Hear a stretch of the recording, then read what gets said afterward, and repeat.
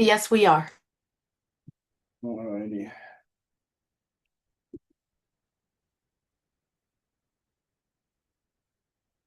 Okay.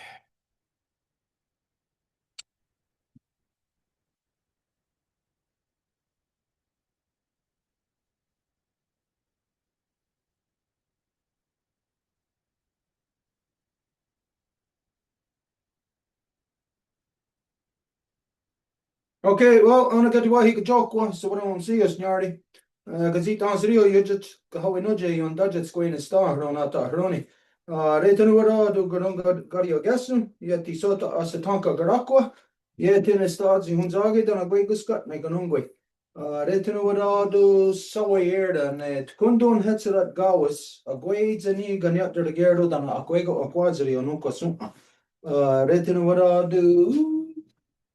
Ieti sotagun han erdo na de hetste na gane go rio da de hawa koi dam da we aron hetsera gazat stansra ganungwe dam da we aron hetsera gazat stansra ne asat ni gat dardige ne ganyanga haga radinyato ranata roni dano riskareboge dano dam da we adun gatsera agwego on a gordo gayana dasera go ne skana ori huio gari wa gori shansera dano gazat stansra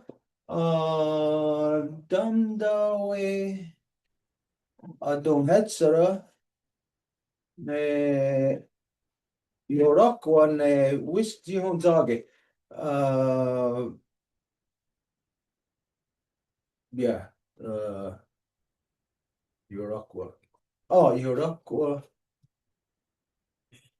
Gonna suwe unwe. Yorokwa, gonna suwe unwe. Wisti Honzage. Yeah. Okay, the best that I can. Okay, so as you know, that every time that we get together for council meeting, ceremony, anything of importance, we always have to carry out Honda Goody Wadekwa first. This is the words that come before all else. It's where we identify and give thanks to the things within creation that have created us and the things that we need to continue to sustain us.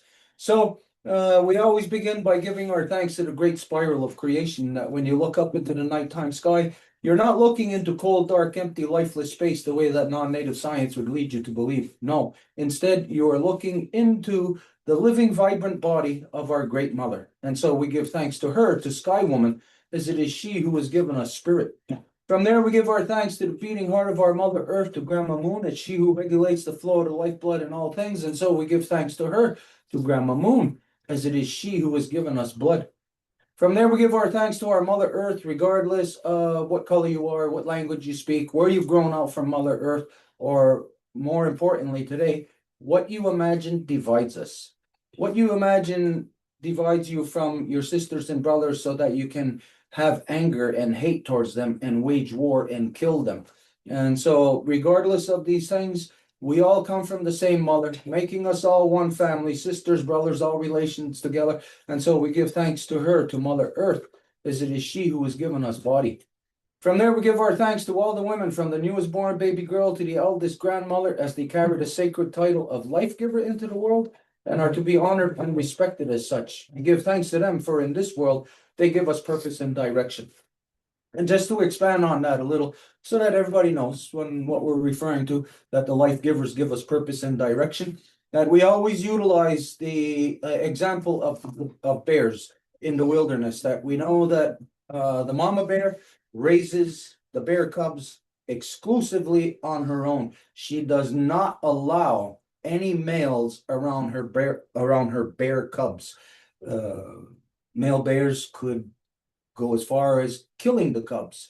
Now, it doesn't mean that that's going to happen, but that's what could happen. And so, because of that, the mother bears do not allow male bears, adult male bears, anywhere around their cubs. That means that just like all species, we are learning how to be what we are when we are children, when we are young.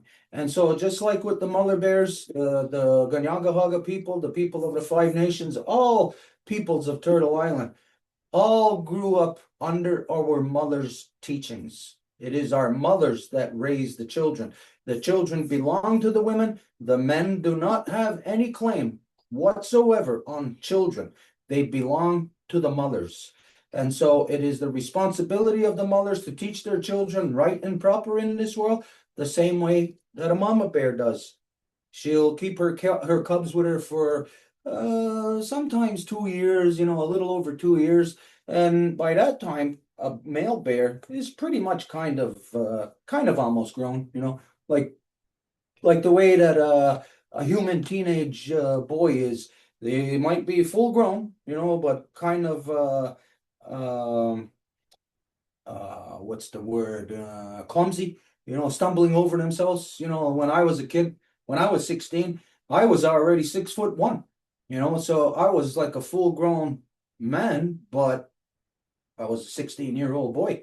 So, as the mothers know, that 16-year-olds, 18-year-olds, 20-year-olds, they're not necessarily ready to be turned loose into the world on their own. They are still under their mother's tutelage, and within the longhouse, that it is actually that a male does not reach adulthood until 25. So, like in the non-native world, they'll say, well, when you're 18, you can do whatever you want. No, it's not that way. Those you're releasing like putting a loaded gun out there in a baby's hands when you're releasing your children, especially guys, 18 years old, like as if they know anything, like as if they're ready or prepared to deal with the realities of the world. No, this is only once our brains are fully developed and within the teachings of our mothers, then our civility should be fully developed by the time we're 25 years old and our mothers are ready to release us into the world. And so the teachings from the mothers, just like a mama bear, is what teaches the children how to be. A mama bear teaches her cubs how to be bears. And the same thing with us within the longhouse, the same, perhaps maybe my generation was maybe the last generation. I was raised by women. Within the longhouse, and then only at a certain age, not when I was 25, before that, then I was handed over to the men to then teach me the things of what a man needs to know in this world. And so this is how the mothers give us purpose and direction. And this goes for all strains of life. All strains of life are this way. It is the mothers that show by example, by living example, how to be. Okay, so from there, anyways, we gave our thanks to, let's see, where were we? All the women, from the newest born baby girl to the eldest grandmother, as they carry the sacred title of life giver into the world and are to be honored and respected as such. We give thanks to them because in this world, they give us purpose and direction. Okay, I already said that. Yeah. Okay, so beyond that, we offer our thanks to the spirit that connects all things together within creation, not just here on our Mother Earth, but throughout the waterverse. Whatever you could imagine on the furthest reaches of the waterverse, what the non-native world knows as the universe.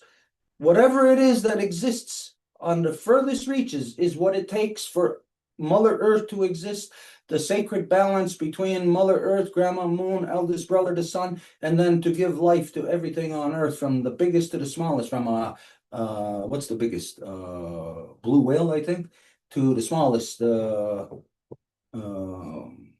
one-celled amoeba, or whatever else may be smaller. That in order for a one-celled amoeba to exist here on Mother Earth, it takes that asteroid that's floating around in some other solar system on the other end of the waterverse in order for us to exist here. But then the beautiful reality is that the waterverse does not exist without us. It is based upon us. So we find ourselves within a sacred loop of creation, and that spirit that connects all living things together. We give thanks to the mother strain in all strains of life, as it is they that perpetuate Sky Woman's dream, the diversity of Sky Woman's dream. From there, we give our thanks to all the waters and all the medicines and all the shapes and forms they come in. And this is to remind ourselves that you, me, all of us, we are made of 100% water. And so you are medicine to your grandparents, your medicine to your parents, your medicine to your friends, to your loved ones, to your husband, to your wife, to everyone that you know. And if you are not aware of your medicine, you are not applying it, which means that somebody else, something else is co-opting your medicine, meaning your power and your energy in this world. In the non-native world, what'll make it easy for you to understand this is that your power, your energy, everything you attribute it to it, or you gauge it by your income, by the money that you have. And so when somebody co-ops your power, then this is done through taxation. And just like everybody right now in the world is all subjected to crazy, insane wars. Crazy, insane, over 2,000-year-old holy wars again, holy crusades. That how is everyone subjected to this? Well, you're subjected to this through your democracies, through your taxation that keeps everybody locked into having your power co-opted and going into something that you do not want it to go into. Who wants war? Who on this planet is going to say, yeah, I want war, I'm going to give my taxes so that we can kill people? Only insane people are of this thinking. Only insane people are perpetuate that craziness.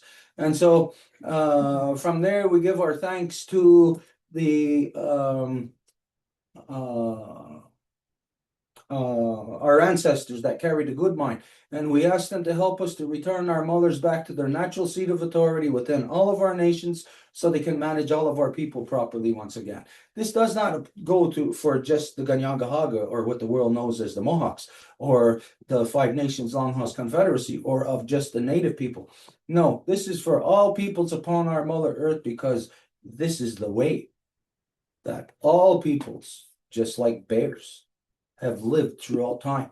It is only within a very short period of time, in the last couple of thousand years, that the non-native world has gone crazy and gone male dominant and is locking their children into insane, nonstop thousands of years of wars of things that you don't even know what you're fighting for.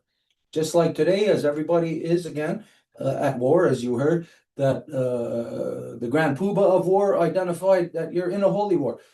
Whose holy war? What side of this holy war are you on? And how long have you been fighting this holy war? And what is it based upon? What started this holy war?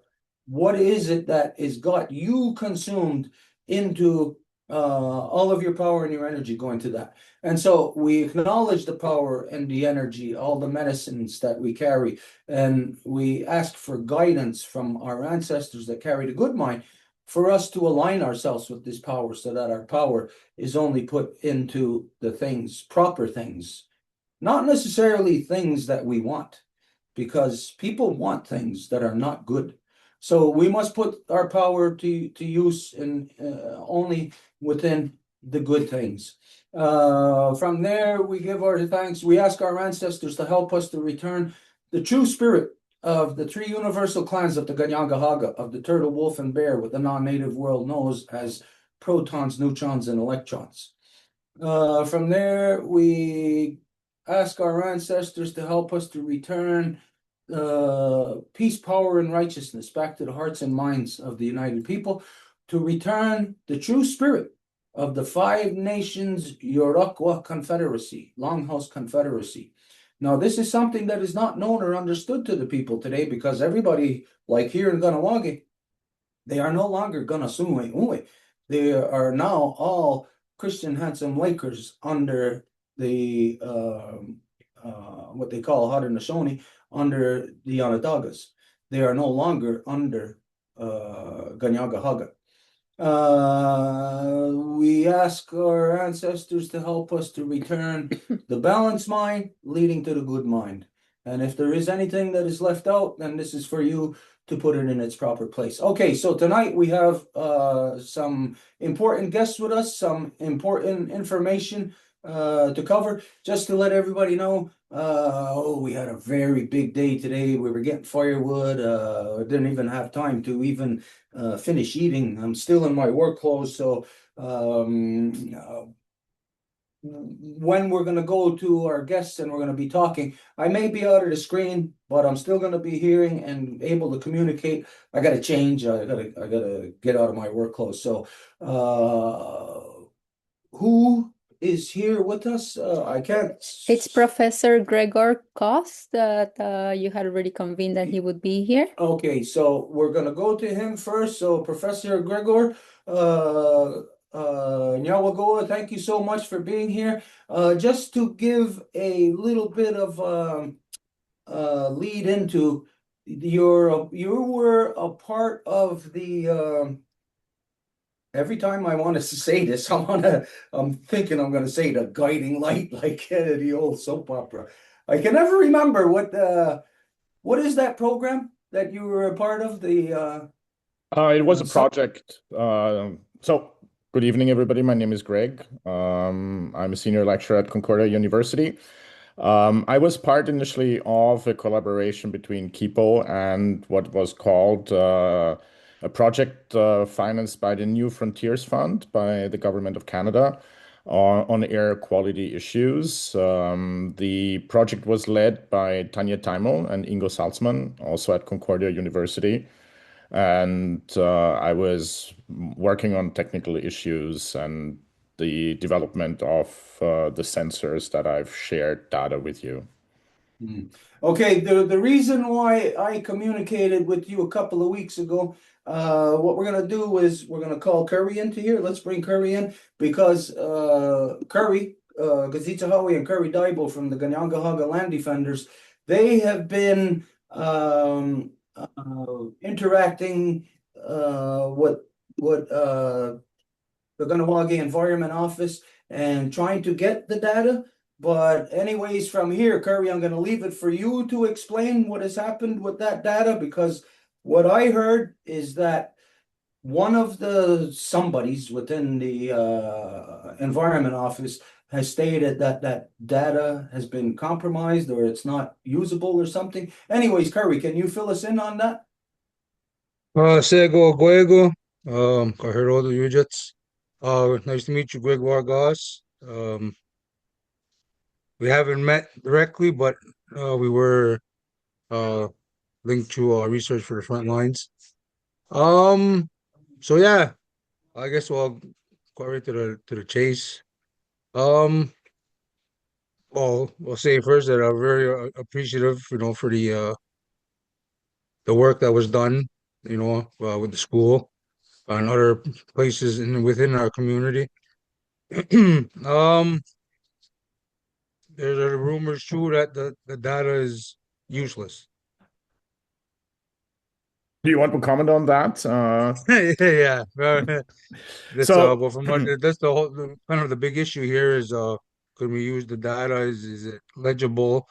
From what we were told, it was null and void. Okay, before that, Curry, can you just identify where does this information come from that the data is no good? That was relayed to us from the Ganawag Environment Protection. Okay. All right. So Um, this was who Gregor, this is who you were working with, right? The Ganawagi Environment Office? correct, correct. They were the collaborators. And I would put it a little more, a little differently in the sense of that the data is experimental. This was an effort to build a community air quality monitoring network. And as part of the development of the network, we've acquired some initial experimental data. And this is the data that I've shared with Marcia from research from the front lines. And this data should have reached you by now, I hope at least, because that was a couple of weeks ago. And I've shared the data also with permission from the Ganawanga Environment Protection Office because they own the data as part of the agreement with the project. So as I said, the data is experimental. It's not data that is official or validated or has been checked. In order for it to be valid, it does not go through a data quality analysis or other procedure. And therefore, I would refer to it as experimental. We've discussed that with Kipo on occasion, that this is not data that would hold in any way in any discussion. However, I would think personally that the data could be an indication of where it would be worthwhile to conduct further studies. I don't know if that's clear in terms of the language that I'm using here. So I wouldn't refer to the data as useless, but I would refer to the data as being experimental and not validated, checked in any way before it was shared. Okay, for myself, when I heard that the Environment Office said that the data was no good or whatever,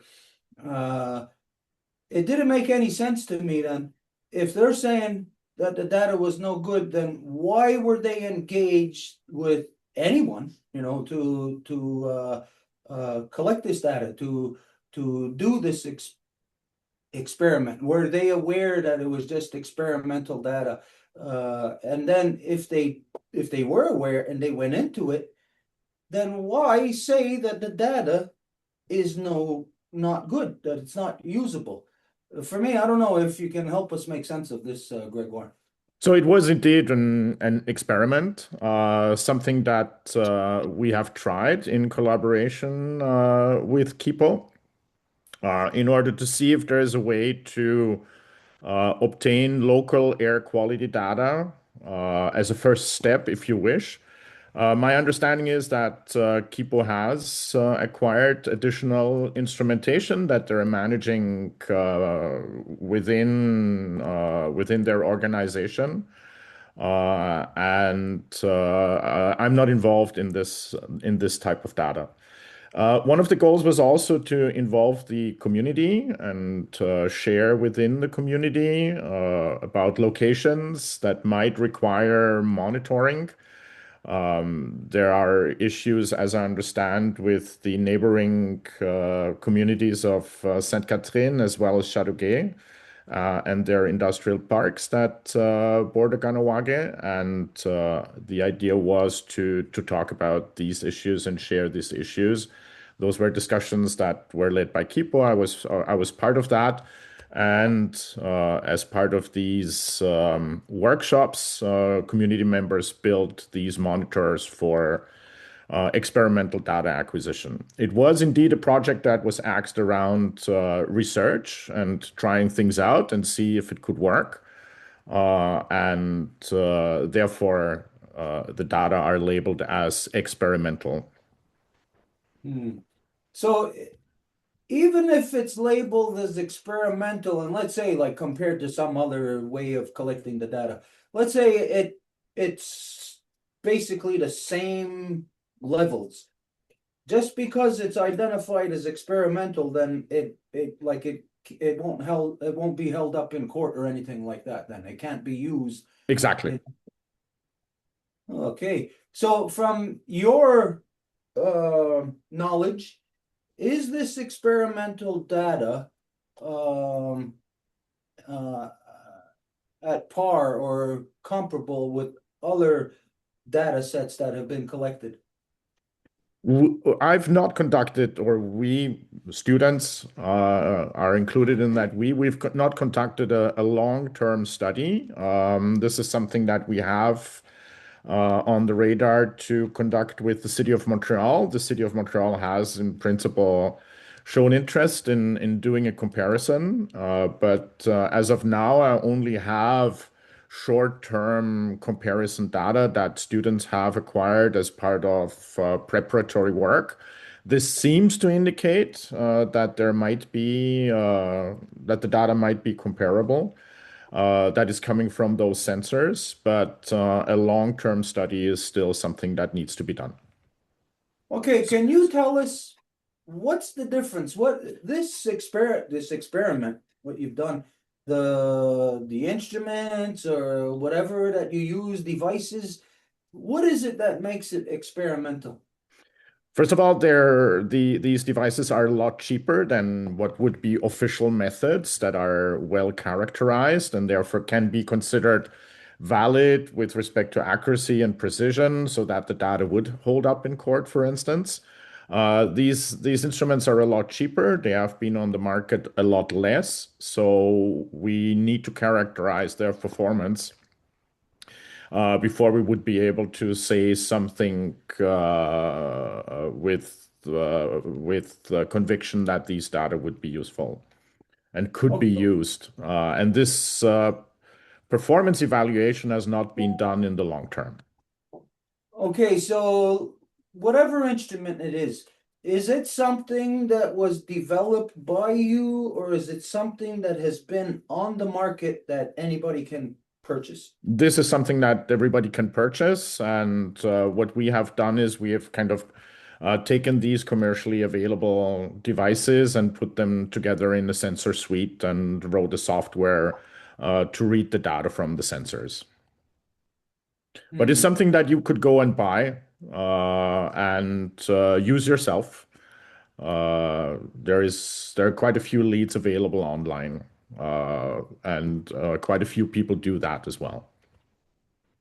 Okay, so the company, whatever company makes it, are they or do they have like government standards that they have to live up to, that it has to be within a certain standard or whatever acceptability thing for the government? Not to my knowledge, no. Oh, so it could just be anybody creating some kind of device and saying it's for this. Correct. Okay, but for you to utilize that, is there some type of research that has been done by you or somebody else comparable to you, in your position, that has researched it to say, well, let's use this equipment in Yeah. Ganawagi then? Well, in general, this has been done. This is a device that is quite widely used. That particular device for the particulate matter that I've shared with you or with the Ganawage land defenders through Marsha. This is a device that is quite widely used and also part of other devices that are commercially available. So it's not something that is completely new. There has been performance evaluations done, just not on an official basis. So I have reason to believe that the measurements provided are within the same order of magnitude that an official measurement station would provide. That is still a personal opinion that needs to be a hypothesis, if you wish. That still needs to be confirmed through a long-term evaluation with a government measurement agency, such as the City of Montreal, for instance, to confirm. Okay, so I don't know if you could answer this if you have all the information necessary, but uh who then approved these instruments or whatever it is, the devices, who approved that to be used in this case then?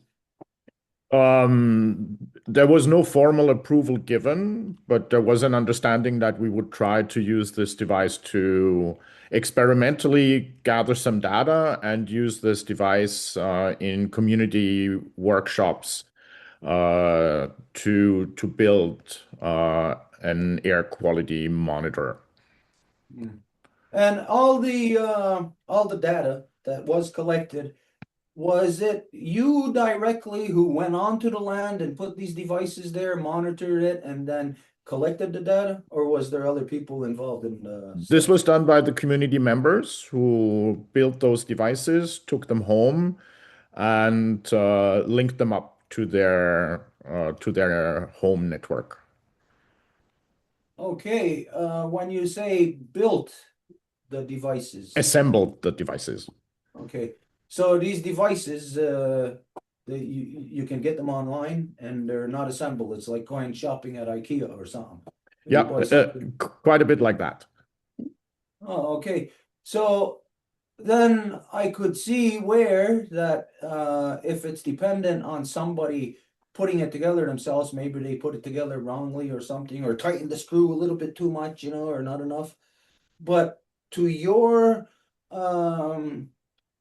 within your knowledge, your expertise, does the data collected, does it seem tangible or believable? Does it seem like it's way out of left field or something? Or... It looks quite plausible, I have to say. The reason why I say that is that I've shared the 2023 data with you.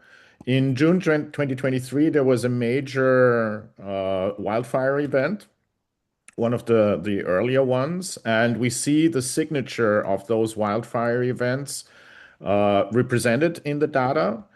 And if we compare these data with data, let's say, from the city, we see a similar signature for this event. And again, that leads me to believe, with further work required, that the data that are recorded are plausible.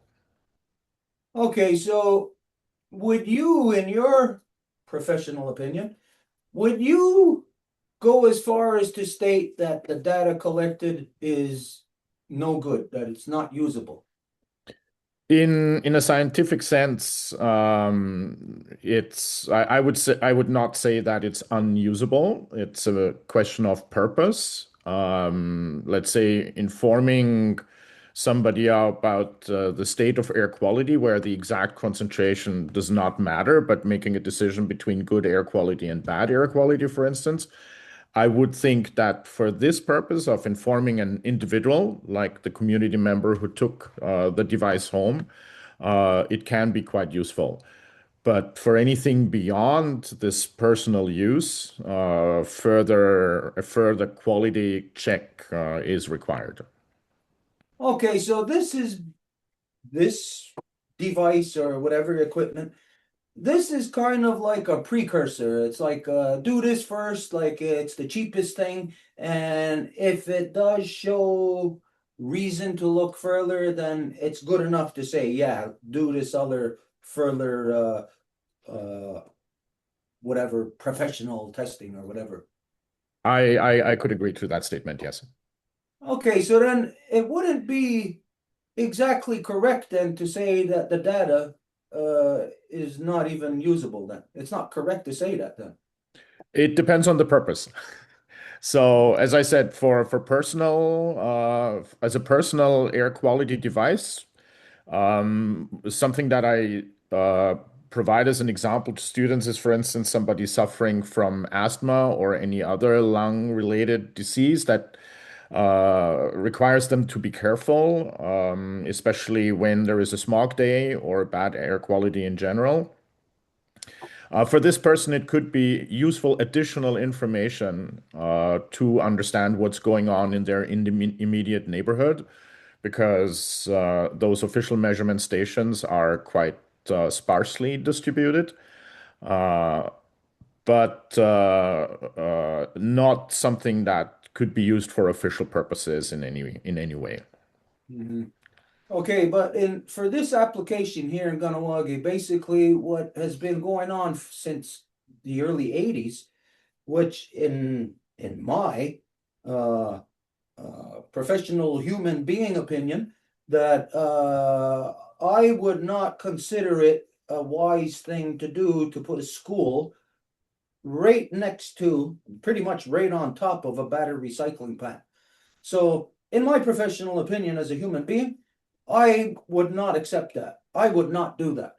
But yet, this is what has occurred. This is what happened here in Ganawagi since I'm not exactly certain of what year, but it's around 1982 that the Ganawagi Survival School was placed right there, right at the on the doorstep of the of Terrapure, the battery recycling plant. Now, for me, just as a human, it doesn't make no sense to do that. It's we're subjecting our children to any type of who knows. Back then, there was no studies done. You know, nobody even knew really that uh, what we were exposing our children to. But visibly, and I'm sure you've been there, I'm sure you've seen that visibly, there's an industrial plant there. There's all kind of industry happening. In your opinion, as far as you know, would that be a wise place to put a school right there, right next to an industrial complex? So I don't know about the exact situation. I've heard about the Ganawagre Survivor School being close to this battery recycling plant that has been around for a long time, and the subsequent move of the school. But I don't have any detailed knowledge about the plant operation, what assurances were given in the past, for instance, how the plant disposed of any residue, or how the plant controlled emissions. So I really can't comment on the TerraPure issue other than what I've read in the media recently about emissions being of concern due to the activities in the plant. Okay. If So, a school can or should be placed, I don't even know what was there first, so to say. If the plant or the school were established earlier. So I have too little knowledge about this issue, and it was not part of any discussion or part of any work as part of this project that I've been talking about. okay, so nobody in the Environment Office informed you about the circumstances or the conditions surrounding the survival school and what's adjacent to it. Nobody informed you of any of this? It was not part of the project, and that's why it was not discussed. Oh, wow. That's really interesting. Because what we measured as part of this project, this air quality data, is not something that could be indicative of pollution at the plant, not necessarily. Maybe I do not know enough about the plant nor about the technology, but it was a project that was really initially geared at working with the community rather than addressing hard environmental problems. Okay, so in your project, there was no focus on the area of the Ganawagi Survival School. No. Okay. Okay, this to me, this is really interesting because me living in Ganawagi and seeing the things on a daily basis to know that, well, there's industry there. And the first, the industrial park was there way before the survival school was even considered. Now, at the time, I was not here. I was in Arizona at the time when they put the school there. So,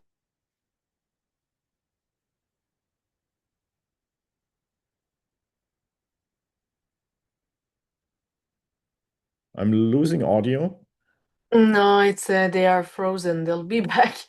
It happens sometimes. That's fine. So I'm not the only one. No. I have a question though. Yes. Okay, I'm Carrie's wife, Kazitsa Howie. I just had a question. Who initiated to join the project? Did you guys reach out to our community or did the community reach out to you? I was not part of the kind of initialization of the project. I do know how though that the Indigenous liaison at Concordia was involved in the project from early on. I did only join the project once it was established and kind of worked on the technical side. Okay, so you would have no idea if it was offered to us or if we like sought out the help. I do not know. Okay. Okay, thank I, you. I would also say that to address any environmental problems, this project would not have been suitable for this type of work. It was really a very early stage project that would not have met any of the quality criteria necessary to investigate an issue such as the TerraPure plant. Okay, that's why I think it would be important to know if it was offered to our community or if they sought the help, because either way, somebody's seen an issue somewhere and what was the purpose of it? So if who would know that if it was offered or if they sought it out? It could either be Tanya Teimel, who was the project lead at the time, or the Concordia liaison, I think was Donna Goodleaf. Okay, so do you think we should reach out to one of those people? Yes, I think that would Okay. be the best way to get it firsthand. Okay, because I think that's important to know which way it went. Either they offered it or we looked for it. So, okay, thank you so much. What My it pleasure. sounds like is that it sounds like it was just a regular government program that was happening. And outside of like looking at something specific as to what are the children in the Ganawagi Survival School were exposed to.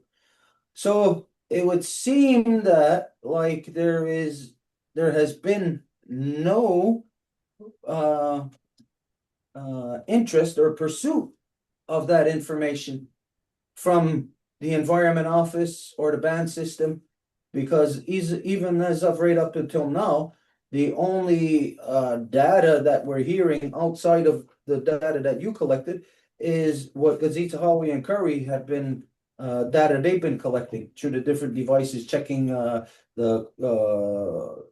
snow, for instance, and all of this data that is coming back doesn't look good at all. It doesn't look good as far as or for anybody making the decision 40 years ago to say, yeah, let's put a school there. It's not a good idea for anybody. Like if you're in an industrial area, there should not be a school there no matter what. And I'm pretty certain I've heard, I can't remember now off the top of my head, but I know that there is in Quebec, there is certain standards for if a school is going to be built now, going to be built anywhere. There's certain standards of evaluation that's supposed to be done for the land, the water, the air, whatever. So here within Ganawagi, we know that when the school was first placed there, that there was none of this taken into consideration. What I am identifying, what I am seeing is that the band system here within Ganawagi was compliant. And as you know of what we hear today now, we didn't hear of this terminology 20 years ago or 40 years ago, but industrial racism, economic racism, that when we look at industry being placed all around Ganawagi, we can just naturally assume that wherever the industry is, that the environment, the air quality, all of that, water, it's not going to be as good as what it should be. So common sense would tell us, don't put a school there. Don't put your children right next to an industrial plant, even if it's just not for the sound, because it's not only just the battery recycling plant that's there, as I'm sure you know, or maybe you've seen, that adjacent to the battery recycling plant, there's a steel recycling plant there, automobiles, that kind of stuff. And so you just imagine all the stuff that gets crushed up in when you're crushing up cars, and all the stuff that's then exposed, that's just seeping into the land, going into the water table, whatever in the air, even if it's just particles of rust, you're crushing up a car and particles of rust going into the air, and on a windy day, we all know that dust or rust particles will travel with the wind. So it just tells us common sense that you don't do certain things in certain places. You don't expose your children to these things. So from the data that you have seen, Gregor, Gregoire, is that correct? Greg is fine. Greg is fine. Greg? Okay, so from the data that you have seen, is there a cause or a reason to look further to get, say, like the legitimate instruments, whatever ones that can be utilized, hold up in court? Is there a justification to going further now into this?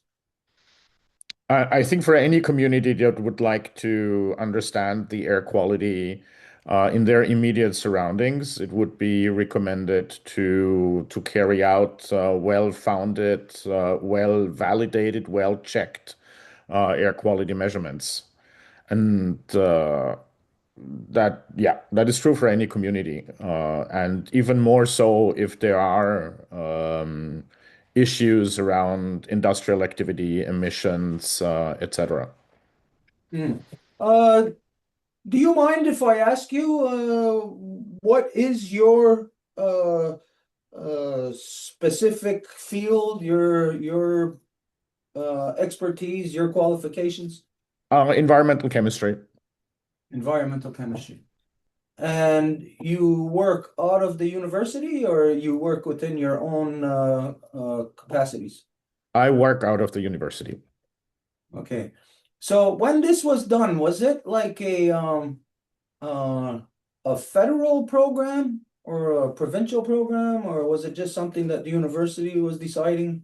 The the funding was provided by the New Frontiers Fund, which is a fund of the government of Canada. Huh. Okay, so just I don't know, I'm sure you've been involved in things like this in the past. Is this sound like the proper steps if it's funded by the federal government? When you know, again, just to know that there's an industrial park there, is that proper to go to experimental data collecting, or would it make more sense to go right to the say the proper data collection? The project was not, my understanding is that the project was not initiated with the goal of investigating these specific environmental issues around the TerraPure plant or any other sources that might be in the surroundings, but was initiated to explore the possibility of using low-cost sensors for air quality work. So I do think that if there was an interest to explore the TerraPure plant and its emissions, this would have required a separate project. Okay. So it is a question of the objectives of the project, and those objectives were very different from exploring concrete environmental issues, but more as an experiment, as a proof of concept, uh, to see how air quality measurements could be conducted. Okay. Okay, just so that we all can understand something here together, like to do a little brainstorming here. As you heard, Greg, that it was identified, this information comes from Gazita Howie and Curry that were attending a town meeting. And within the town meeting, there was somebody from the environment office that said, well, like this, that is no good. Okay, so Curry, can you fill us in as to what actually happened there? What was said? Who said it? How you received it? So that we can compare notes with Greg. Um, well, actually, it was from one of the community uh representatives for the people. Um, they had a meeting right after things blew up in what was it, January? In the January, um, Journal de Montreal came out with the article of TerraPure, and TerraPure was always an issue once this organization started with a community representatives for people, not representatives, but community consultation. Um, one of the members I spoke to a couple of them, and they said, well, the data was useless. It's null and void. It can't be used for anything. So I don't know what well, the problem is that they don't tell everything. They don't tell us anything. Everything's in secret. They make a move. Um, I could ask you a question. How many of those monitors were installed in Ganawaga? Did you know? Besides the one at KSS? At any around the 2023 year, I would say, and you have the data, and you can Yeah, count the stations. It's about, I would say, anywhere between around 8 stations or so that you have data for. okay. This is the data that I've shared with Marsha. Okay, yeah, Okay. I had seen that, but we were only informed of three. So there was five data sensors that we were unaware of. Not Uh, all sensors deliver data at all times, that's for sure. And there are some sensors which didn't properly connect. So I would need to see, and you can see for yourself how many sensors actually did deliver data okay. through the observation period. If you permit me a comment, given what you've just said, I would agree especially in the context of Terra Pure, that the data is not usable in any legal or any other sense, other than maybe identifying uh, specific events where it would be interesting to follow up with more specialized equipment. Also because, as I understand, TerraPure is emitting lead. That could be in particulate form, but it would be, I think, more appropriate to measure lead directly as part of this emission, or any other metals that might get emitted from the TerraPure plant or the neighboring steel yard. Okay, so Greg, the data that you collected, the instruments that you utilized, they were not like gauged for or whatever, however you would identify it. They weren't calibrated for to detect lead. Correct. Were not calibrated. They were not measuring lead. They're Okay. measuring our particulate matter. Correct. Yeah. Lead Okay, might be so attached to it, but there is no way to verify that other than Well, measuring lead directly. that's basically what we're doing, measuring follow over the winter. Um, So Curry, the instruments that you are utilizing that you've placed around the community, can you share with Greg what they are? That way you can, like I said, compare notes so that he knows the instruments you're using. Maybe you can tell us something about these instruments also, Greg, like to say, oh no, don't use that or whatever. I'm not a specialist in lead measurement, but I'll be happy to look over any information that you are willing to share. we're basically we're using purple air monitors to measure particulate matter, 2.5 and 10. Yep. Uh, So Best we could that do right now. You know, the purple airs are again a common commercial instrument that use that same sensor for particulate matter that was part of the project with Kipo. But again, the purple air does not measure lead directly. yeah, that'd be that's chemical now. We're just looking with lasers at what's flying around. Exactly. So yeah, Okay, basically. so Greg, the these instruments that Curry's identifying, are these able to be utilized, like say, like in a court of law to say, yes, this is the official data or whatever? I do not know, but I would doubt it. This is also a model that is a low cost model, and I doubt that it would be admissible in any court. But I'm not an expert in that. Basically, Okay, the purple air are there to document any event you say that would occur. It's like the wildfires, TerraPure, dust from well, who we refer to as the industrial maniacs, genocidal maniacs of the 207, the quarry, well, all their dust pollution. Um, so yeah, it's really so it's the AQ monitors that I believe at the survival school. They're basically like the purple air then. You just to to document events and whatnot. So Correct. I would put these on a very similar stage than the data that I've shared. The purple layer is more expensive, more elaborate, but still I would qualify it as a low cost device that is not fully quality checked.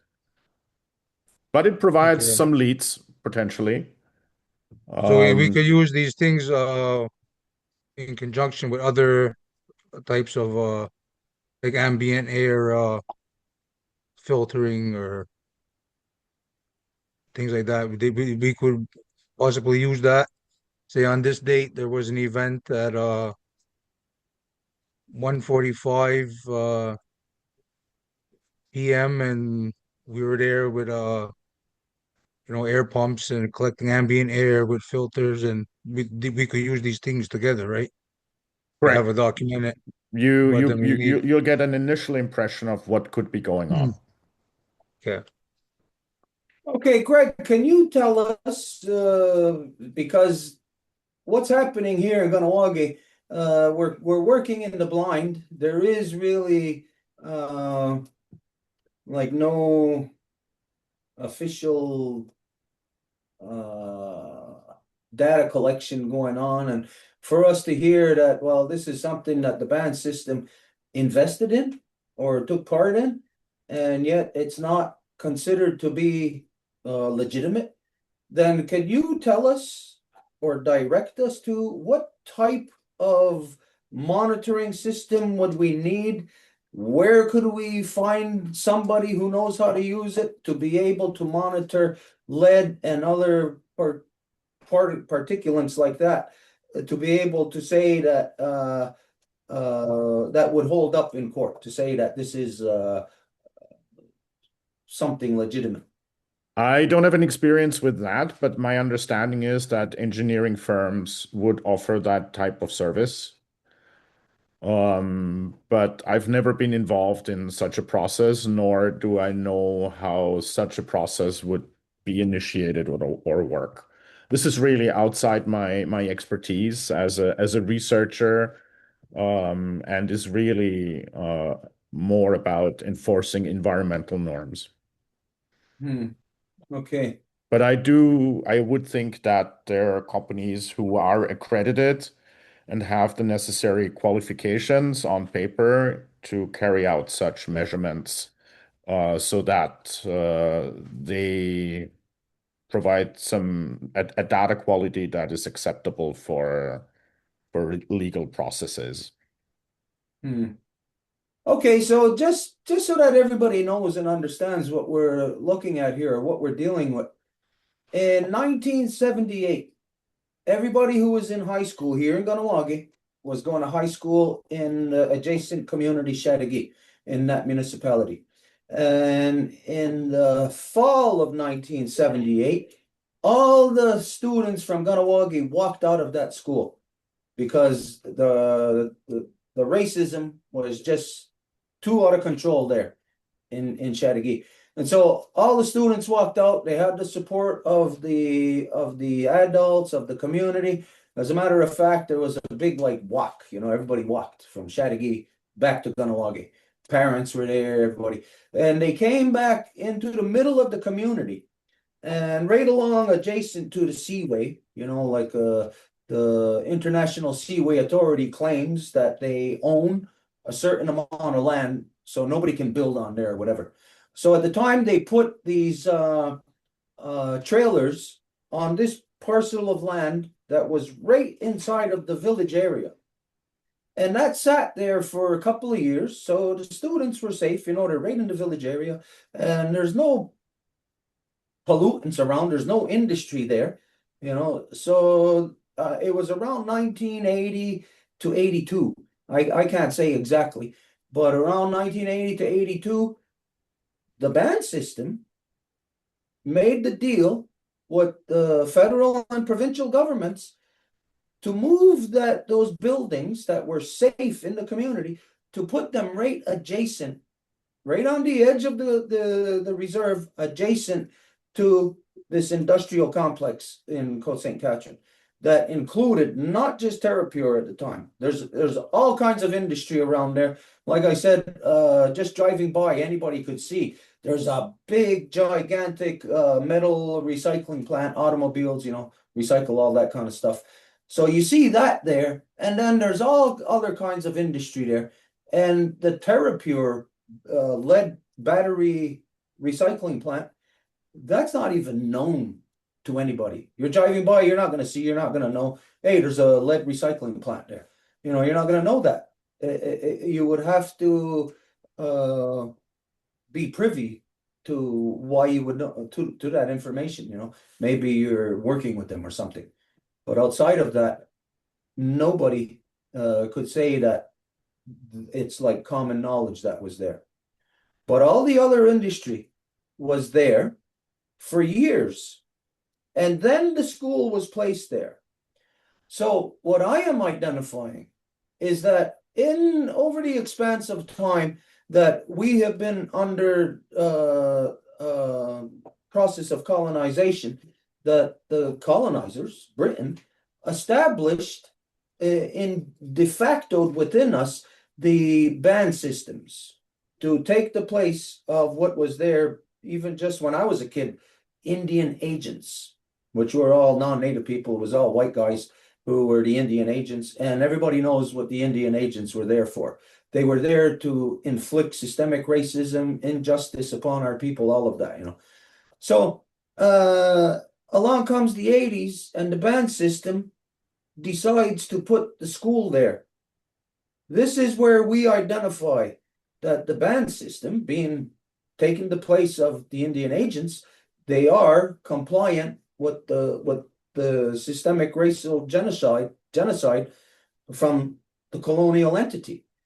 And so for the band system to put a school of especially the age, that brain development for young, for youth, like we said, we all know that the brain doesn't fully develop until 25 years old, for a male. We know that life givers, they develop before that, but for males, 25 years old. So you put a bunch of students there in an industrial complex from the time that they're 12 years old to 16, 17. This is where we identify that the band system has been compliant with this genocide upon our people. Because when we know that it's a battery plant, we know what lead does. It attacks the central nervous system. It attacks the reproductive system, and what it does, as I'm sure we all are aware, that when it attacks the central nervous system, then it also creates headaches within the people. It creates, anxieties, all different levels of mental illness. So this is something that we are identifying today. The Ganyangahaga land defenders got together to look at what was inflicted upon us, that this was inflicted upon our children to create what's identified as the industrial racism.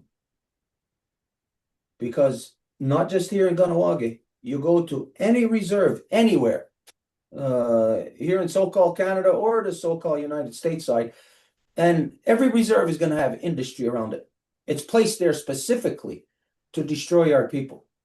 So this is what we are looking for, not looking for now, but looking to uncover, to expose the truth as to who in their right mind would place a school in an industrial complex, who would place it not just in an industrial complex, but a battery recycling plant, and then everything else that's there. It makes no sense to take a school from a safe place and put it into a place that where even just the visual presence of industry is there.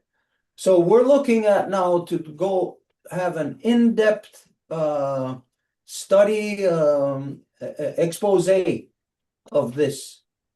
Just so that you know, Greg, that a couple of weeks ago when I contacted you because we're doing our due diligence here as to going through a process of elimination of why this, why that, why did these things take place? Why have an experimental process that really can't be used? Then why even go through that? Was this, as far as you know, this experimental process, did Ganawagi have to pay for that, or was this just something offered by whatever? My funding, so the money that I used, came from the funding agency. Hmm. Okay, so as far as you know, there was no payment that the band system done. It was all provided. As a collaborator on the project, I can't speak to that. I was not involved in any of the financial dealings, but I can only speak for the resources that I used myself, and they were all paid out from the fund of the Government of Canada. Okay. I should note Government that of Canada. I will have to leave in a few minutes to pick up my daughter. Oh, okay. I'm sorry This for is that. I'm sorry for that. Yeah, this is all we wanted from you anyways, just to give us all the info that you had. And just to, before you leave, so take note that if you happen to run into anybody who could assist us in any way, we're looking at doing a more in-depth, an expose. We're looking at uncovering an industrial racism that has been inflicted upon the people of Ganawagi here. So we're not looking to have experimental this or that really can't go anywhere. We're looking at something very uh very defined, something that can be uh sworn to, used in court, something like that. So if you are aware of anybody in this field, in that field, who can assist us in this specifically with lead, then we would appreciate if you can pass on the information, let them know of the contact of the Ganyangahaga Land Defenders. And hey, we thank you so much for joining us tonight, taking the time, out of your own personal time. We appreciate it so much. Uh, did I cover everything, everybody? Is there any questions before he has to take off? Anything we didn't cover? One quick question, Greg. Um, Actually two. Um, how often do you collect the data from the monitor? In the past, we would have some monitors run over several weeks, and some other monitors that were only online shortly because of connection issues. So it depended a little bit on how the monitor was placed. That was part of the investigation, to see if such a setup could be feasible. Okay. Um, the one that was deployed at the survival school, is it still functioning? I'm not aware of any monitor being deployed at the survival school. This is information that was essentially governed and maintained by Kipo. So I do not have the exact locations of those Okay. monitors. Okay, when the weather gets a little bit nicer, I will be conducting some ambient air sampling. So, if I need data to coincide with my findings of that particular day, there would be no problem to access that from you. I've shared the data with Marsha, and you should have access to that Yeah, because she no, promised me yeah, she we would be have that, but I'm sharing that speaking further. about in the future, Oh, within. we're currently not doing any measurements in Ganawage anymore. Okay, so it's done then. Yes. Okay, When did that project end? Essentially, the data that we have from 2023 that I've shared constitutes the main body of data. okay, because I had visited the air monitor and I could still hear it going You could in that check the area. SD card if it still has data. Okay. There is a backup on the SD card, but the server infrastructure is currently not functional. Okay. So then it's better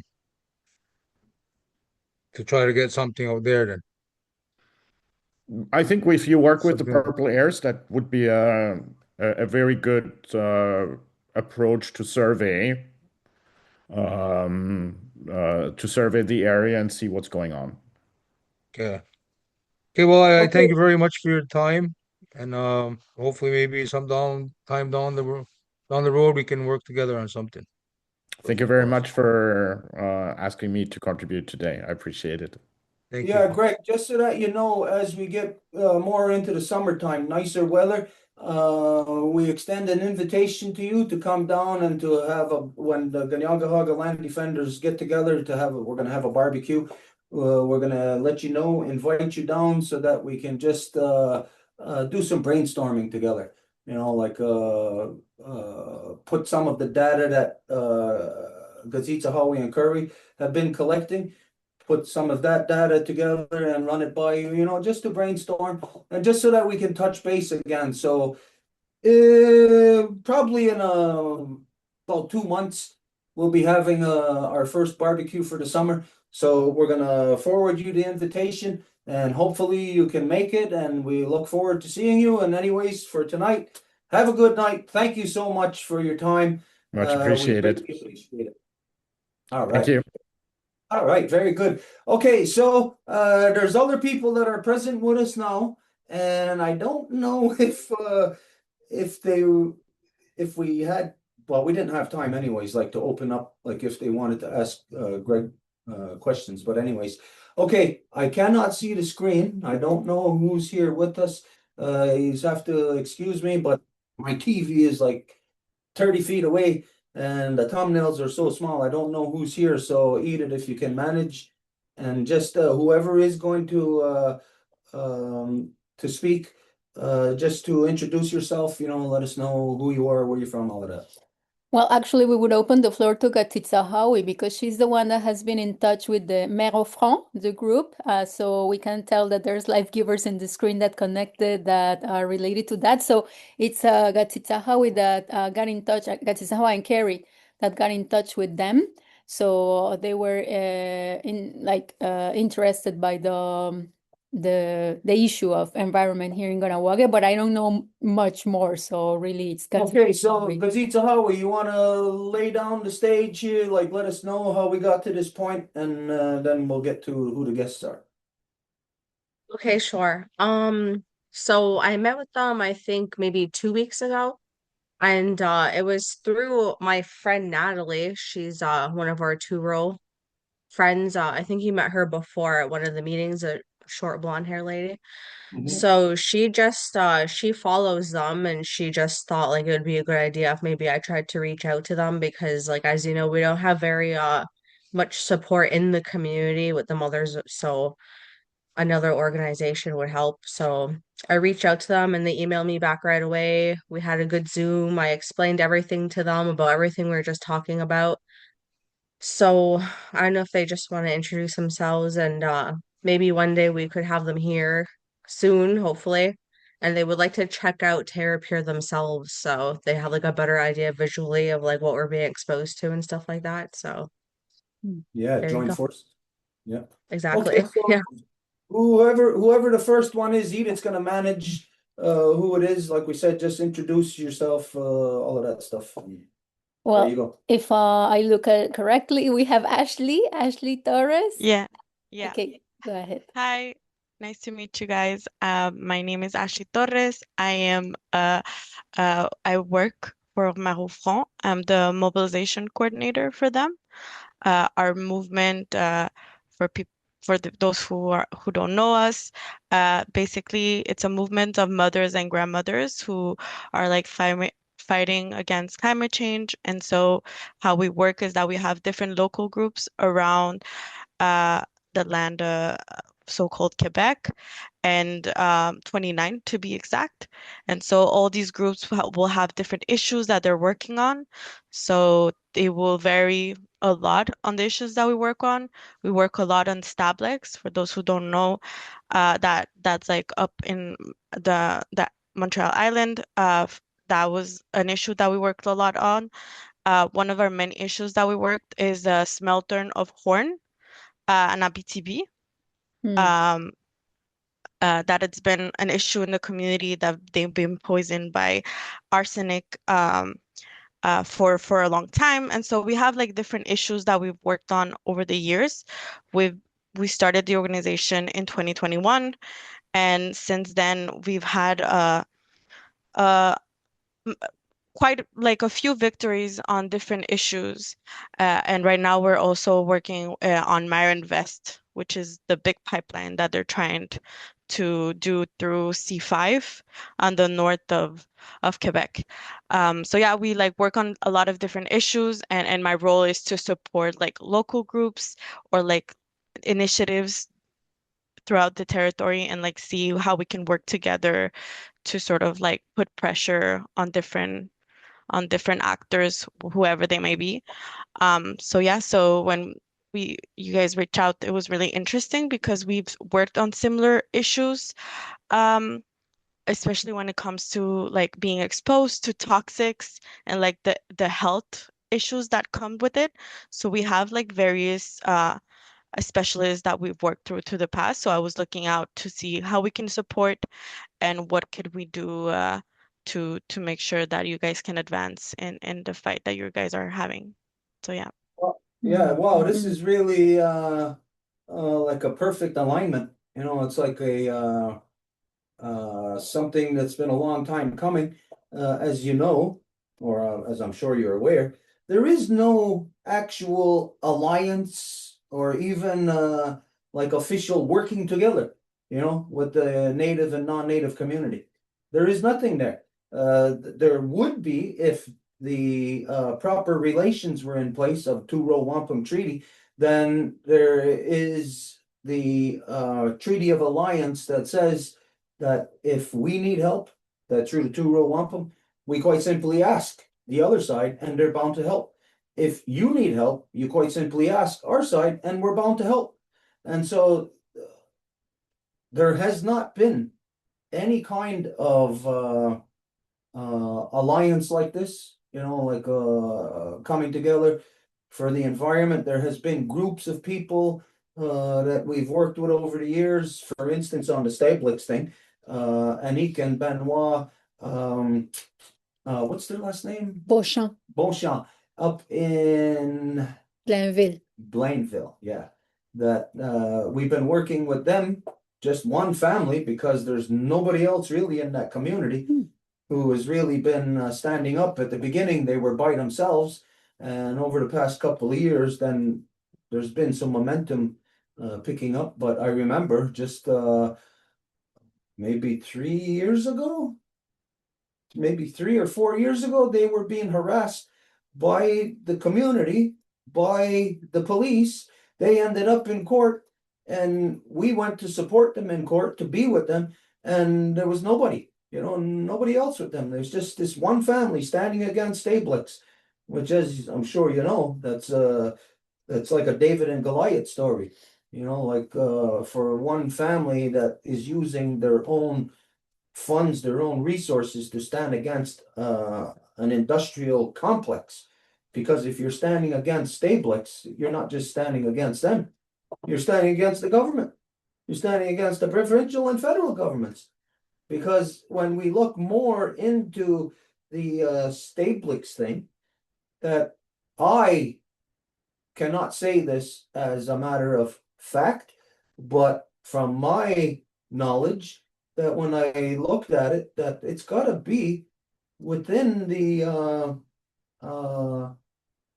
NAFTA, within the North American Free Trade Agreement, that allows that, or that gives the province the right to create laws to basically support Stablix. above the people, when the people are standing there with protest sign and saying, hey, this is no good and stop this. But then the provincial government steps in and takes the side of the industry. I say when I look at all of this, that it's got to be some kind of provisions within the North American Free Trade Agreement. So we're looking at huge things, and even if it's not within NAFTA, we're looking at industrial complex that even in the non-native world, despite all of the supposed laws you got in place, all of the checks and balances, as you know, well, they'll put a pollution plant right in a wetlands that they're not supposed to, that there's supposedly laws against. So yes, we need to have an alliance like this. We need to have a more in an alliance like this, a more of a sharing, like not just of if you're working on projects saying against A-Works and we're working on a project against something else. While our interaction should not be just for that.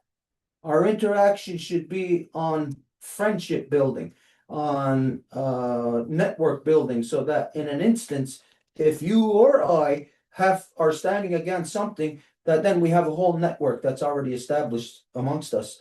That we just one person makes a call on our side, one person makes a call on your side, and it filters into everybody on your side, filters into everybody on our side.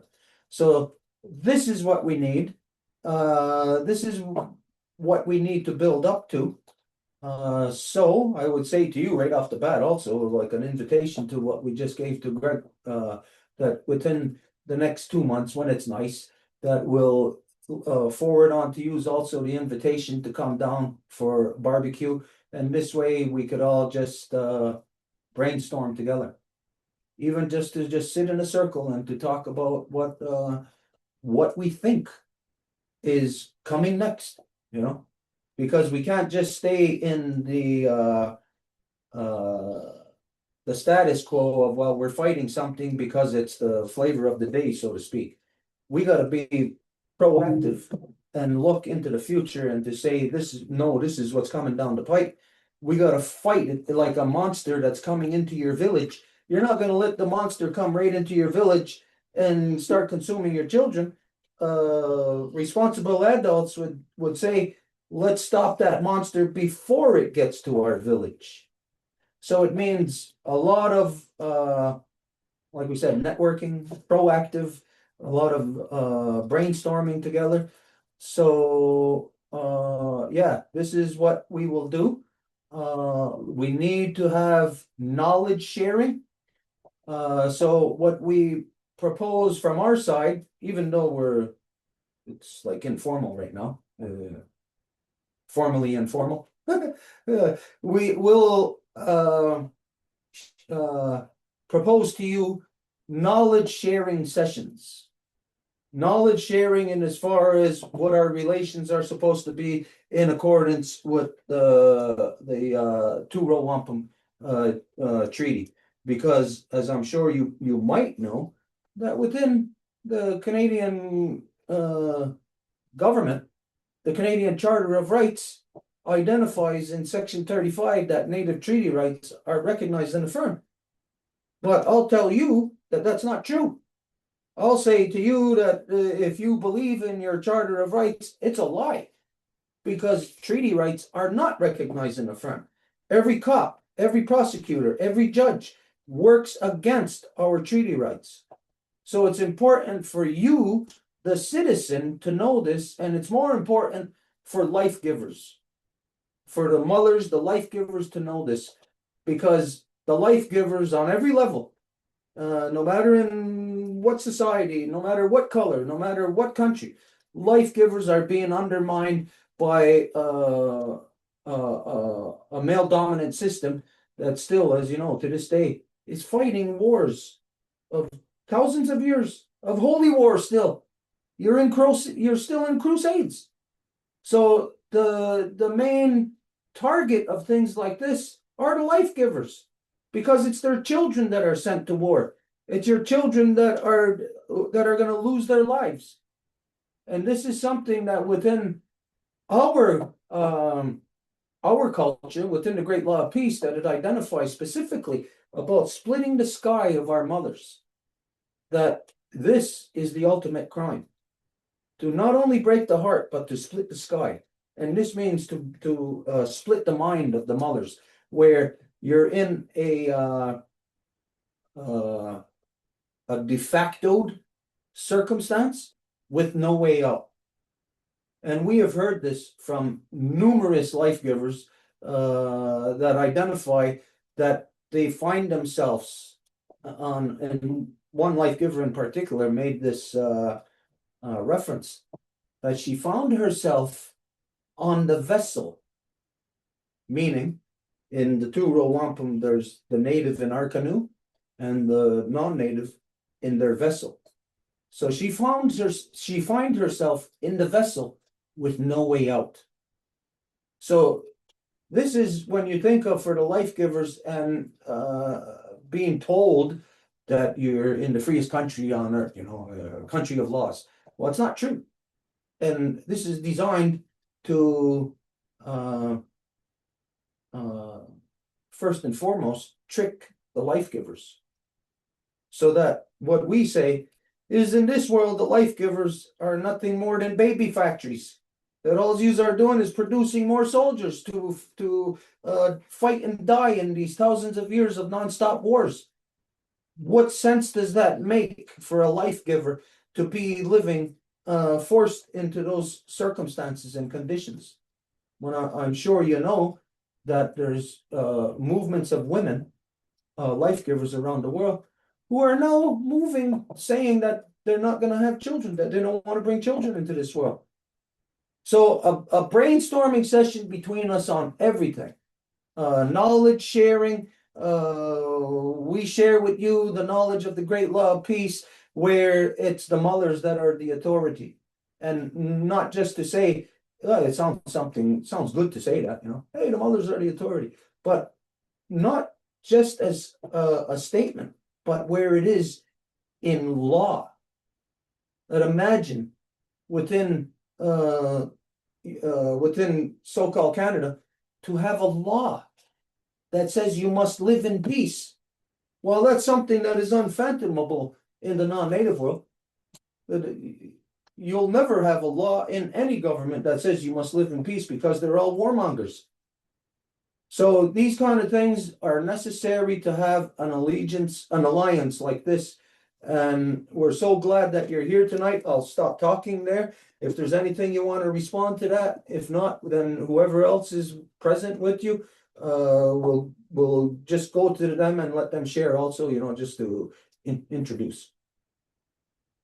For sure. Thank you so much. And yeah, that's what we want, that type of relationship of sharing and connecting. It's I feel like sharing that type of knowledge will be helpful for each other, and just yeah, we're very much in accord, and sorry, my English is not very good tonight, but yeah, like creating relationships and family. So we'll be looking forward for the barbecue and creating those relationship, and not on a surface level, but to actually like have that mutual respect to on each other.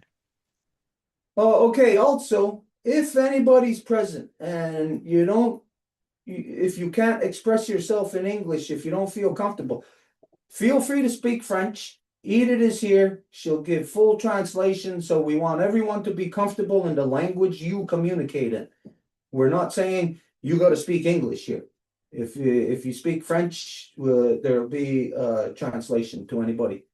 So yeah, just so that you know, anytime in the future, if maybe there's just one word that you can't get to, so be comfortable knowing that you can speak 10 words in English, 5 words in French, it'll be translated. So I guess that Valérie also with Mère Franc? Yes, I am also. I'm with Mère Franc on the division on the South Shore of Montreal. Okay. on the South Shore. Whereabouts are you? Are you close to Ganawagi or? Candiac. Oh, you're right next door to us. Uh-huh. Okay, so then the issue of TerraPure, this is right in your front yard, your side yard Yeah, then. exactly. Yeah, I'm on the other side of Rivière-la-Tortue, so I'm very close, yes. Oh, wow. Okay. Yeah. Oh, that's really interesting. So you and I and us, we got the exact same fight. We Yeah. got more in Mhm. common than what meets the eye. Yes. This is the reason why a proper two-row wampum relationship would benefit everybody, because then little information that you might not have access to, you can get it from us, and then information we can't access in the non-native world, you'd have a better chance of getting that information than we would. So we could walk together in this battle against Herapure. Mhm. Very good. So anyways, as you heard, within about 2 months, depending on the weather, we're gonna have our first barbecue of the summer for the Ganyagahaga land defenders and our allies. And we're gonna call everybody together. It's not just people who are standing for an environmental issue, like because of they're trying to protect this river or something. For instance, we have alliances with this group. What's the name of this group again, Anita? Oh, it's Eco Nature. It's a museum in Laval. Yeah, so Eco Nature, it's a eco museum, and they take care of turtles. As a matter of fact, last year, some of the turtles that they were rehabilitating, Edith and I went there to go and release them back into the wild, which was a really beautiful experience. And so even something like this, with our alliance together, the next time we go to release turtles, we can inform yous, and if there's any one of yous that want to come with us to release the turtles, if that's something that interests you, then even something like that. That's bridge building our relation together strong to do something good like that. Like I said, when we did that, it was really it was a beautiful experience, because they work rehabilitating turtles, like if they get run over by cars or something, they repair their shells and they keep them there for a while and then release them. So there's groups like that we work with. There's the group in Laval of the Canopy Oh, yeah. Uh-huh. Organization. They're tree planters. So if you are interested in that, also our alliance with them is to plant trees all over the place, like depending on wetlands or something, something like Stablex, then we're collaborating together. Also, so that you know that we are on a hemp unity agenda that we have identified to the world, I think about 4 years ago now, something like that. Yeah. That everybody on Earth should be planting hemp. We have been giving out free seeds to people all around the world. We've been sending hemp seeds to people all over the place for them, to whoever is willing to plant hemp. And so we're the poorest of the poor, but this is our efforts, and it could be our efforts together, to make instead of the same things happening to the two of us without us being able to do anything about it. By coming together, we'll at least be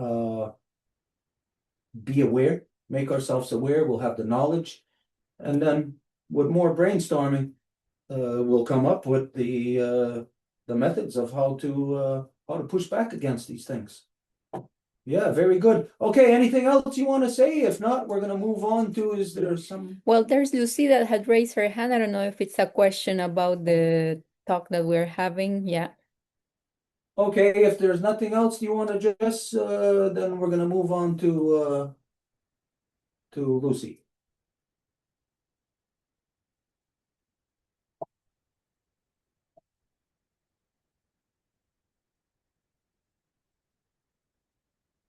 Lucy, your microphone.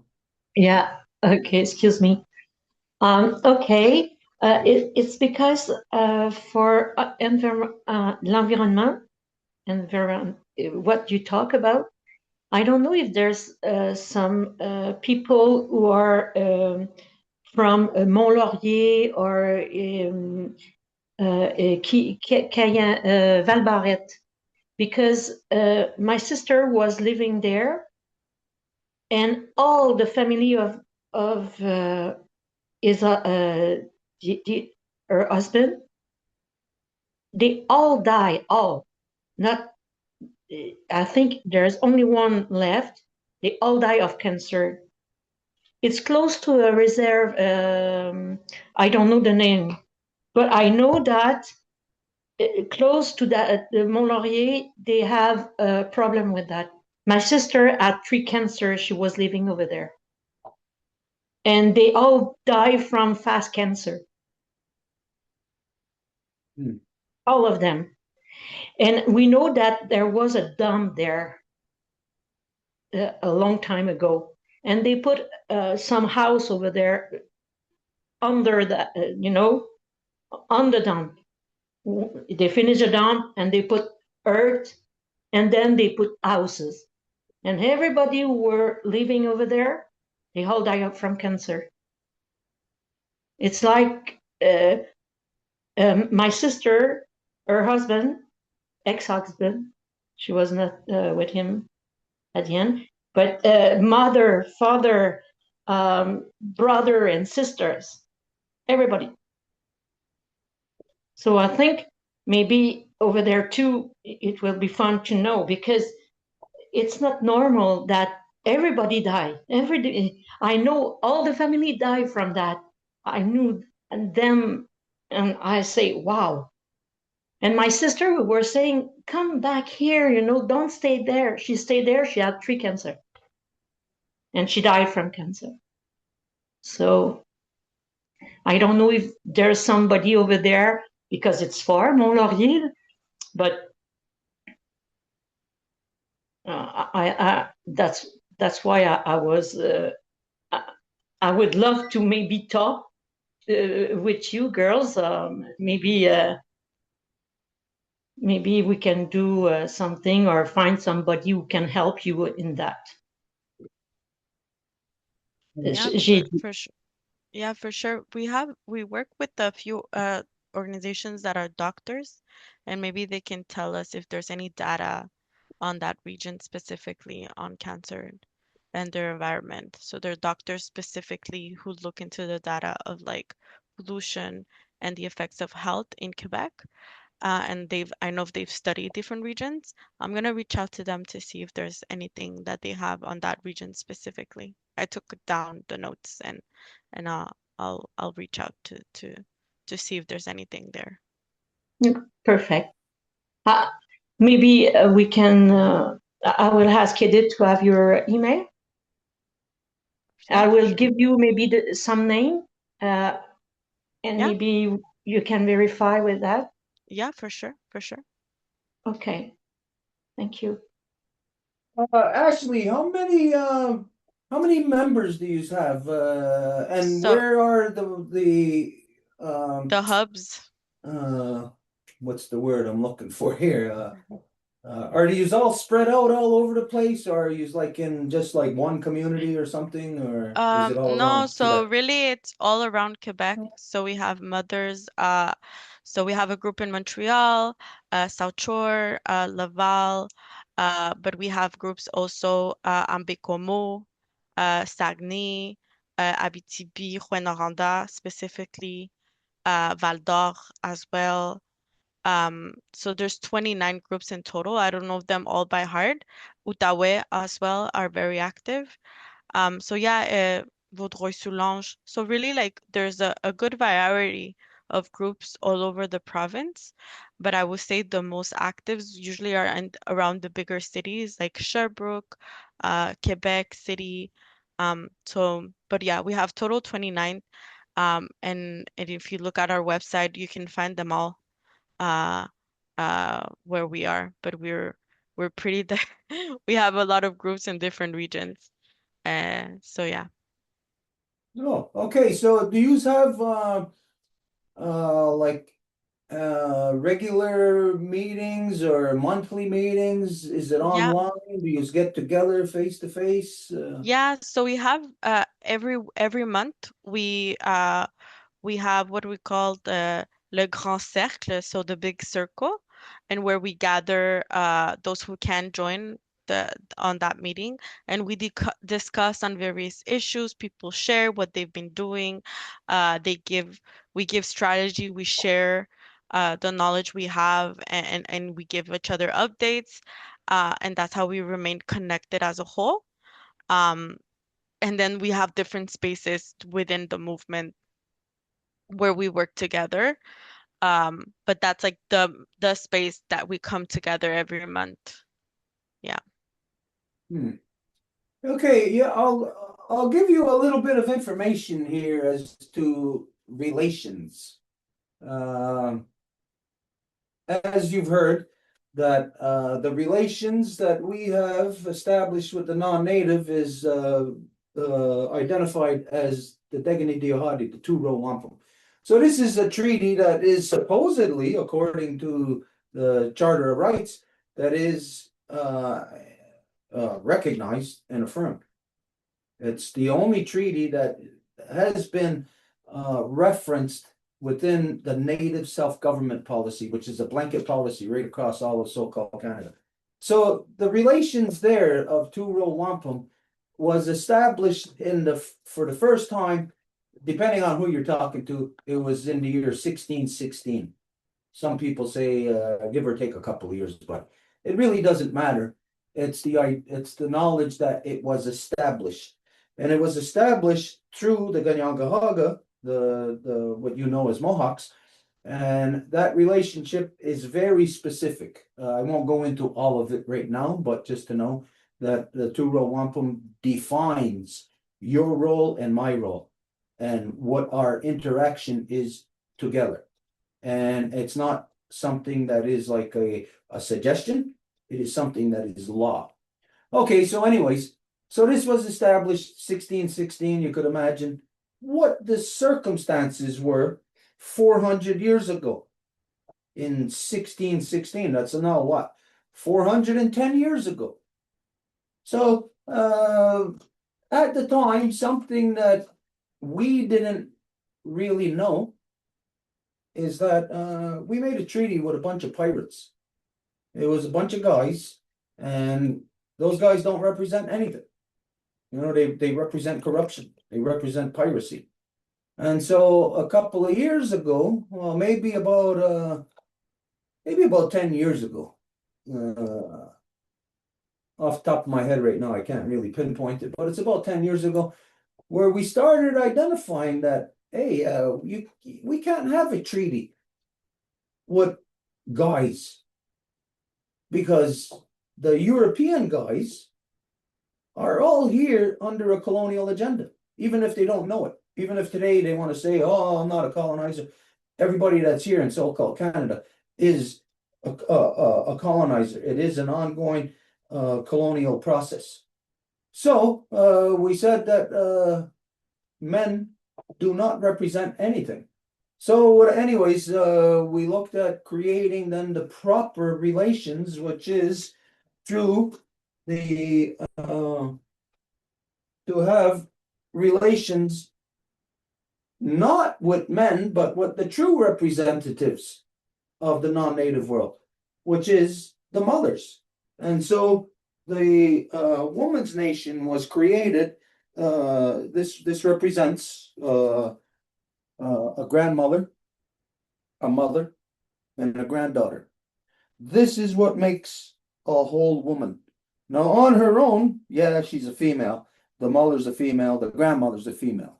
But to make a life giver, a complete life giver, they must be together. The mother must never be separated from the grandmother, and the granddaughter must never be separated. They must always be together. This is what makes authority. This is what makes the life givers the true representation of their nation, of their people. And so the two-row wampum was extended to the Life Givers Nation, which was created just how long ago now? It's gonna be the 7th year is coming this year. 7 years, yeah. They adopted the Great Law of Peace. Can you find the Woman's Declaration, the video? Just to look for that, and that way we're gonna, if we can find this video that was created, the Life Givers Nation adopted the Great Law of Peace, and so which is our Constitution, and so for us, we have to have a law recital every 5 years. So the Life Givers Nation was formed in 2019. Yes. Yeah. 2019, there was a law recital that was done for them, and we're coming up to in 22 law recitals were done, right? For Life Givers The Nation. founding and 5 The years. founding, and then the 5 years, and then the next one is gonna be in 2019. 2029, sorry. But before that, our 5-year law recital happens in the summer of 2027. And through our relations, we extend to you also an invitation to that. And what a law recital is it's basically a like a state of the nation type of thing, but the nation of Mother Earth. It's all the information that we have up until now. So what it consists of is the creation story, how the land was formed, how the DNA of our Mother Earth was formed. It tells of the history of everything up until now. It identifies about when we went into dark times of war and how we were saved from war. And how we were saved from war is that war was defeated by one woman.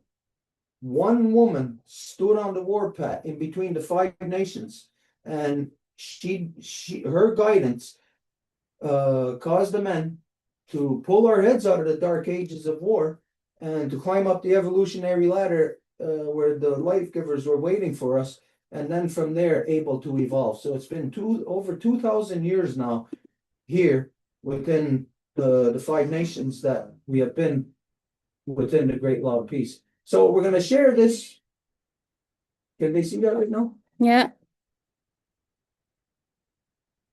I mean, we can start with a couple of minutes because there's like 5, and then we'll just send it to them.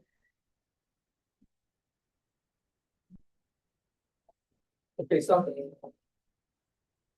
Okay, so this is just the beginning of this declaration, and it's everything.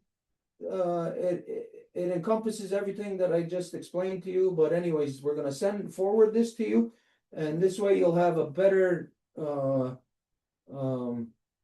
knowledge. You know, you can relate to it better. It's like doing homework before you go into a big test or something. So yeah, any other information that we can share with you to help to bridge the gap between the two societies, where we can have proper representation.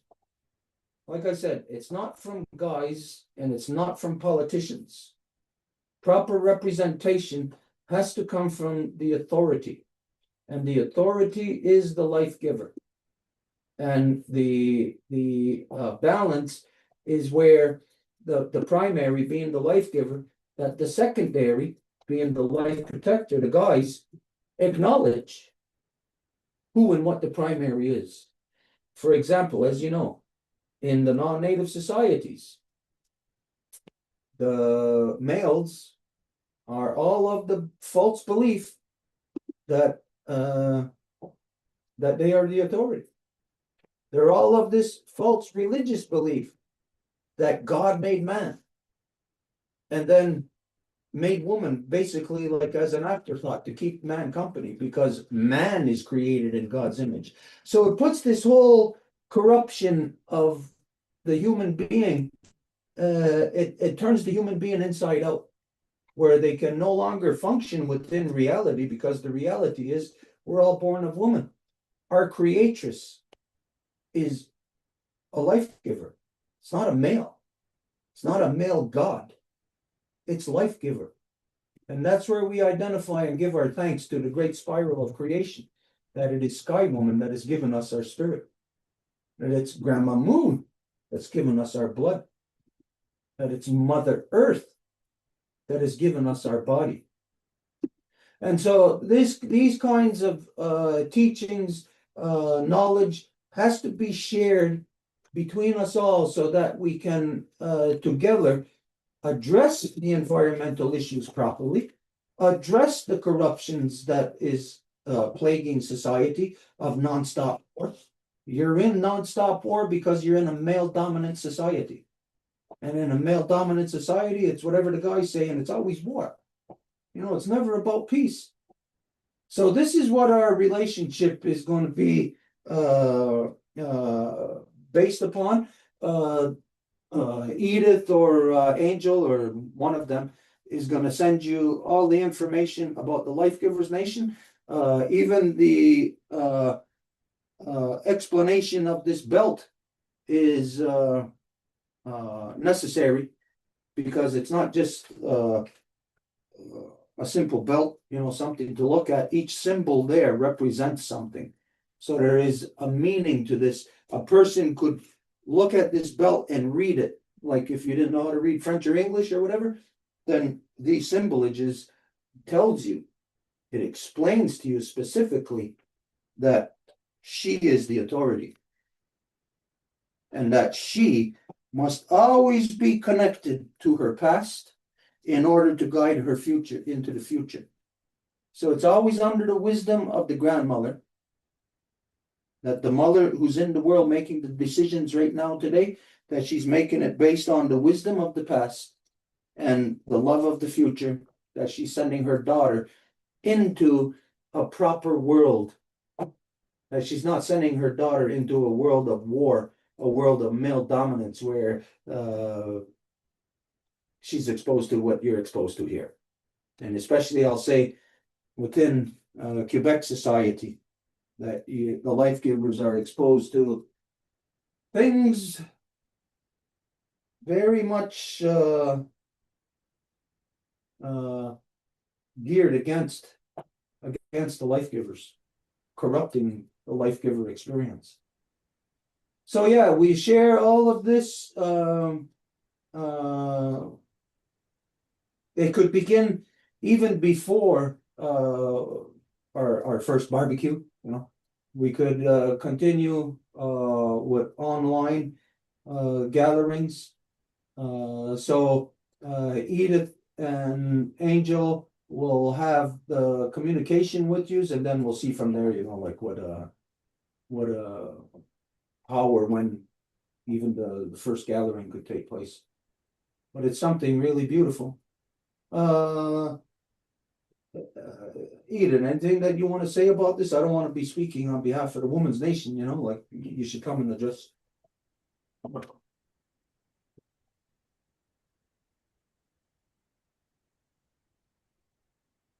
Gonna go, hello, hang on, I'm gonna take everything as Take this and give it up.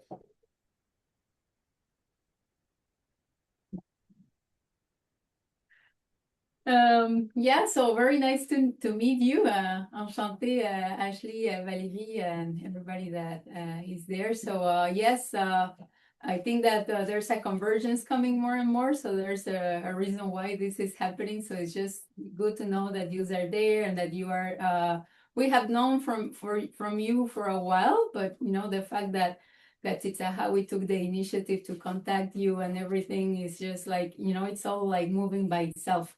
So it's really great. And just yes, through Gatitzahawi we can have the contacts and we can be in touch as to how we can start maybe building between the Life Givers Nation and Mère Franc, and then that way will be like just like in a smoother or like a more fluent interaction also when it gets to the Longhouse. So yes, I don't know if you, Angel, have also something to say.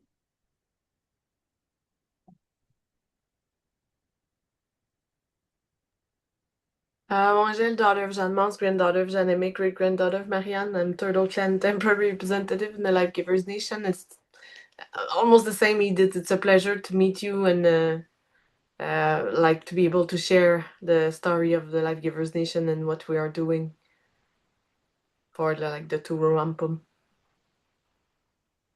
That's it. That's all. Okay, if there's nothing anybody else wants to say on this, maybe somebody wants to ask a question, or maybe it made you think of something and you want to just air it.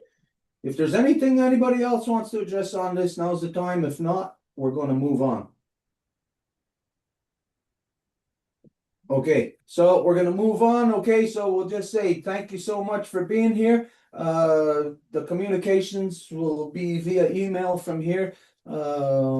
Let you know whenever, even also wherever we're doing events, we're always out teaching in the schools, universities. Where are we at? Yeah, by the way, yeah, and thank you, Angel, because she reminded me that I didn't introduce myself properly. So my name is Edith, and we introduce ourselves in the matrilineal way, meaning that for ourselves, it has been a discovery to know that we are what our mother is, because we were all taught in the patriarchal way, like we have last names and stuff like that. So it was always male. So my mother is Isoko. My grandmother was Panchita, and my great-grandmother was Elsa, all of them from the Zapotec Nation, and I discovered and comprehended that thanks to the matrilineal knowledge of the Longhouse. And I was born in Mexica territory, and here I'm under the protection of the Wolf Clan of the Five Nations Longhouse Confederacy, and therefore temporary representative also for the Wolf Clan in the Life Givers Nation. And so this Saturday at 11 in Lachine, at the GRAM, it's an environmental organization. It's in Notre Dame, 750, if I'm not mistaken, Notre Dame. There's going to be a Wampum workshop that we do with an organization that we have been working with for a long time. It's PAL, it's an intercultural mediator organization. So we're going to be doing a Wampum workshop this Saturday from 11 to 12:30. Yeah, I think so. But anyways, I can also send on the chat the event so you have it in case you would be interested, available.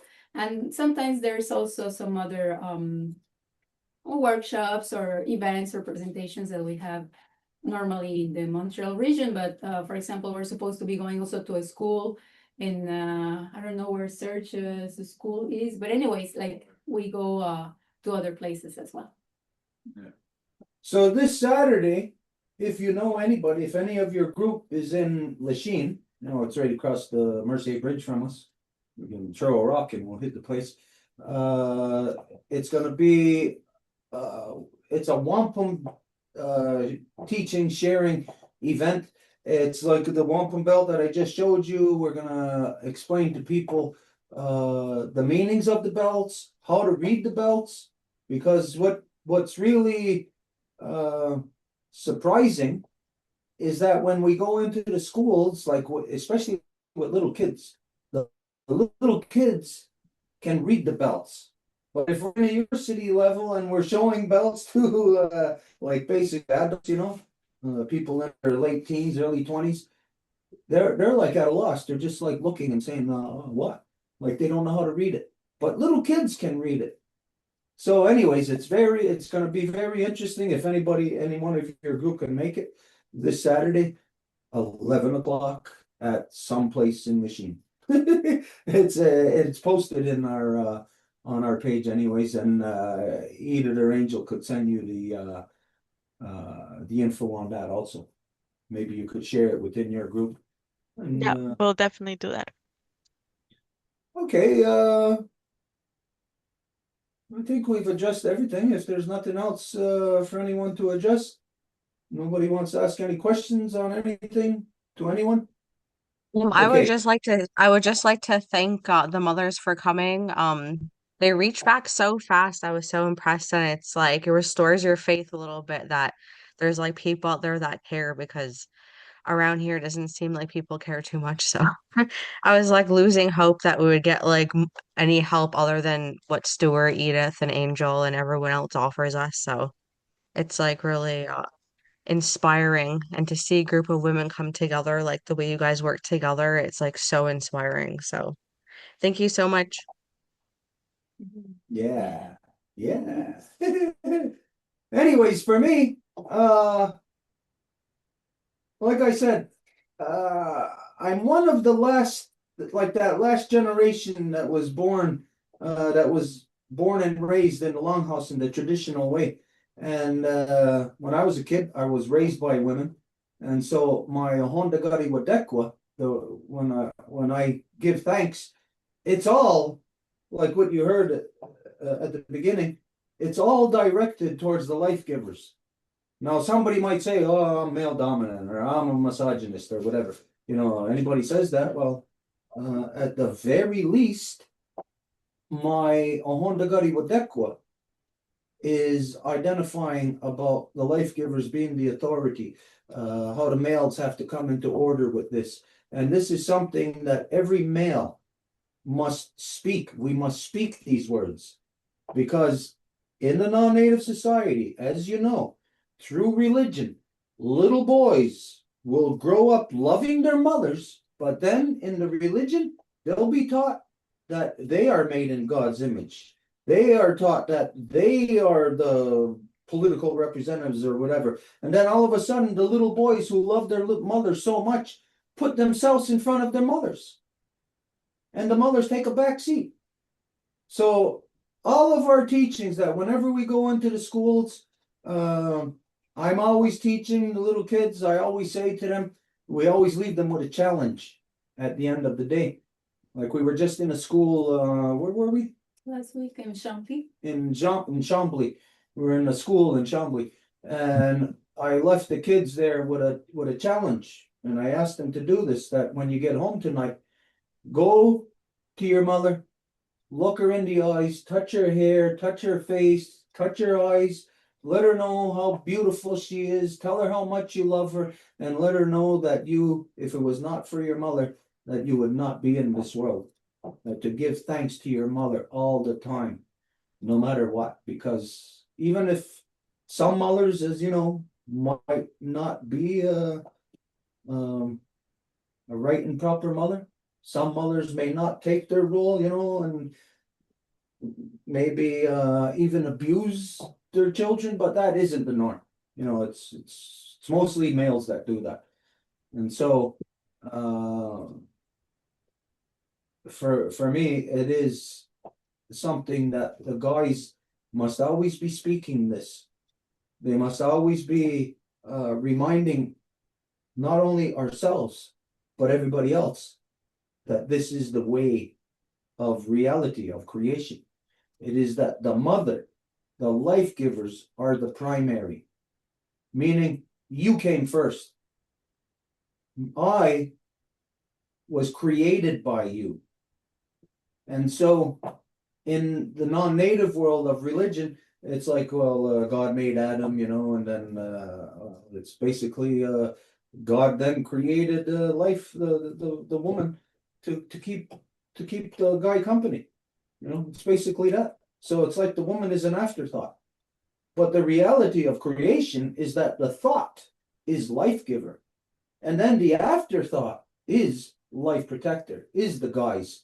But that is not to say like it's a degrading thing, like we're an afterthought. We're a byproduct of the life that the life giver is, the design that she is. We're her byproduct. So for me, the way that I was raised by women, that I was taught that I am the hands of my mother, and that everything that I do in this world must be to push my mother's word, my mother's voice into this world. So whatever it is that my mother uh, uh, says or demands or needs represented, that I must do this. And so every guy must speak these things, every guy must represent these things that way. And this way, eventually, the corruption of the lies of religion will be overturned. And that the reality of mother, the science of mother, will be the only truth that we base our existence upon. Not the lie, not the corruption of God made man. Like man is the design. We are the afterthought. And just to throw this at you also, one of the things that I always tell, depending on the age of the students in the schools that we're in, that we say that you have probably heard a doctor or somebody say to you, talk about your hormonal imbalance. And this is because that the male dominant medical industry examined males and said, okay, this is the way that we are. And because of their corrupted concept of that God created man in God's image, then man is the design. So then when they then examine the female, the life giver metabolism, this is where they said that you have a hormonal imbalance. How could that be an imbalance when that is the process that creates and brings life into the world? No, the imbalance is in the male's mind. And I always tell any girls who ever hear this, if you are ever exposed to a doctor and talks about your hormonal imbalance, I say, slap that doctor in the face. I don't care if it's a guy or if it's a girl, because whoever it is, they are misleading you, scientifically lying to you, lying about the science of your body. That so-called hormonal imbalance is the balance. It is what creates. It is what gives life. So things like this is what is necessary to teach the young boys. It's necessary that all the mothers teach this, the same thing, the laws of creation to their children, so that the little girls know who they are, that they're going to be solid in this world, that they're not going to have to be thinking one day, I'm going to have to run away because of this or that, as you know, what exists in a male dominant world. A life giver should never have to worry about war, or that she's going to lose her sons in some kind of thing like that. And there should never be a homeless life giver anywhere on earth. If anybody is going to be homeless, it's the guys.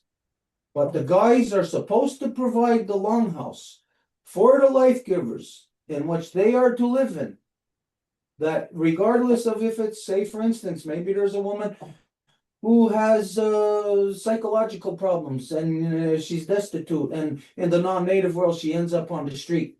Someone like that in a proper society would have her home within the longhouse provided for her by all the men, and she should never be having that worry or concern of being homeless, because then this puts on top of everything else a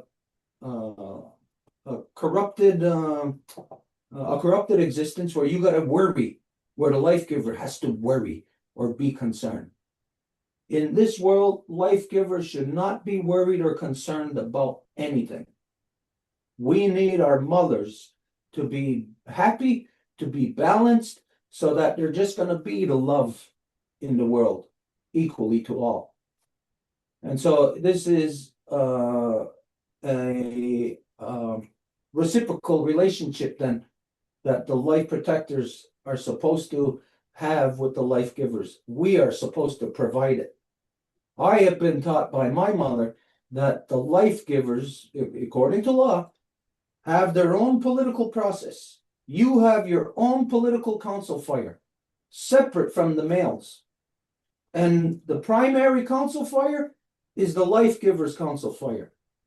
So anything that's going to happen within the nation has to first go through the life givers council fire. So that means not just it doesn't imply that just women have ideas. Of course, guys have ideas too. But if I got an idea for I don't know, to build I don't know, a baseball field. If I got this idea as a guy, I have to put this to the women first, and their council fire has to decide on it. And once you decide on it, if you said no, then the guy cannot pursue that thing any further unless there is reason within law. But if there isn't, then the guy must comply with the findings of the Life Givers Council fire. So this is how the life giver actually, in law, through law, is the authority. It's not just a matter of saying it. It's a matter of practice within the political spectrum. Of any decisions made, it's got to first be decided by the Life Givers Council fire. And then if they say yeah, then they send it to us, and then send it to the guy's council fire. Then the guy's council fire says, okay, well, yeah, they said yeah. So then it goes to the collective council fire of the people, of the life givers and the life protectors together. But it would never get there if it only went through the guy's political process. So through these concentric circles that it establishes through law, in law, that the mothers are the authority. It's not just something to talk about. Because if it sounds good, oh, yeah, that's good. Mothers are the authority. How does it actually play out? So it's in ways like this. There's other protocols within law that establish this, and as we go on in time, we will share all of this with you. And like we said, in 2027 is a law recital, and the law recital includes all the things that I identified. And just so that you know, that previous law recital that we done took 26 days from morning till night. So it's not something that you can do in an afternoon. It's 26 days of intensive interaction, learning, teaching, and it's never anything that is written in stone. To say this law is this way, like say like in the non-native world, in your religions, something that was written 2,000 years ago, they're still abiding by it, and that's the reason why you're stuck in holy war today. So these things are living laws. They live and they are emitted out of the life of the authority, the life giver. Our mama, she is the authority. And you life givers, yous are just quite simply her representatives in this world. And that makes you authority within the collective planetary species that we all are. Okay, so yeah, we'll leave it at that. If there's I see somebody's got their hand. Lucy, raise her hand. Okay, Lucy, you got your hand up. Go ahead. Je vais parler en français parce que je ne veux pas me tromper. Je ne sais pas si Edith, tu peux m'aider? Bien sûr. OK. Alors, c'est pour la réunion de samedi 19h. C'est pas possible. C'est pour ça que ça m'a pris du temps. Il y avait beaucoup de monde qui voulait être présent. Et les personnes principales qui devaient parler, les deux, ils ne pouvaient pas être là le samedi. Alors là, je suis obligée de vous demander si c'est possible de le remettre au mercredi 8. Parce que là, j'ai dit, écoutez, je ne peux pas changer les dates tout le temps. Ils sont super occupés. Alors là, on voulait savoir si c'était possible mercredi 8. Et deuxièmement, quand ils ont appris qu'il y avait un workshop sur le Wampum à 11h samedi, ceux qui pouvaient être présents, ceux qui étaient là ce soir m'ont dit, écoute, on aimerait ça être présent parce que nous autres, on avait une réunion, mais on la reporterait, puis on irait à ce workshop-là. Puis en même temps, il paraît que peut-être un ou deux autres groupes qui sont rattachés à la CCQ qui seraient intéressés d'être présents. Alors là, on voulait savoir si on pouvait. C'est ça. Okay, so this is like in a note as to the invitation that the Longhouse had made to the group of the ACCQ that Lucy was collaborating with. So the confirmation had not been done because many people had other things. So basically, it's not possible on Saturday. So the question will be if it's possible to put it more instead for next Wednesday in a week. And so that's one thing. But the other thing is that when they learned, because there were a few here present, they heard that there's this a workshop on the Wampum on Saturday. They said, "Oh, well, like we had other things, but that would be really interesting. So we would like to go." So maybe many of them would come to this workshop, but also for next Wednesday, there might be other people of different groups that work with the ACCQ that would come. So it's like a two-tier question. Yeah. Okay. Excuse me. It's not next Wednesday. It's on Oh. the Wednesday 8th. And the group that interested, they are interested on Saturday 11 at 11. They are interested to come to the workshop before the 8th, you know. They would Okay. like to be with you and do the workshop with you.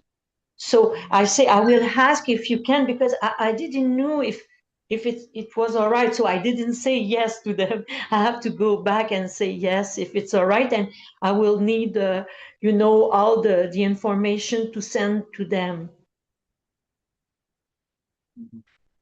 Yeah, perfect. Just keep in mind also, Lucy, that there's nothing saying that you got to do this or you got to do that or it's got to be at this time or that time. Whenever they can make it. As you know, we're here every Saturday and every Wednesday at 7 o'clock. So if they can make it 2 Saturdays from now or next month, whenever, that's fine. If they can be there Saturday live, this is going to be good. It'll be a good contact, first contact good for our relations. So yeah, we'll be looking forward to seeing some of them there, and maybe you if you're around too. Yeah, so, I'll be there.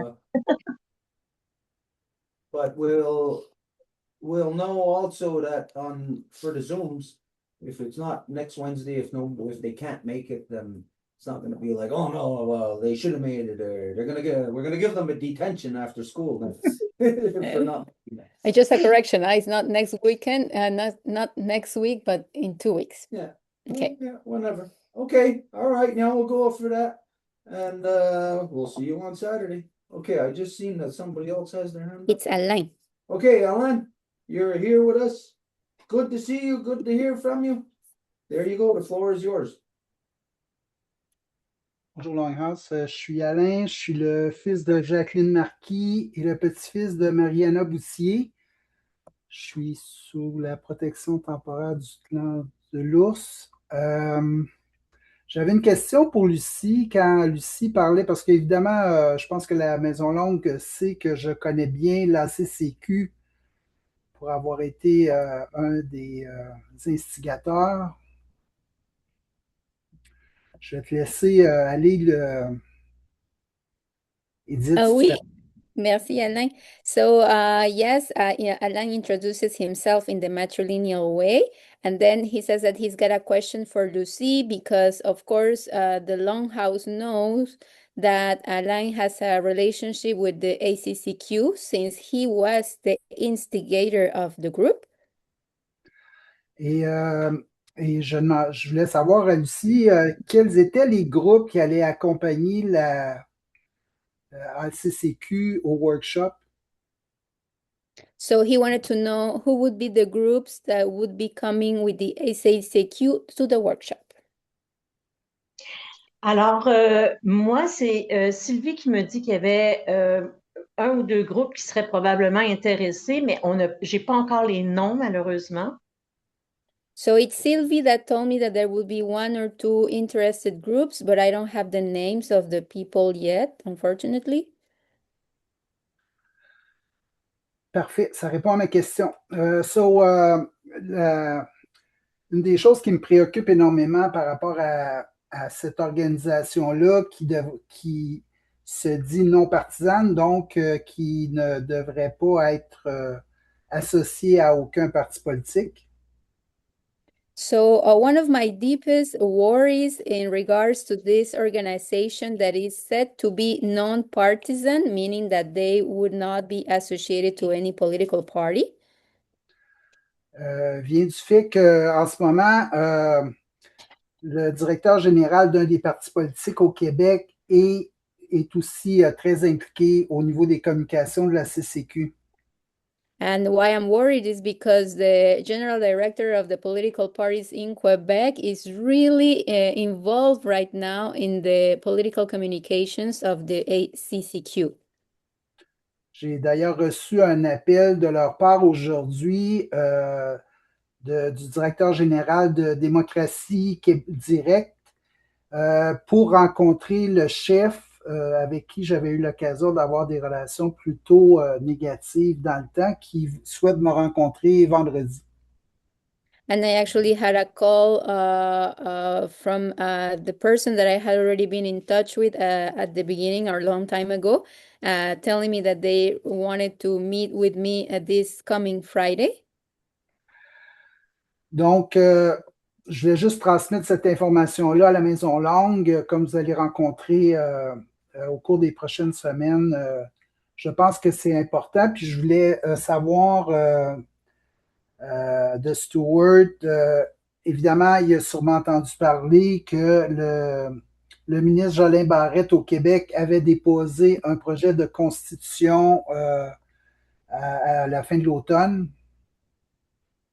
And so I just wanted to let the Longhouse know this information, since the Longhouse is going to be gathering, coming next gathering with the ACCQ.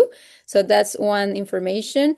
And I don't know also, Stuart, if you have learned that the Justice Minister, Jolin Barrette, has proposed a project of law that is called the Law Number 1, that is aiming to have a constitution for the province of Quebec.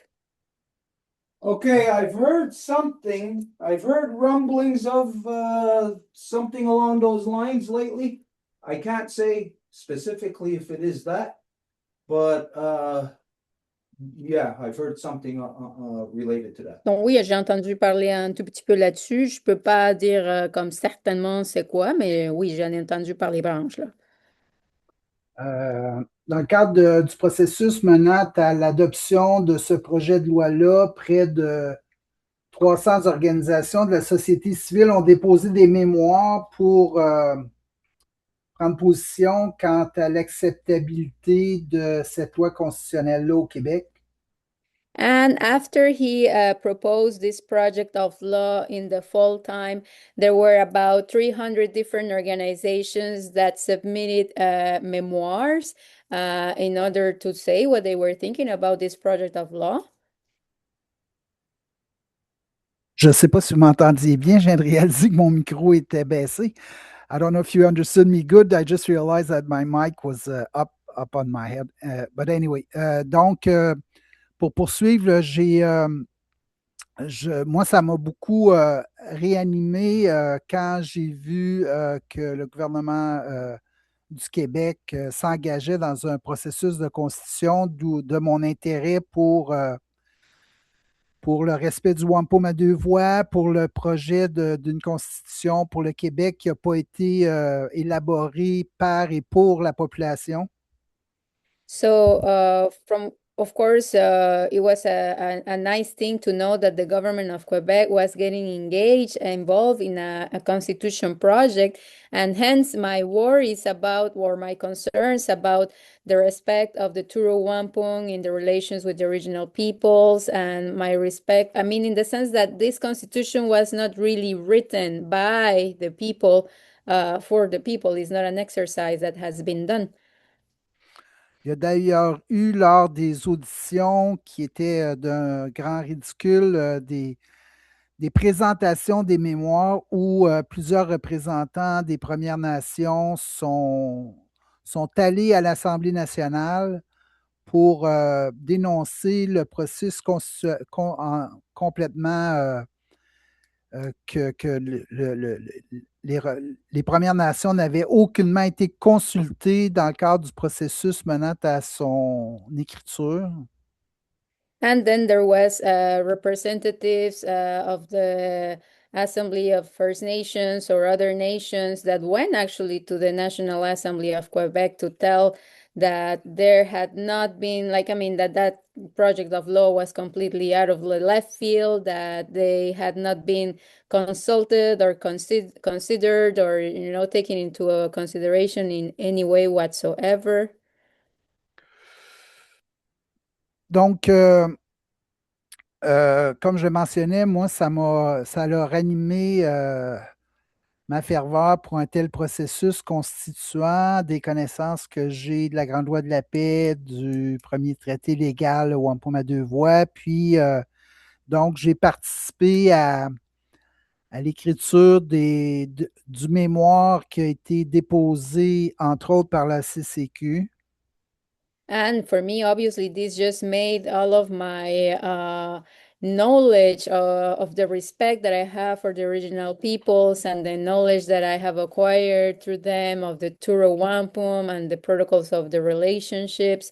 That is what made me actually be part of the one of the writers of the memoir that was submitted with the ACCQ in regards to this project of law of constitution. Donc, c'est un peu un bref résumé là, de où j'en suis aujourd'hui par rapport à tout ça. J'ai eu l'occasion de créer un groupe qui a travaillé à essayer de bâtir des liens avec différentes organisations de la société civile qui remettaient en cause le processus de colonisateur encore, qui ne respectait pas la volonté du peuple. And so that's what happened. And I mean, I was like kind of like happy to participate in a process like that.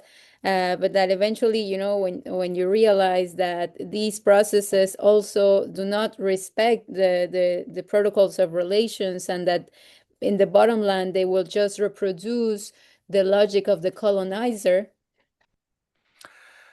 Donc, où on en est aujourd'hui, c'est que il y a au-delà de la part d'une organisation qui s'appelle la Ligue des droits, il y a une déclaration qui a été diffusée à travers les organisations de la société civile.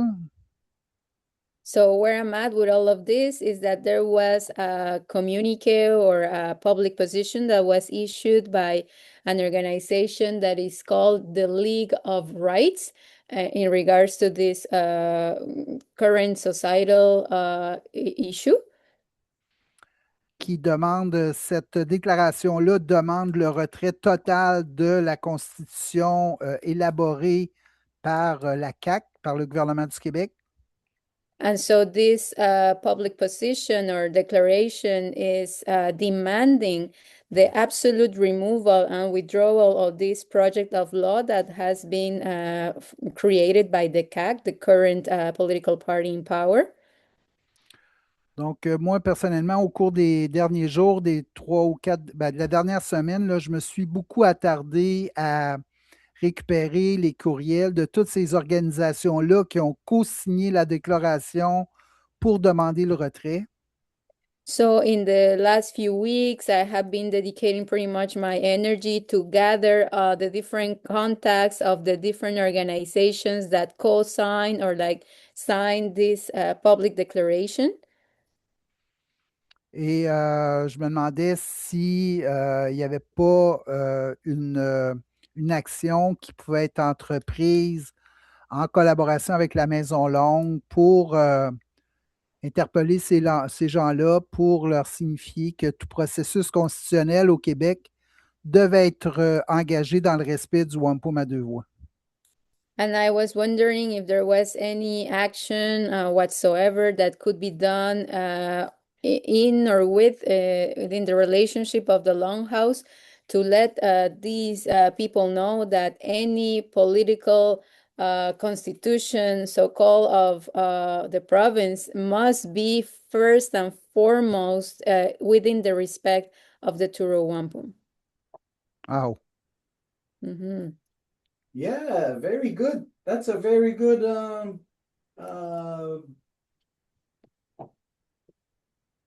subject to address that an action must be taken on. Ben, c'est un très bon sujet justement de dire qu'il faut qu'il y ait une action qui doit se faire. What I'm seeing when you were talking, I'm seeing, of course, like an online Zoom meeting taking place. Et ce que je vois lorsque tu parlais, ce que je verrais, c'est comme une rencontre en ligne qui aurait lieu Specifically a constitutional convention et qui serait spécifiquement sur une convention constitutionnelle that addresses any province or body that wishes to separate from the colonial state of Canada. qui aborde n'importe quelle entité qui voudrait se séparer de l'empreinte coloniale du Canada. As you know, it's not just here in Quebec. You've heard, I think last month or a few weeks back, I think Alberta talking about them wanting to separate. Comme tu le sais, c'est pas juste au Québec. Il y a eu beaucoup de discussions autour du comme quoi l'Alberta voudrait aussi se séparer. But then ridiculously, you heard also, I don't know who it was, but it was members of the Assembly of Foolish Natives, the AFN, who came forward and were saying, no, you can't separate for whatever reason. Mais après, il y a eu quand même les assimilés dans le sens de l'Assemblée je ne sais pas comment dire le jeu de mots, mais des nations autochtones assimilées qui disent mais non, mais vous ne pouvez pas vous séparer comme, tu sais, en se mêlant des enjeux de l'autre côté. What business is it of anybody else? It's not the natives' business. If the non-native people don't like their association, if they want to separate from that colonial association, it's nobody's business but their own. Et ce n'est pas l'affaire des Autochtones. Si les non-Autochtones veulent se séparer des empreintes qu'ils ont sur eux d'une entité coloniale, ben ça n'appartient pas aux Autochtones, ça. It is actually in the natives' interest if Alberta separated, if Quebec separated. It's in everybody's best interest because as long as Alberta and Quebec is part of so-called Canada, then they are a part of a colonial system. They are colonial outposts. En fait, ça serait dans l'intérêt de n'importe quel Autochtone si le Québec ou l'Alberta ou n'importe quelle autre province veut se séparer parce qu'en autant que le Québec, l'Alberta soient des provinces, ben, les Autochtones continuent sous une chose coloniale. And it's important for everybody to realize that the people who are in the colonial outposts, they are in a relationship with the one who's controlling their colonization, their colonial process. Et il est important que les gens qui sont dans ces infrastructures coloniales se rendent compte ben, que cette infrastructure-là est juste possible parce qu'il y a quelqu'un qui contrôle tout ce processus de colonisation-là. So just to exemplify this, Ellen, you are in a relationship with with the head colonizer. You are in a relationship with Britain. And that's the reason why you, Quebec, always wants to separate because they do not like being under the control of Britain, under a colonial state. Et comme exemple, ben, toi, Alain, en tant que Québécois qui fait partie d'une province qui est justement sous l'infrastructure canadienne, ben, tu vas être toujours tout le temps sous cette infrastructure coloniale canadienne. So the true relationship there, when somebody wants to separate, whether it's Quebec or Alberta, what it is it's your relationship. You don't like it, you want to separate. It's like when a married couple wants to get a divorce. Imagine if I stepped in there and said, no, you can't get a divorce. So that's the equivalent. The natives stepped in and said to the people, you can't get a divorce from Britain. Imagine that. That just shows how stupid those native people are. Et donc, dans le fond, n'importe quelle relation de province à une fédération, ben, ça va être un peu l'équivalent d'une relation de couple. Si une femme veut se séparer, tu sais, ça serait impossible que l'homme dise non, non, tu sais, je ne veux pas te donner le divorce. Donc, dans cette figure métaphorique, ben, l'Autochtone qui dit non, séparez-vous pas du Canada, ben, c'est l'équivalent de quelqu'un qui va dire non, tu peux pas te séparer de ton mari, là. The first time that we addressed Quebec separation, I think it was back in 2012 when we were on the east end, Pointe-aux-Trembles. Pointe-aux-Trembles. We were at a St. John Baptist celebration, and there I identified that the Ganyangahaga Traditional Council supports Quebec separating from Canada. We said you must separate from so-called Canada. Et je pense que la première fois qu'on a abordé le sujet de la souveraineté, l'indépendance, comme on veut l'appeler, du Québec, ça a été en 2012, lorsqu'on a été invité au Pointe-aux-Trembles à célébrer la Saint-Jean-Baptiste. Et à ce moment-là, je me rappelle clairement que j'ai dit les Ganyangahaga, les Mohawks appuient que le Québec se sépare du Canada. But then you do have to create a constitution. And to create a constitution, it should not be something that you just create. Through the two-row wampum, you should just quite simply adopt the constitution that is already there, the Great Law of Peace. Mais après vous séparer, ben, il faut que vous créez une constitution, mais vous ne pouvez pas tout simplement créer quelque chose comme ça de rien. C'est que via les relations que vous avez déjà avec le Wampum à Voix, ben, vous pouvez tout simplement adopter la grande loi de la paix. So maybe sometime within the next moon, maybe a couple of moons, we could have a specific Zoom to talk about separation in relation to, or what the relations would be with the native people if Quebec or Alberta or anybody else wants to separate from Canada. Et donc, peut-être dans les 2 prochaines lunes, nous devrions avoir une rencontre justement pour pouvoir parler de ces éventualités-là. Si le Québec, si l'Alberta ou n'importe quelle autre province veulent se séparer, ben, quelles seraient les relations et quelle serait la place des Autochtones dans tout ça, justement? Yeah.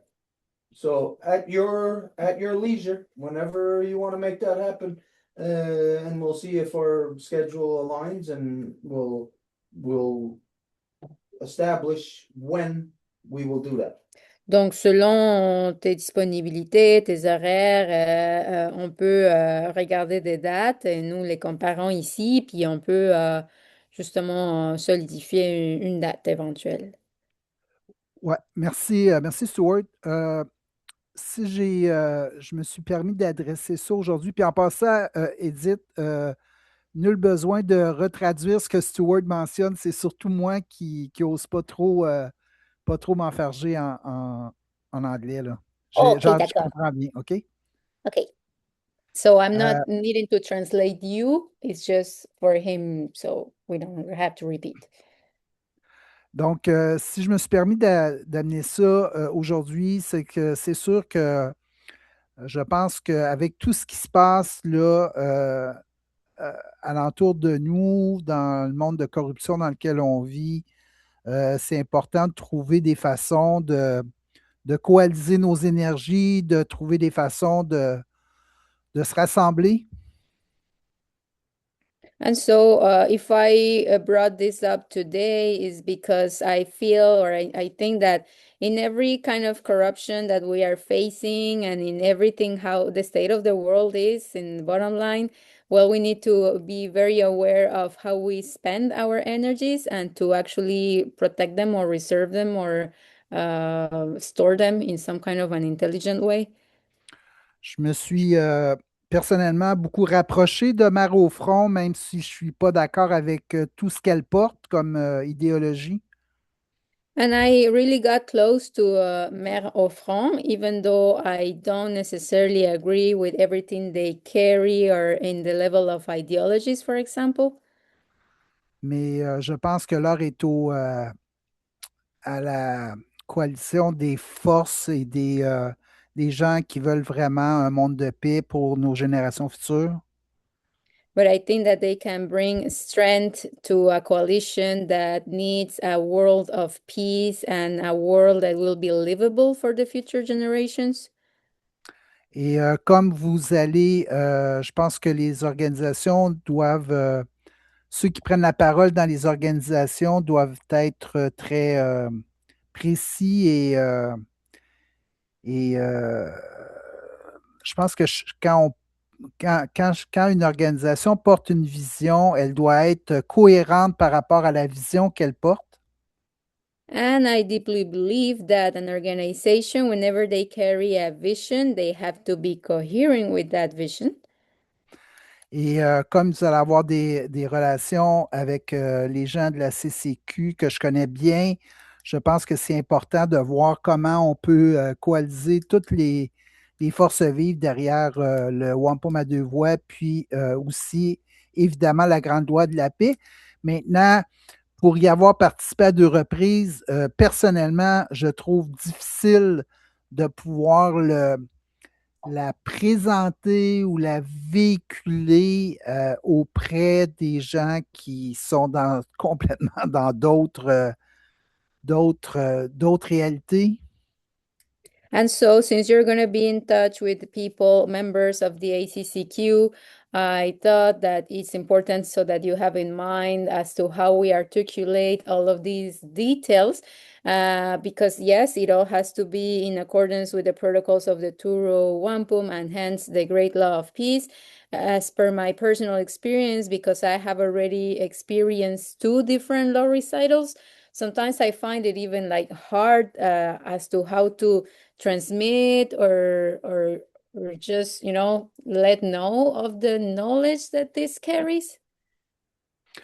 Donc, bien que je crois profondément qu'il faut remettre l'autorité aux donneuses de vie, c'est difficile de bien le présenter et de faire en sorte que les femmes acceptent de reprendre cette autorité-là qu'ils sont en droit qu'elles doivent exercer. So, for instance, when I present that it is the mothers that are the authority, sometimes I can say that, but I think that I find it hard for everybody to really comprehend what it means, or for the mothers to be able to take on that role that is naturally belonging to them, but that maybe it's just like the tools or the knowledge is just not there anymore as to how to come back to that place. Oh, Okay, Edith, you're gonna have to translate this because it's not fair if somebody was hearing you speak in French and then maybe that's all they speak is French and they're not gonna hear the answer or the response. So to be fair, if you're speaking in French, the translation has to be there also. Et as donc, you wish, Stuart, but I understand pretty good what you're saying. But go ahead, no problem. en toute justesse, on va traduire aussi de l'anglais vers le français. Si jamais il y avait quelqu'un de francophone qui est en train d'écouter, ben c'est pour cette personne-là, ou pas maintenant, mais peut-être dans un futur. I understand what you're saying completely about how sometimes it's hard even to know how do you put this law, this constitution into practice. Je comprends très bien quand tu dis, parfois, oui, on comprend c'est quoi la grande loi de la paix, mais comment qu'on va l'appliquer, comment qu'on va la mettre en pratique. As you know, you've been here in Ganawage, and you would think that Mohawks, you would think that they're living that, right? But then when you come here and you see, hey, it's just like being in Montreal or any other municipality. Et comme toi, tu le sais, tu es venu ici à Ganawage et tu aurais tendance à croire, ah, ben les Mohawks, tu sais, ils doivent vivre ça, mais quand que tu viens puis tu te rends compte qu'ils vivent pas mal comme quelqu'un à Montréal, Tells you that even my own people, that they don't know how to apply great law of peace. They don't know how to live within it. mais ça te dit que même mon peuple ne sait plus comment vivre selon la grande loi de la paix, ils ne savent plus comment l'appliquer.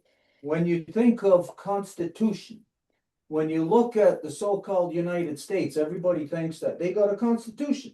But then you look at how the so-called president got into place, you know that they don't have a constitution. Or at least you know that nobody knows how to apply the laws of their constitution. Et par exemple, si on regarde les États-Unis, ben, tout le monde croit ben, c'est un pays qui a une constitution, mais pourtant, leur constitution n'est tellement pas respectée parce que s'ils savaient, ben, ils ne seraient pas dans la situation où ils sont. And this is because the non-native world, not a single nation, not a single group or people, no one has ever had a constitution. Et ça, c'est parce que n'importe quel pays ou groupe ou État n'a pas vraiment jamais eu une constitution. Even when you think of so-called United States, their constitution, you could read it in 5 minutes. You'll hear what their whole constitution is. Et même si tu penses aux États-Unis encore, ben, tu vas dire, OK, il y a une constitution et tu peux la lire peut-être au bout de 5 minutes. But then, like I said, when you attend a law recital here, it takes 26 days from morning till night to have a recital of it. Mais après, si tu viens ici, tu sais, pour le récital de la loi, ben, ça va prendre 26 jours du jour à nuit, à la nuit. So the magic equation here is knowing how to put this constitution, this law, how to put it into actual application. Donc, l'équation magique ici, là, c'est comment justement trouver la façon d'appliquer cette loi-là. So it's like having all the ingredients to a cake, but then you don't know how to bake. It's like if I had all the ingredients to a cake, what good would it do me? I don't know how to bake. I wouldn't know what to do. C'est comme si tu as tous les ingrédients pour faire un super bon gâteau, mais là, tu ne sais pas comment les mélanger, tu ne sais pas comment faire cuire le gâteau. Donc, à quoi ça me sert? Moi, par exemple, là, qui ne sais pas faire des gâteaux, à avoir tous les ingrédients d'un gâteau. So in that case, I would have to listen to somebody who's baked a cake before, who knows how to do it. Et donc, ben, je devrais écouter peut-être quelqu'un qui a déjà fait le gâteau, comment qu'il l'a fait. So something that has to be acknowledged here in the non-native world, you've never, ever, ever in your entire history ever had a constitution. It only develops just a couple of 100 years ago here in Turtle Island through the non-natives' interaction with the native people, with the people of the Five Nations. That's how the so-called United States created their constitution. Et donc, ce qu'il y a à comprendre dans l'histoire des peuples non autochtones, c'est que vous n'avez jamais eu, mais vraiment jamais eu une constitution, parce que l'idée de constitution même est venue seulement après le contact avec les peuples originaires de ce territoire ici, même que les soi-disant pères fondateurs des États-Unis se sont assis avec les chefs du Conseil des Cinq Nations. And here in so-called Canada, there's still no such thing as a constitution. The only thing that you've had since 1982 is a charter of rights and freedoms. But to understand the difference between constitution and charter, a charter is nothing close to being a constitution. Et ici, dans le soi-disant Canada, ben, c'est pire encore, il n'y a pas de constitution. La seule chose sur laquelle vous pouvez compter, c'est à partir de 82 que vous avez une charte. Mais une charte, ça veut dire quoi? C'est quelque chose que quelqu'un qui a une autorité sur vous vous octroie. Donc, c'est C'est quoi que ça a à voir avec une constitution, ça? It's important for everyone to understand that a charter, the easy way for people to understand that, what it means, is it's like if you opened up a franchise of McDonald's or some chain store or something. Et donc, pour vraiment comprendre le concept de charte, ben, c'est l'équivalent carrément de quelqu'un qui ouvrirait une franchise d'une corporation, mettons McDo ou quelque chose du genre, là.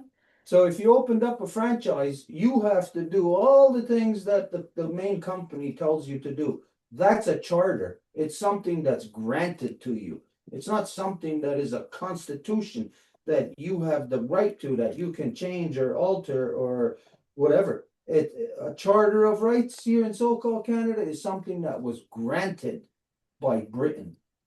Donc, dans la franchise de McDo, ben, tu peux juste faire ce que McDo va te dire de faire. Tu peux pas comme faire ta propre recette de boulettes ou acheter tu sais, ton fromage d'un producteur local ou je sais pas quoi. Tu vas juste faire exactement comment qu'ils vont te dire de faire. Donc, c'est ça la charte. C'est quelqu'un qui te dit quoi faire. And as you see, that in regards to the Native people, Section 35 of the Canadian Charter of Rights says that Native rights are recognized in the front when it's not true. So that charter means nothing. There is no provisions within it of how to actually apply it, how to uphold it. Et en relation au peuple autochtone, tu sais, la charte dit supposément dans la section 35 que les traités autochtones sont reconnus et affirmés, mais on le sait très bien que ça le dit peut-être en mots, mais que dans la réalité, c'est toute une autre histoire. But a constitution is a law of that group of people that stems from living in balance with creation. Mais une constitution, ça dérive un groupe qui l'a fait parce qu'ils sont d'abord en accord avec la création qui les fait être. It provides all of the mechanisms to facilitate a person applying that constitution, to be able to live by that constitution. Et ça fournit toutes les méthodes, en fait, les façons à ce que comment qu'une personne peut vivre selon cette constitution-là. And again, the only people to have achieved this on the planet are the people here in Turtle Island, the people of the Five Nations Longhouse Confederacy. We are the only ones who have developed and defined a constitution that manages a society within the environment from which they grew. Et les seuls qui ont parvenu à le faire, c'est ici, dans la Grande Loi de la paix de la Constitution des peuples des 5 nations, qui ont grandi de la terre, qui ont carrément sorti la Constitution de la nature. Yeah, so like I said, within sometime within the moon to the next 2 moons, whenever it is suitable to you and whoever else is gonna assist, and it will arrange, like we'll see when we can make this happen in our schedule, then we'll sit down, we'll do a Zoom to address just these things about anyone that wants to separate from the colonial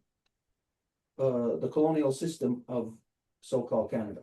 Et donc, dans une lune ou une couple de lunes, là, quand ça serait un temps convenable pour toi, ben, on peut établir justement un moment où on peut parler de constitution et avec les protocoles du Wampum à voix.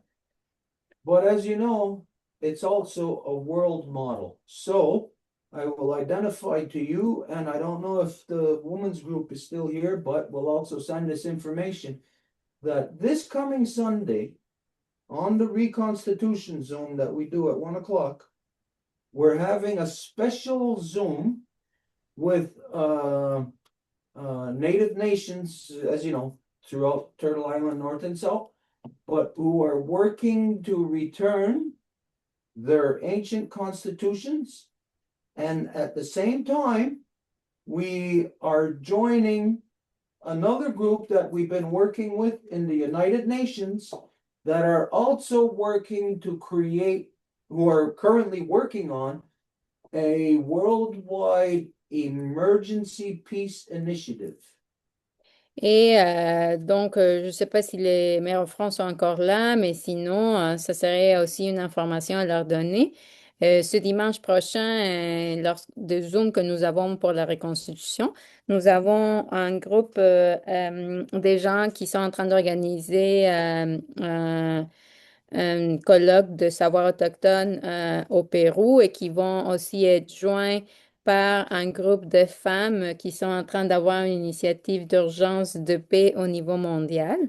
Yeah, so this Sunday, it's this Sunday, right? Yeah. This Sunday at 1 o'clock, the reconstitution Zoom is going to be addressing all of these things that you want to do here, addressing it to show how, on an international level, the Great Law of Peace can be applied, and on the local level, even down to the micro level of you, an individual, applying Great Law of Peace in your life. Et donc, ben, ça sert à justement voir comment que la grande loi de la paix peut être appliquée à un niveau totalement global et aussi à un niveau tellement local qu'il s'agit de vous en tant qu'individu. It's going to be really interesting this Sunday. Ça va être vraiment intéressant ce dimanche prochain. The only thing with that is that since we're already translating English, Spanish, we can't translate also French. So you'd be in an observation, and if there's any interaction, it will have to be in English in order for Yeah. a timely communication. La seule chose, c'est que comme on traduit déjà vers l'espagnol, ben, la participation serait peut-être plus au niveau de l'observation et s'il y a une interaction, ben, ça serait limité à l'anglais. Ce serait gentil. Sorry. Ce serait gentil. I would appreciate that you send me the link so I can assist. Juste quelques éléments qui me sont revenus à mon esprit là, pendant que Stuart parlait. De l'expérience ou du peu d'expérience que j'ai acquise au cours des 10 dernières années, je pense que pour s'appeler Constitution, oui, effectivement, elle doit être en concordance avec les lois naturelles. And just a couple of stuff that came to my mind when you were talking, Stuart, is that first, for a constitution to be it's gotta be in total agreement with the natural laws. Elle doit aussi être, il doit y avoir une participation de toutes celles et ceux qui vont s'engager à la respecter. And there's also going to be a participation from everybody that is being engaging into participating and respecting it.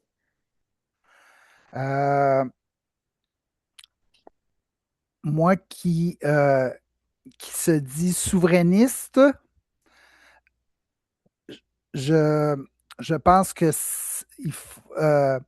je prône pas la souveraineté du peuple, de l'État dans un premier temps, mais la souveraineté du peuple dans l'État.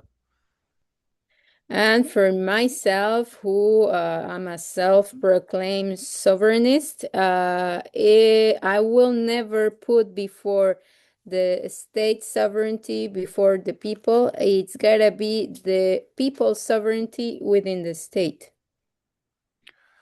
So,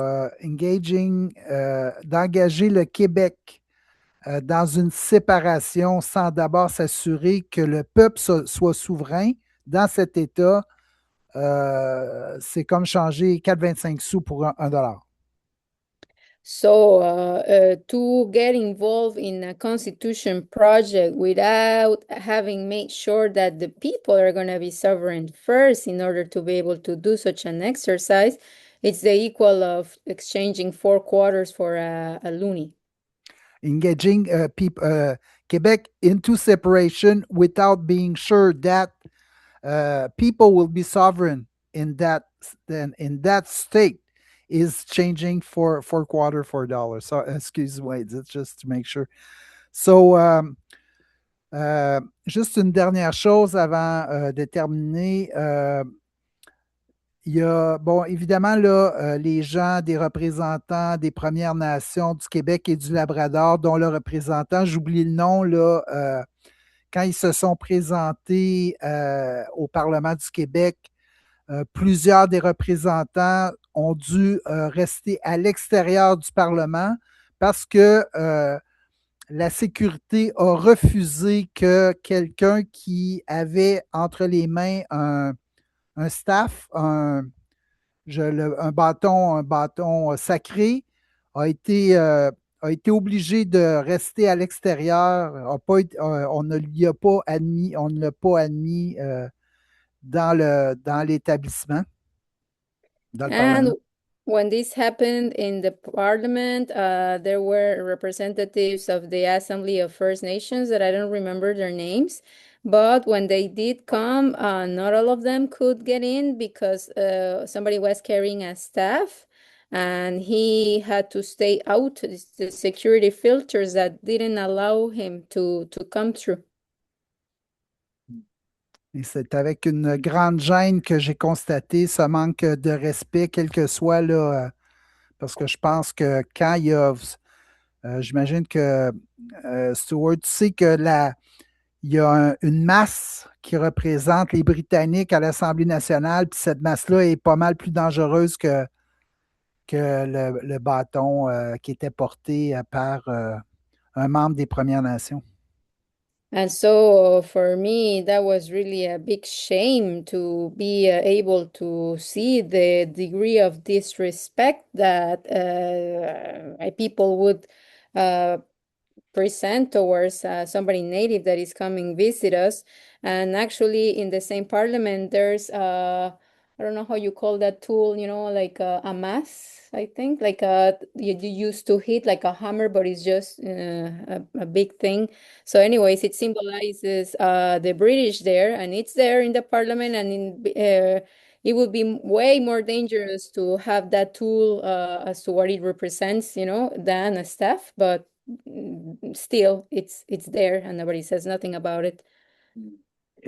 Puis j'ai été aussi, je ne sais pas si la Maison Longue connaît le grand chef Murdoch, le grand chef des cris, qui a été aussi présent. Puis j'ai entendu beaucoup de sagesse de ses paroles qui ont été énoncées là, dans le cadre des auditions sur le projet de constitution. Alors, je voulais simplement partager ça à la Maison Longue. Oui, évidemment, là, je vais entrer en contact avec les donneuses de vie, là, puis la Maison Longue plus régulièrement au cours des prochaines semaines pour voir comment on peut arrimer des activités, des actions là, qui nous permettraient d'asseoir un maximum de personnes ensemble pour poursuivre sur la voie de la réconciliation. And so another question that I had is that I don't know if you have heard of this Chief Murdo, that is I think a Cree, and that he was part of these consultations that took place. And if not, well, I just want to say that I am going to be in touch more with the life givers and with the Longhouse during the following weeks as to see how can we organize a way into which as many people as possible can sit along to discuss all about this. Very good. No, I didn't hear anything about this guy. But AFN, I mean, you know my position on the AFN, that's the Assembly of Foolish No. Natives. He was not with with that group. It's the chief. He was by himself, and it's the Grand Chief of the Crees, way up north. But anyway, I was really impressed by his word and his wisdom. Anyway. Okay, something connected to this, Edith, that thing that I just got, can we share the event that there's an event going on right now. It's an online event, It's sponsored by the government of Canada, and it's like a consultation process, sort of, with Native people. We attended yesterday, and we couldn't make it today, but there's going to be part of it tomorrow that we're going to attend also. Anyways, within this event, yesterday, we're talking about Constitution, all this kind of stuff, and it led to me presenting or saying to them, to the non-native people, you gotta identify a constitution. You gotta it identifies who and what you are. Like, say, for me, the Ganyangahaga, that you know that we're the people of the flint, we're the people of the corn, we carry the great law of peace. We're the people of the tobacco. So all these different things that that are identified, we're the people of. Then this tells you what you are, what you represent in this world. And what I said to the non-native people there is, please tell us what you mean, what you are in this world, what you represent. The non-native people do not know. Like, ask any person, one person, you tell me, what do you mean in this world? What do you represent? What is your purpose? Then you see, collectively, the people of so-called Canada, they cannot identify what they are, what they mean, what is their purpose.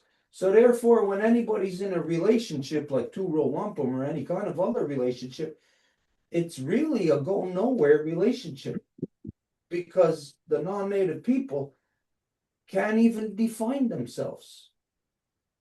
They're without a collective purpose.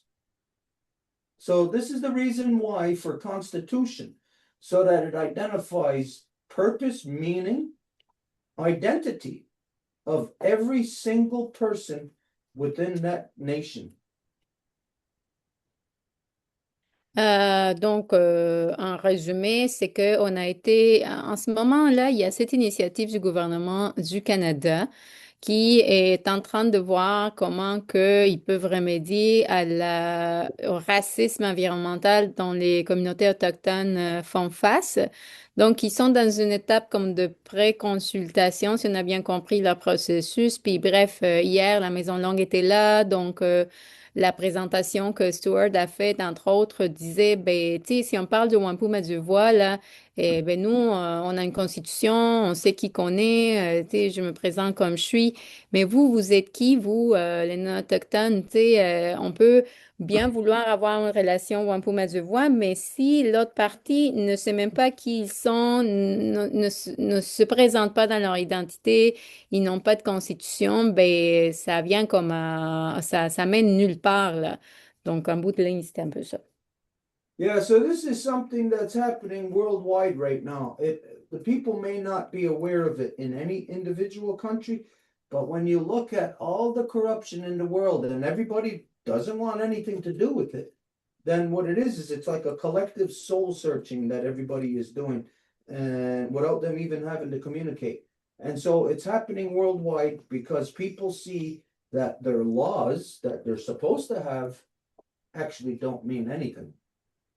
Et ben ici, en ce moment, il y a vraiment comme un aspect plus global, excusez, ou un peu comme si ça arrive de plus en plus, là, c'est que le monde dans son ensemble est vraiment comme dans une espèce de recherche de son esprit, parce que tout le monde peut voir le grand degré de corruption qu'il y a partout, donc ils cherchent une solution, sauf que, tu sais, les outils ou en fait les solutions ne sont pas nécessairement là, mais tout le monde en est à la recherche.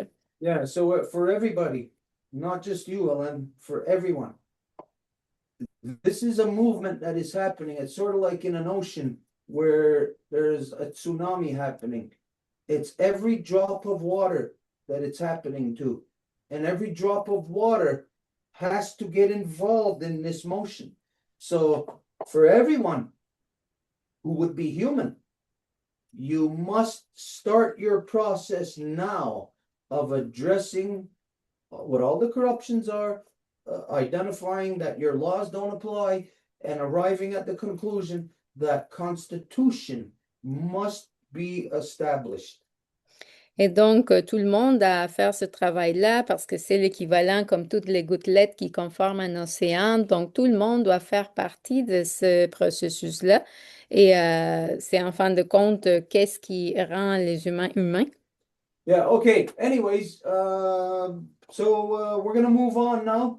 I see there's two other people got their hand up. I don't know who it is, but so anyways, let's go to whoever had their hand up first. Donc, on va continuer. On voit qu'il y a deux autres personnes qui ont levé la main. Donc, il y a Lucie et Jeannette. Donc, on va y aller. It's Lucy and Janet. Alors, bonjour. I will present myself. I'm Lucy. My mother is Thérèse. My grandmother are Anita and Jeanne-Isabelle. So I want to tell Alain that I think he was talking about Francis Véro-Paul, the chief from First Nation Quebec Labrador. Is it the guy that you didn't remember the name? Yes, No. yeah. Okay, me too. He was young and have I think he's a good person that I love what he said. I listened to him at the assembly. And for the memoir, memories. So I know that that guy was, how can I say that? He was it the young man that talked about the First Nation, and he didn't, people didn't came in because you have, le bâton de parole. The speaking staff? How do you tell it in English? Speaking staff? Do we say Yeah, that? bâton de parole.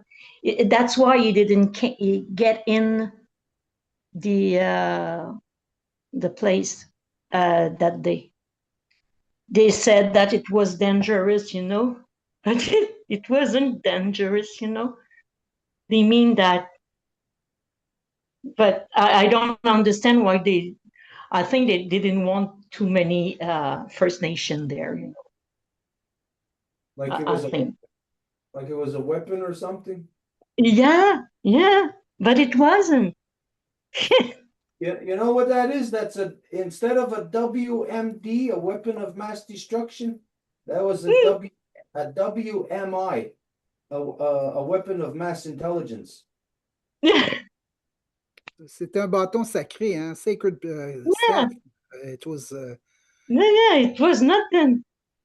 Anyway, and I want to say to Alain that I think it's good to bring a lot of people listen to the Wampum, because when they will hear what we heard those last years, because they will understand more and more. People who don't know what is the Wampum doesn't understand, sure, but when it's explained in good words and with the good people, they have the truth of Wampum. And I think it's important to bring more and more people to listen to that. They will maybe change their mind like us we did, because when we get the first time, we didn't understand, and you say, oh, I don't know what it is. And then more and more we listen, more and more we get in. So we have to stop saying, oh, I know maybe these people maybe cannot do that. We have to be open. If it doesn't go well, this is not our problem. This is the problem of the person who doesn't understand, He doesn't understand, he doesn't understand. So I think we have to, see how they take it. And after, we will see what we will do, which people we will be. So I don't know. I think it's good to bring more and more people to listen to what is the Wampum with the Longhouse, because the Longhouse have the right word, and if people have questions to ask, they are at the right place to have the right answer. This is what I think. But I don't understand your point telling me that. I don't see why you're Because you saying. talk sometimes from the ACCQ this and the ACCQ that, and it's hurting me a little bit, not because I love them or what, because you bring me there to work with them, and then you always talk like, oh, ACCQ, maybe this, you know, I think it's not, we have to be open mind in those things, and let maybe if you have a bad, how can I say, a bad experience over there, I think let people see who will be there, and if they're not at the right place, they will know right away and they will go. But we don't have to say that people maybe doesn't be good to be there, or you know what I mean? J'ai Because jamais dit ça. I we never can, said anything like that, Lucia. no, That's but not that was not my point at all. no, You're but saying anything. What I'm saying is that I was that's not at all what I was saying. So okay. you're Because mixing it's things not the up first time again. that I heard that, and I don't understand. That's why No, I know. I I prefer know to that tell you don't you. understand. I see you don't understand. But Okay, but that this is what I feel. I just tell you what I feel. I don't All right. feel. I see and I know. That's different with you. But no Yeah, problem. maybe. But I had, I don't know. When I did go there, I saw nice people. So some people are nice. So I've they never have, said they're not you nice know. people. And But what? But nobody I have ever don't said. understand why you say that. Anyway, it's all right. I just want to tell you, because you say that maybe a person, you say that maybe a person is in a politics thing. I don't know. Who is Okay, it? okay, that's another thing. La You CCQ is say that. okay. I'm just gonna make sure that Stuart understand exactly what I was telling. La CCQ is a non-participate, une organisation non partisane. Mhm. Puis en ce moment, elle est dans son organisation non partisane, il y a de la partisanerie, il y a des organisations partisanes. Il y a des gens qui sont dans des organisations partisanes. Comment une organisation qui se dit non partisane peut travailler dans la partisanerie? So if I there is an association or a group or that say that are with no political affiliations, but within that organization, there's people that belong to political parties, how can that organization continue saying that they are an organization without any political affiliations? oh, I never heard about politics over there. Anyway, I it's all right. understand the issue here, and the issue it isn't really an issue. It's a perception, and Mhm.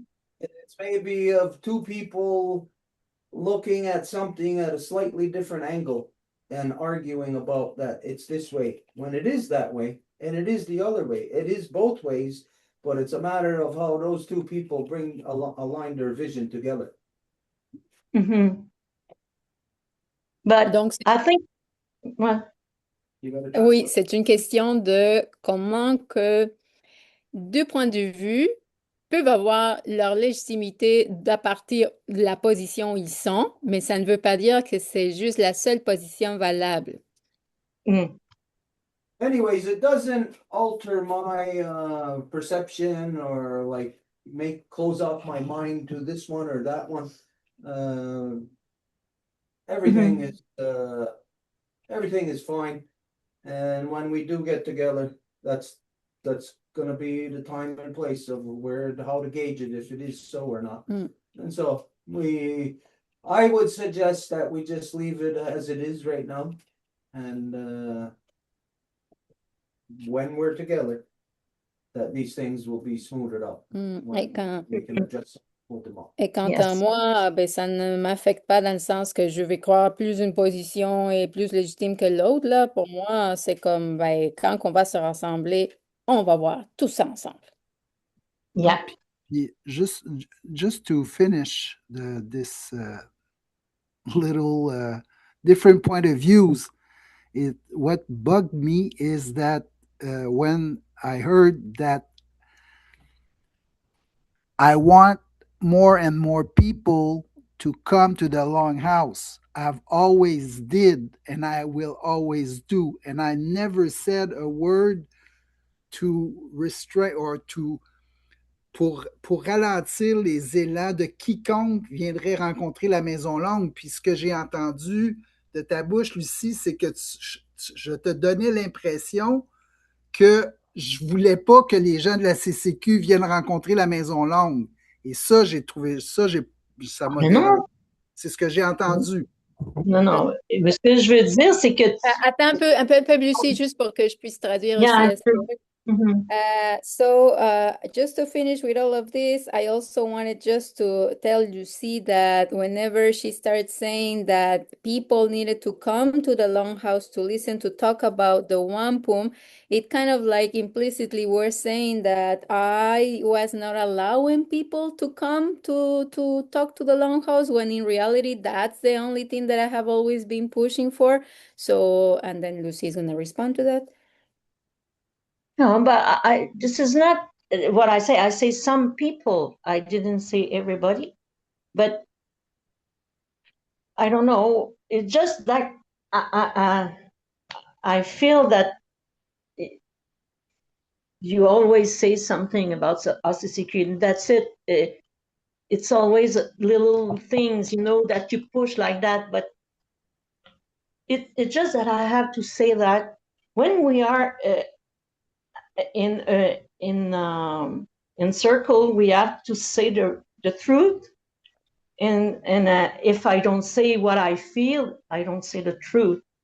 So that's why I just say that it's not about you do a good job in what you do. It's not you are, it's only that I feel that maybe I'm wrong, but I feel that there's something there, but it's all right. I just tell you that I feel that, but it's all right. I love you.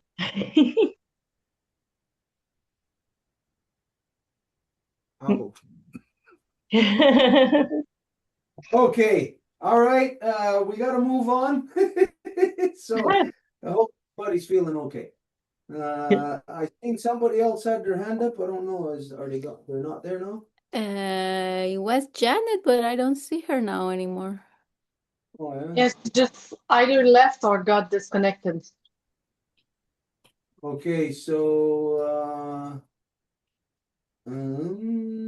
okay, if she's not there, nothing we can do.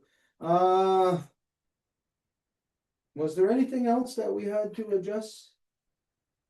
I don't think we're gonna have time anyways. There was Mary Claude was supposed to be with us tonight we were gonna give an update, like the final update on our court case lodged in the Supreme Court. But I don't know if she's here. I don't know if I'm not really feeling up to it now. It was a long night. It was a long day. I'm sore. I'm tired. Is Mary Claude here? Is Mary Claude Yes, here? yes. Yes. Mary Claude, how do you feel about doing it on Saturday? Wait, first, does anybody know? Is anybody scheduled to be with us on Saturday? Not anymore. No, right? No. So it's clear. So Saturday, we could cover that first, jump right into doing the update on the court case, if that's okay with you. Absolutely. No problem. I'll be there. Okay. Yeah, sorry about that. We knew that we had a few different people and groups scheduled tonight, and sometimes it's just timely, that these things happen and they certain things have to be addressed in a timely fashion. So the court case is still gonna be there, so we can push that back, but these other things we couldn't push back. So, okay, Saturday, we'll do the update, like the final update on on our court case in the Supreme Court. All right, if Janet's not there, if she didn't get back, then we're gonna close up for tonight. She's still not she didn't get back. No. Okay, if there's nothing else, then we're gonna close up. Mhm. All right, wow. Okay, I'll tell you, it's just to give my little assessment of things that have happened in the past week. It's a lot of things have happened. It's like a blur. One thing leads into another. It's like they're all connected, we don't get involved in trivial things, so it's not like we're gonna be talking one day about basketball and then the next day we're talking about ceremonies. No, it's all one continuous thing for us. It's all intertwined, ceremony, constitution, the political side of things, all of that. And this week, it was really how much is happening. It's like it exemplifies the transition that we're in, because everybody is bringing up this or that, one thing or another that is in line with a transition that's happening, the larger in the larger body. If you're thinking on the levels of Sky Woman, on the levels of the Waterverse, of a big body, then you know that time is relevant to that. Like we know that, like say, like for instance, a mosquito will live for 24 hours. A dog will live for anywhere from 10 to 15 to even some 17 years. A horse will live to 35 approximately, where a human will live to maybe 80 years old. So you just think on the different scales that time is relevant, but yet in your body that lives 80 years, there are things that are changing on a daily basis, like your skin cells get shed on a daily basis. So you don't have the same skin that you had even just a month ago. All of your skin is new. You don't have the same skin that you had when you were born. It's the illusion of the same skin because it's a continuous thing. So just like within our history, like our herstory here within the Longhouse,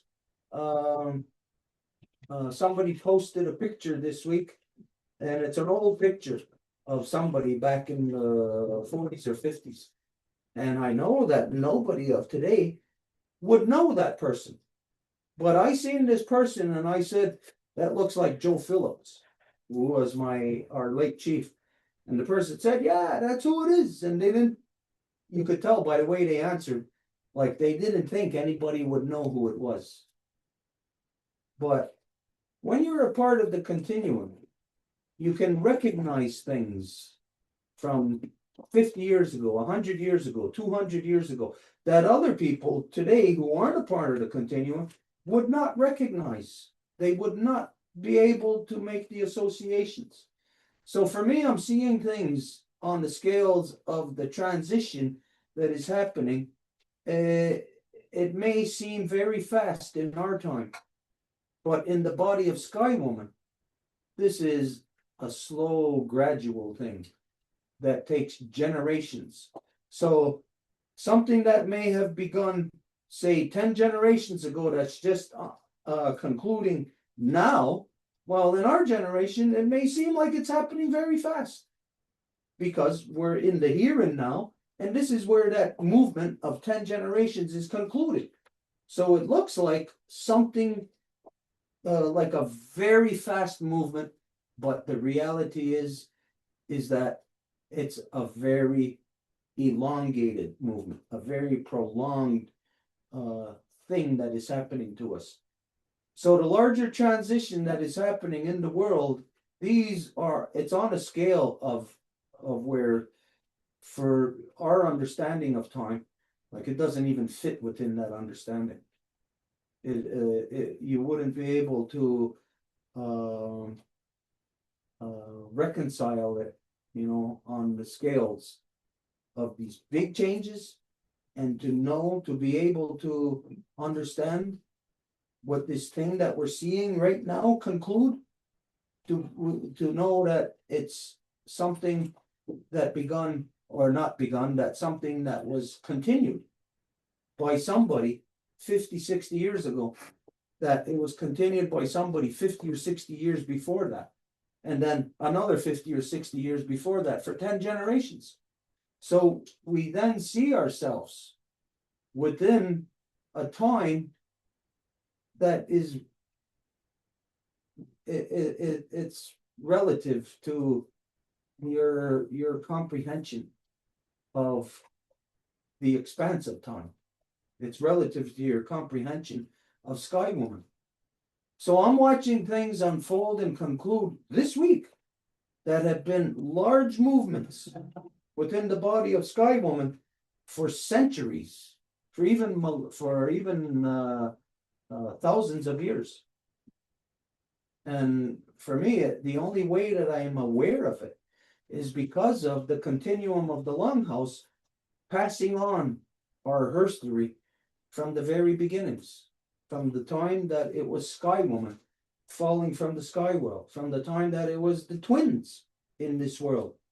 And you think of, on that scale, from Sky Woman falling from the sky world until there's twins, that could be millions of years, even billions. It's only because of our continuum of these things passed on from constantly one generation to the next that these things are comprehensible to us today. And so for me, this week, I'm just seeing big, very big things happening, very big things concluding. And I know how fortunate I am. I was thinking that why here in Ganawagi, why is it that there is nobody now that you can go to even have a conversation about great law of peace? Oh, you can talk about great law of peace by just saying it, but people who understand it, people who can represent it, people who can teach it, who can answer any question from the end and connect it to the beginning and all points in between. Today, you can't have a conversation like that with anyone here in Ganawagi.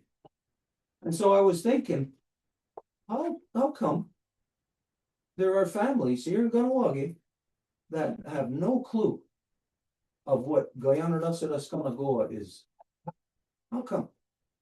No clue other than the reference. Great law of peace, everybody knows that. Yeah, great law of peace, according to great law of peace, this or that, or great law of peace says, but nobody knows what they're talking about. How come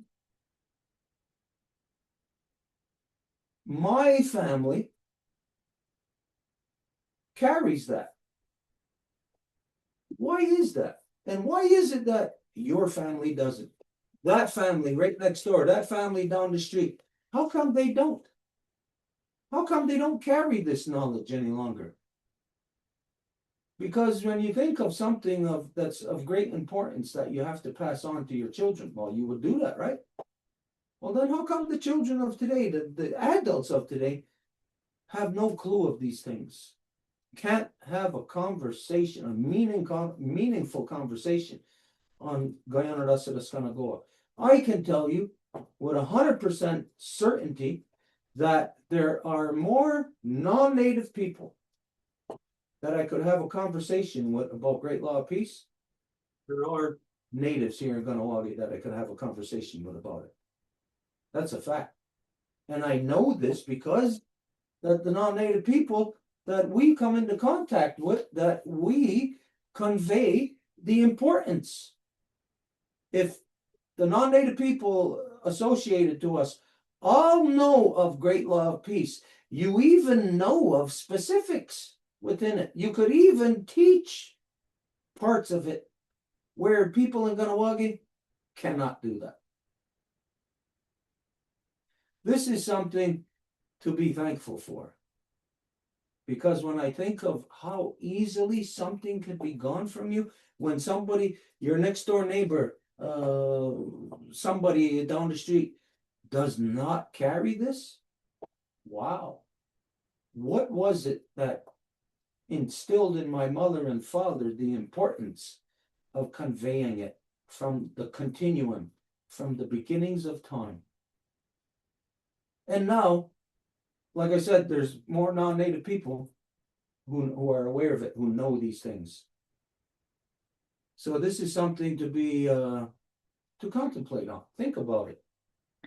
For those of you, like when I ask a question about Great Law of Peace, something, I know that people from Ganawagi here, they can't answer these questions. But the people that we have shared with, that we have taught, trained them in Great Law of Peace, you could answer that question just like that. Boom, right off the top of your head. You already know the answer. It's on the tip of your tongue. Where people here in Ganawagi, they got to scratch their head. They got to go thinking. They got to go looking, and they still won't get it. Wow. I give thanks for my mother, my father,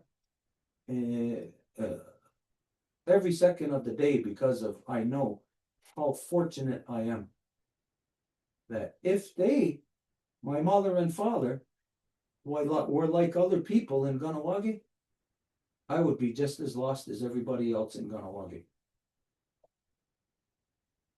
That's something to give thanks for. Okay, so we're gonna close up then. Janet just came back. Oh, okay. Yeah, okay, Janet, if you're there, we seen that you had your hand up, so floor is yours. No. So Janet Jungiat, Teresa Yundajat, Agetni Staha, Gunha, Kajichawanta, Yundajat, Ne Aksot Gunha, Ji Ganyangeha, Iwako Hunjoda, Gayoko Hono, Ohwanja, Digidoro Nunwa, Nekji Kanono, Nidiwagenun, Sego Sewaguego. I just introduced myself in the language of the Ganyangeha Ungwahome, and in the matrilineal way. My mother is Teresa. Gajitawanta is my grandma from Gonawake, and Waxka Lewage with Bear Clan. I'm currently in the Gayokono or Cayuga territory, and I came up from New York City.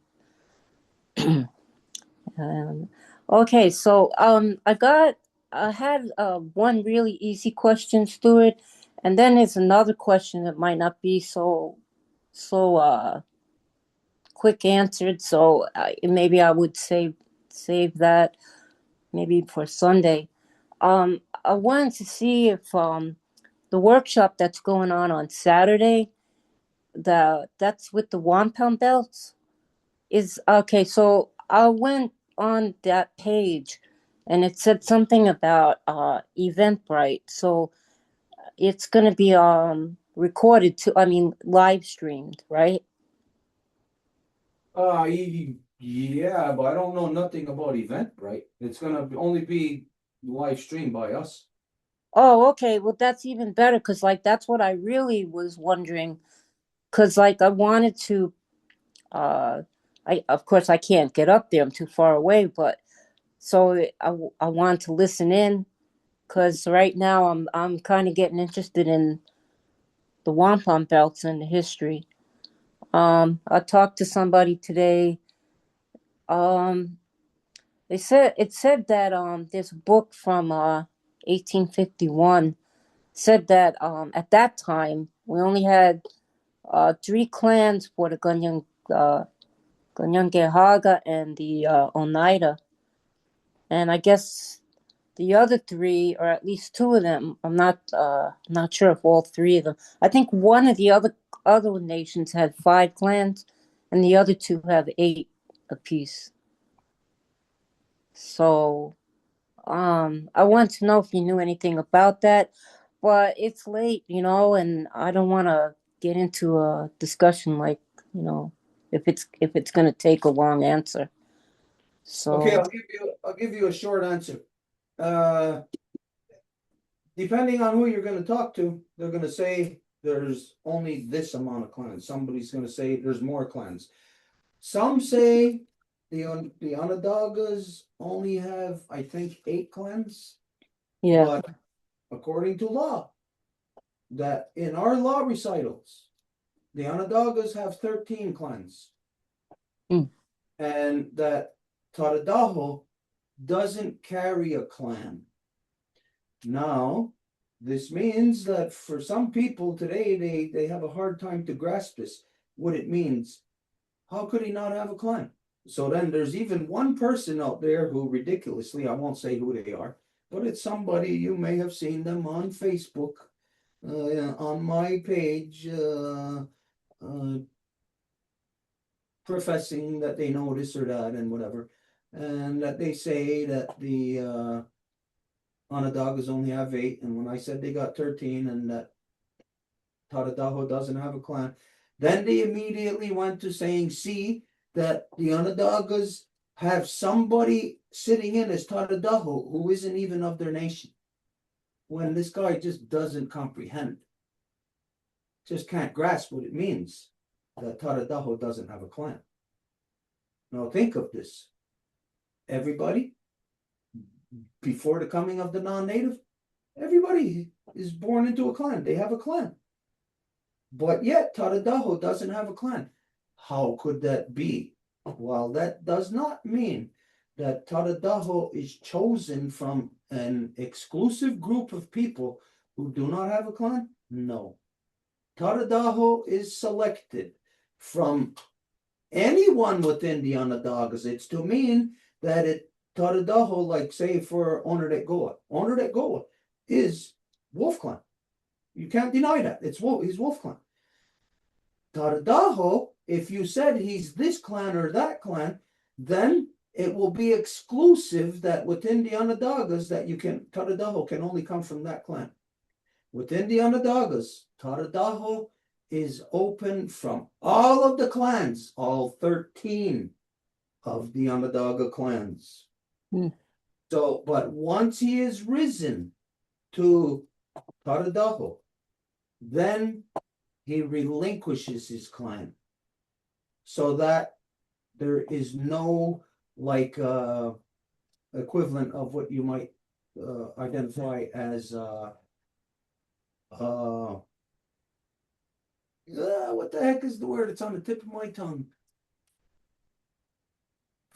When it's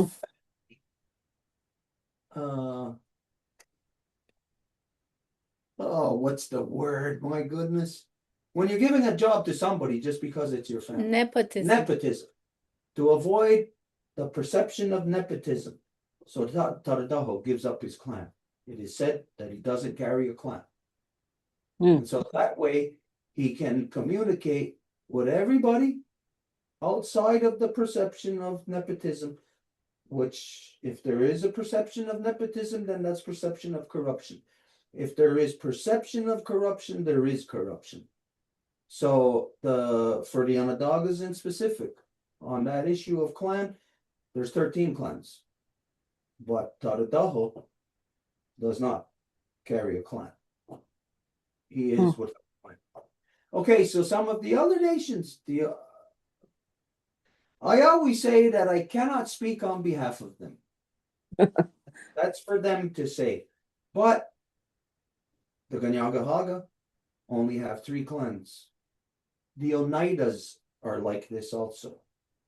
Now the Cayugas and Senecas, they got different amounts of clans, and this is right now off the top of my head, I can't remember how many clans there are within the Cayugas and Senecas, but anybody who believes in condolence cane, all you got to do is look on condolence cane and then count. But then they got 50, but law only has 48. So this is where, kind of like what was just being discussed with Alan and Lucy, about once you're in law recital, it becomes, if you're an adult and you're in law recital, it becomes hard to comprehend these things. This is the reason why that a person must grow up in it. You must be born into it, live in it for 3 generations before any person is eligible, any line is eligible to hold title. Must be 3 generations. Because this means if it's 3 generations unbroken line, then that means that you were born into it for 3 times, where it's intrinsic into you. Because sometimes if you hear the verbal law, it's hard to understand how to apply it. That's where you got to be born into it, because then this is where people don't comprehend that the application of law, let's say in reference to clans. Okay, let's see, what might be an issue in reference to clans? Hung about the neck. Okay, so hung about the neck, it's not understood by people today. You got to live it, because then you'll understand that it's in relation to the bowl game. That it means it's in relation to the ceremony. And then that tells you that, well, which bowl game and which ceremony? As you know, bowl games, there's 2 different kinds. There's the big one, and then there's the little one. And the little one, you could actually say that, well, the little one is the big one, and the big ones are the little ones. When you understand what people say the little bowl game is, because it's the bowl game at this time of year that is the balance between the life giver and the life protector. And so the application of law of hung about the neck clan title, like my 2 sons, they carry hung about the neck. The people of today do not understand that. But when you are in the ceremony living it, it becomes something that is intrinsicated into you. Then when you hear the verbal, the oral of law, then it becomes understandable in the fiber of your being if you've been 3 generations in those ceremonies. Sometimes you'll hear me ask a question and I'll say, anybody here can answer it? And most of the time, it's only Edith or Angel that could answer it, because they've sat in on law recitals. And after sitting in law recitals and sitting in the ceremony, which is the application of the law recital, then that thing that maybe couldn't be comprehended just hearing the oral part of it, or even just the ceremony side of it, When you put the two of them together, then it's comprehensible. It's sort of like in those cartoons where somebody's got a half a ring, and they put the two rings together and boom, there's a superpower. There is a superpower when you can align ceremony with Guyana Dasanaskanagoa, with Constitution. Because what that superpower is I'll identify it as the equivalent of the Woman's Nation belt, the Life Givers Nation belt, of that ceremony and law on your own. If you got to go into just one thing, yeah, it might not be comprehensible. But if you are connected to both all the time and you are staying in balance between the two of those, meaning you're in the ceremony, you're in law recital, then the thing that your average person couldn't comprehend becomes completely comprehensible. So, and as far as the clans, the amounts of clans, this is where people don't understand because of the alignment of law with those clans. Because today, the majority of people are of the belief that the clan system only came about since the time of the white man was here, and even the Great Law of Peace. These idiots say that the Great Law of Peace was only formulated since the time the white man was here. My goodness, imagine if you had to form a Great Law of Peace while the white man is here, it would never happen. It's impossible. Mm. So the people today can't comprehend it because they're only hearing stuff that like law. They're only hearing it without ever actually sitting in ceremony of the application of it. So this is the thing that where you're going to hear whatever, from different people, and yeah, they'll have debates on it, position of law, without ever sitting in ceremony. You cannot have a debate on a perception of law without ever sitting in the ceremony. It's impossible.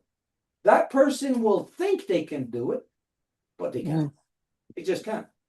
It's like a person who's gone to school for, I don't know, some vocation, having a conversation with somebody who went to school for that vocation and then who went into the field and actually worked in that field. And then, as you know, that sometimes there's stuff that you learned in school that that's a waste of time to the field that you're actually in. That applying those teachings from, say, high school, like, say, a lot of people say, why did I learn trigonometry or whatever, geometry? Why did I learn that? Doesn't apply, doesn't mean anything to driving a bus, but it actually does. Because driving a bus, geometry applies to it, to know how to make a turn in a long vehicle, but it's then the person who sat in those teachings and then actually drove the bus, they're going to have a different understanding. Not that teachings were not necessary, but they're going to have a different understanding than the person who never drove the bus, but received all of the teachings.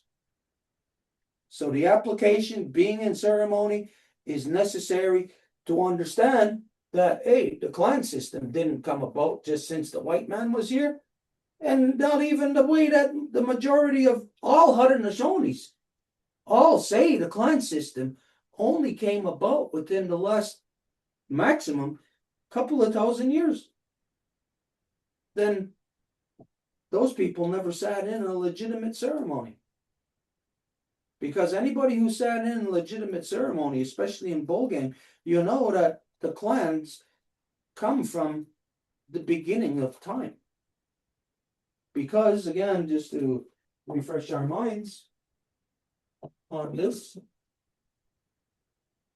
the clans are embedded. They are ingrained in the turtle's back. And this turtle swam out of the murky substance, came out of this, and which is basically it's telling you that we all come from that sacred tree. We were all formed of that. So that sacred tree goes all the way back to the beginnings of anything. And so the clan system, turtle, wolf, and bear, is there right from the beginnings. It wasn't created by us. It wasn't adopted by us for all the stupid reasons that Haudenosaunees tell you today when they're telling you about the origins of the clans. They're telling you that in relation to saying the wheel, they're telling you that the wheel was invented when cars were invented, when cars were created.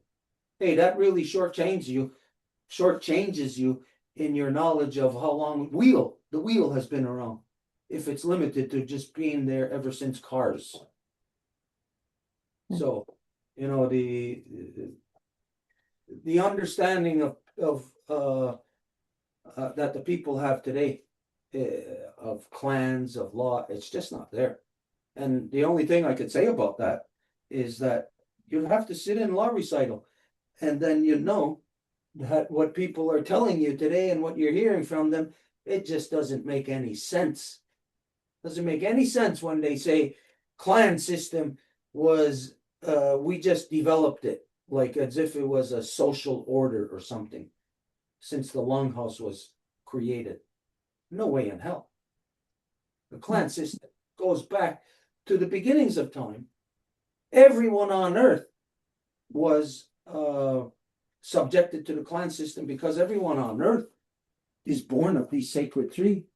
It's not that anybody is going to be of anything different. We're all of the same thing. Okay, I don't know if that answers, probably doesn't answer your question. I think Well, in a way it does, because I was thinking about this. Someone talked briefly about the clans, and then they said that Tadadaho is supposed to be Bear Clan. And I thought I had heard in one of your Zooms in the past that he didn't have a clan, but my memory's so bad, so I just I really couldn't really say anything. So, but it got me to thinking, because like turtle, bear, and wolf, I'm familiar with what you've been conveying, which you just did now with showing the turtle's back, and then when you apply that to physics, it makes complete sense. And you can't deny it, physics, that's natural law.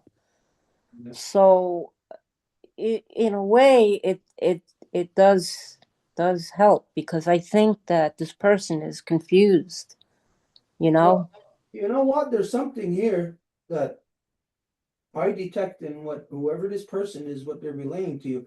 This is male dominance. Yes. Oh my God, that's funny you said that. They are, whoever this person is, that's a misogynist. They're male dominant, and they're actually not just male dominant because that's what was there, the structure that's there before them. They're that by choice, because the thing here that is the indicator for this for me, for anybody to say that Tadadaho is a bear clan, well, the only thing that can be associated with in the reality of the Whiskey Hunzage is that the mother, the life giver who stood on the warpath, she was an Onondaga. And she was a bear clan. But Tadadaho, he was not a bear clan. Not at all. He was somebody that wasn't even like accepted or wanted around, or nobody, he wasn't around the people. He was completely separated from the people. where I say it's male dominance is because the woman, the life giver that stopped war was Bear Clan, and she was made by the Gunawida. Now she called on the Gunawida to come and to fix the things. Come and fix it. It's broken. Come and fix it. So he came to fix it, and when he came to answer her call, he then, after the work was completed of the formation, because he met her at the very beginnings of the formation, and then when it was all completed, then he established her as the mother of our nations, because she is the one that gave of herself, stood on the warpath to stop men from warring. Now, when they say Taradaho was a bear clan, you can see that the male dominance is that they're trying to steal the truth of that. It's not the male who's the medicine clan. It was her, the life giver, Jagunsaze, who was the medicine clan. Taradaho, not a bear clan. No, wait. And it's not to say that he couldn't be a bear clan, but that it's to identify that Taradaho, again, does not have a clan, to remove the perceptions of nepotism, that nobody's connected to him, that no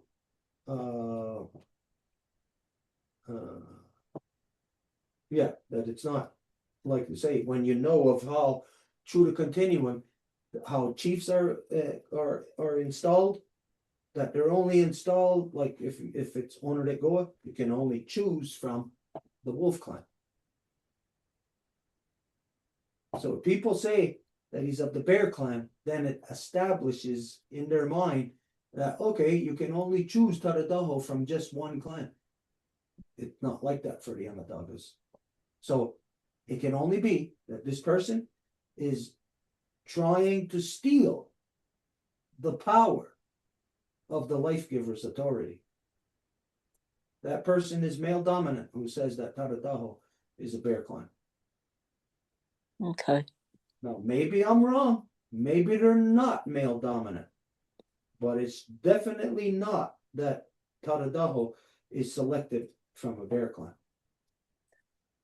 I have a sneaky feeling, actually more than that, but I'm just amazed, but I believe you're right. So I'll just leave it at that. Okay, So, well, the other yeah. thing that you said might be too big. What? Oh, this was part of it.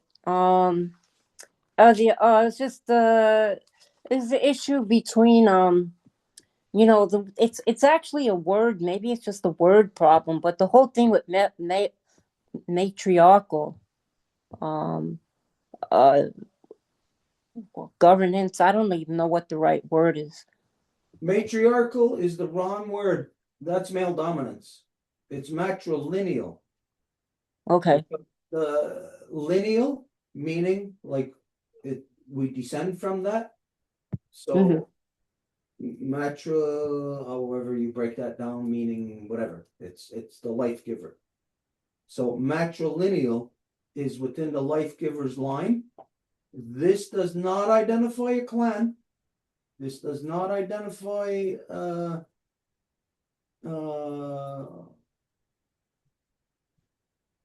it can't be isolated to a clan. When it's matrilineal, it's from the woman, from the life givers. So the clans stem from them. So matrilineal, let's just look at this. Okay, so there's this one first, then this one, then this one. Goes counterclockwise. So this one gives birth to this one, gave birth to the both of them, but they're not at the same time, and they're different strains actually, because on this level, knowing that it's Sky Woman's dream, then we're talking about as this is a seed, then like any seed, it has its duality, its two polarities. So the seed in this case is Sky Woman's mind. So one side of her mind and the other side of her mind are two opposite clans. So the clans come right from the splitting of the first seed, which is her coming into being.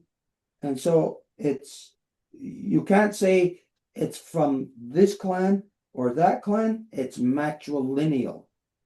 It Yeah. comes from the life giver. But matriarchal is like as if to say she's the boss. She is the boss, but she's not the boss in the sense that she's the boss. She's the boss in the sense that we acknowledge her as the boss. If she was just came out and she's the boss, then that's matriarchy. Just like in the non-native world, queens and stuff like that, they got matriarchy. And a matriarchy is the exact same thing as what do you call the male?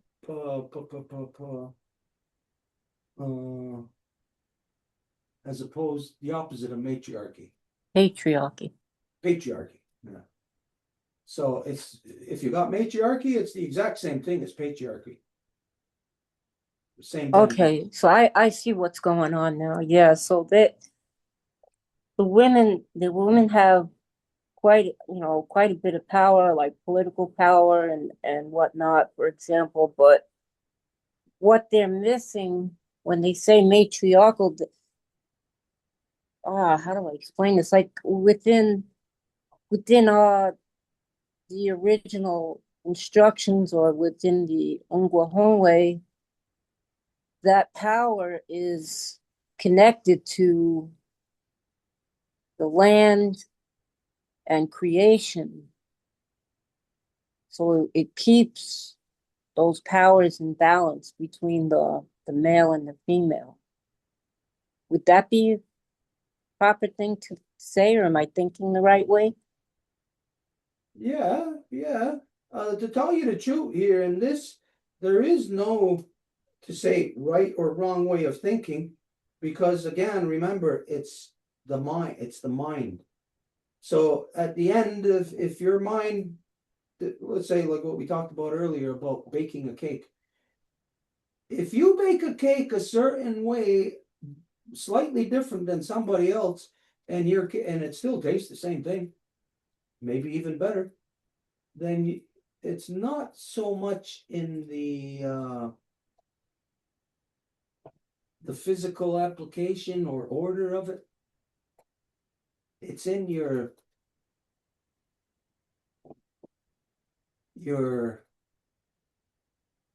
spiritual understanding of it. Yeah, I think I know what you're saying. Like kind of like spiritual or kind of like situational too.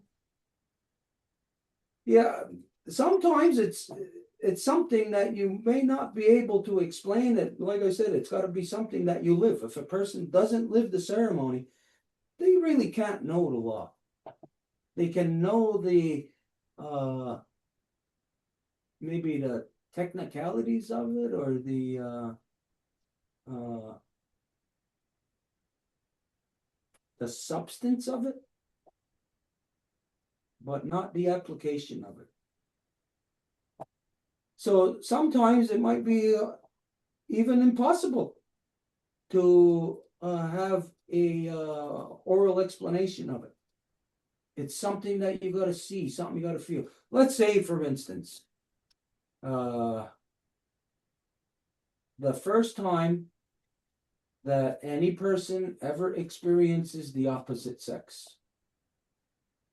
There's no way we can give an explanation of that, because if I give an explanation of it, it could be to somebody else, it could be yes, and then to another person it could be yes plus so much more, or to somebody else it could be less than their yes, what they're agreeing to. you know, and to them, it might be, wow, you said a lot more than what I comprehended. So the relationship with love.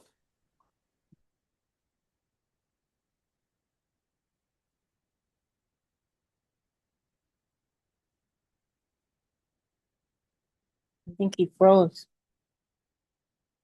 Yeah. Yeah, so I don't know where we got cut off, but I'll leave it at this. It's your relationship with love and how you understand it.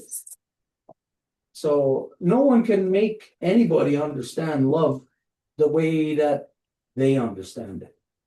The most that we can do is hope that you understand love the same way that I do, that the person that you're in love with understands love the same way that you do, so that there ain't going to be any shortcomings or too much and you're going to be left behind or whatever, you know. So the relationship with love is the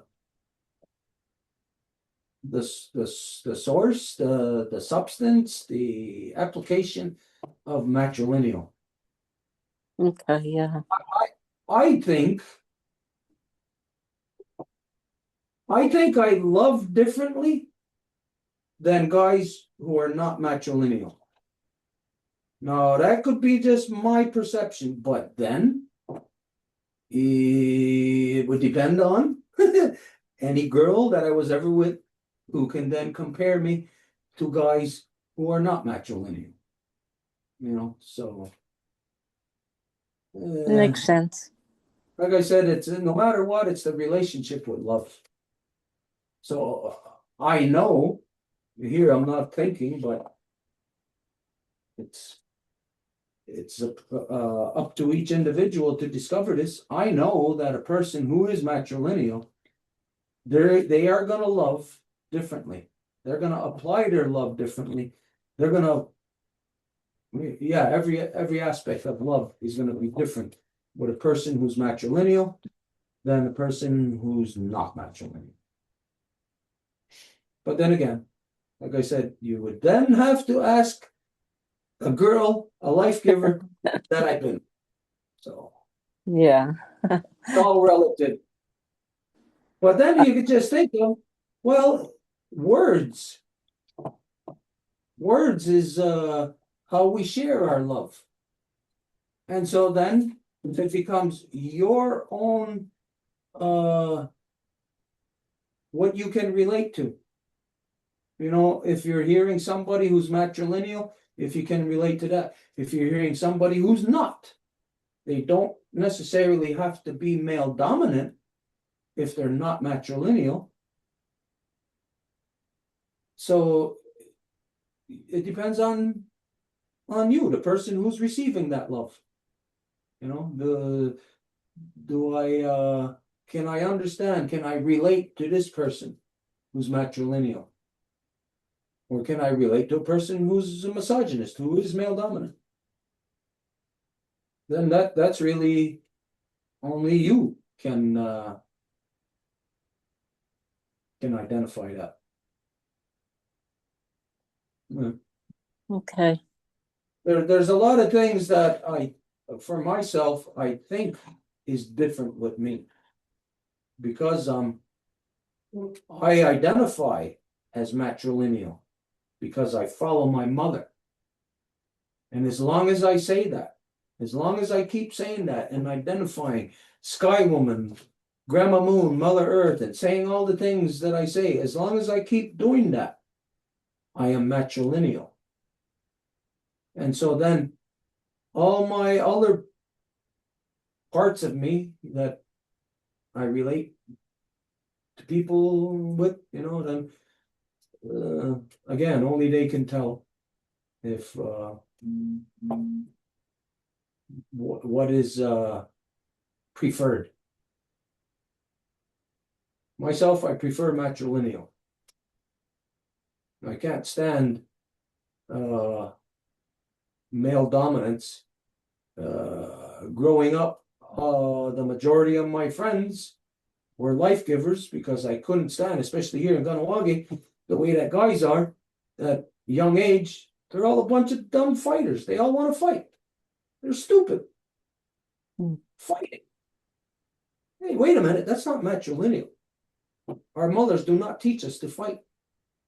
So all the guys in Ganawagi all had their heads up their rear ends, fighting just like the white men.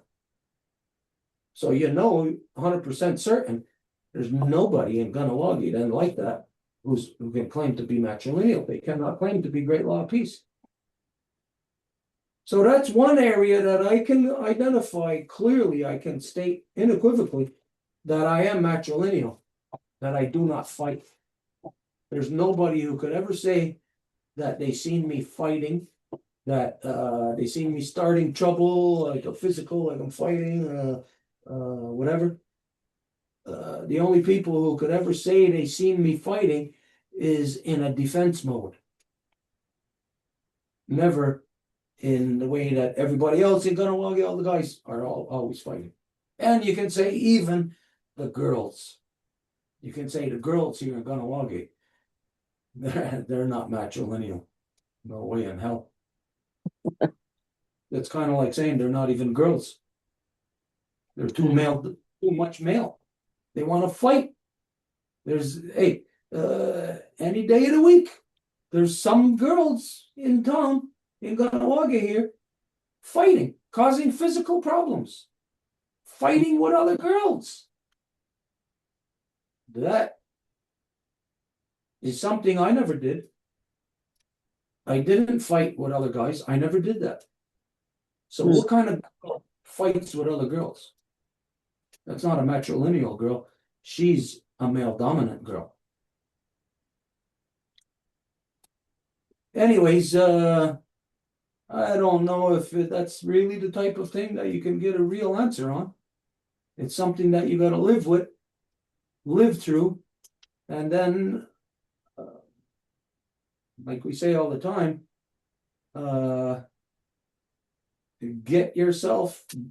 organize yourself with like-minded people. So I don't know if you can find any matrilineal guys out there that you can relate to.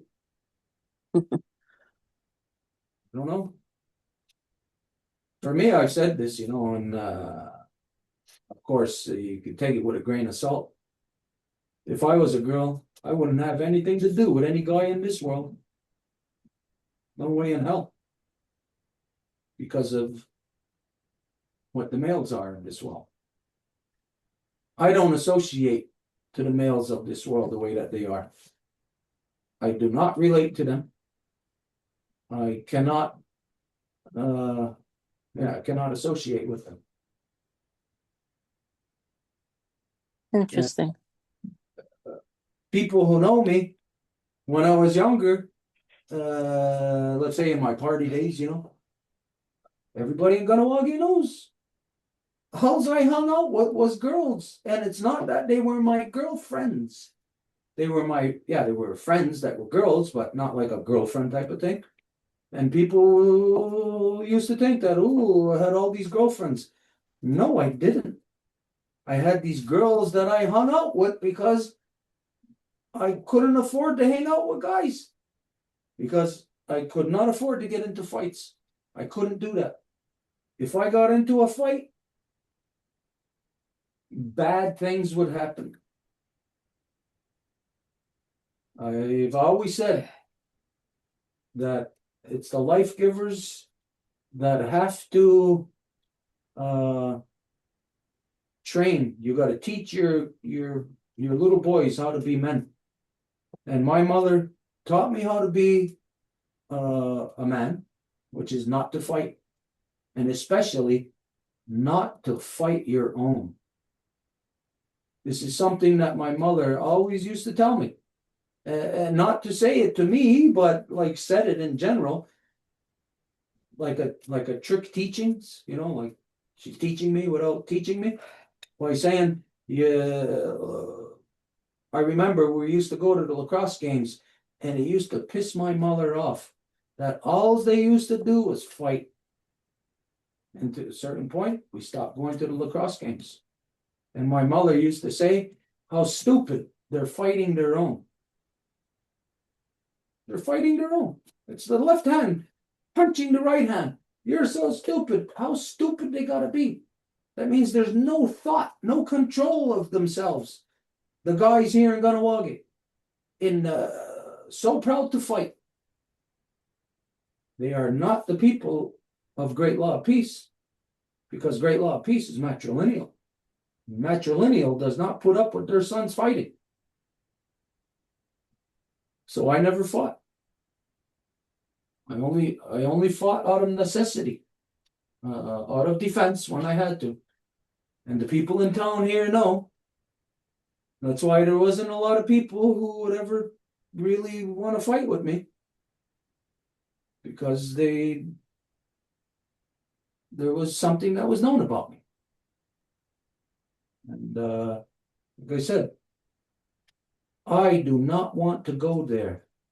Because if I go there, I know what I can do. I know what I'm capable of. I don't want to go there. So a guy in this world cannot be anything but matrilineal.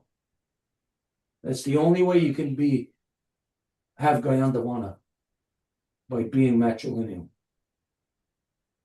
Can't fight. One fight when you're young is going to stick with you all throughout your continuum, not just in this lifetime. It's going to set the stage for you throughout your continuum.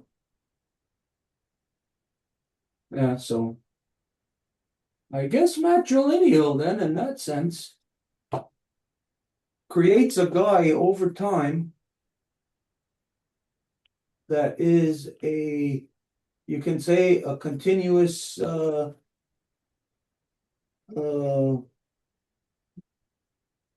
work. I'll say work of art, because to be at peace, this is the ultimate human artistry. To achieve peace, to apply it, to be it, to teach it, to live within it. Our people were the ultimate artists, the ultimate living artists, and what they were, their field of expertise in the arts was love. When you put up a man as a chief, the words are, look how splendid he looks, to all the people. How splendid he is. And all the people are observing this man who is a man of peace.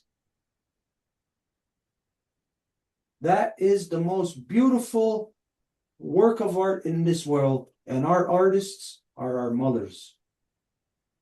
And if any guy in this world is not that canvas for their mother, they're not matrilineal.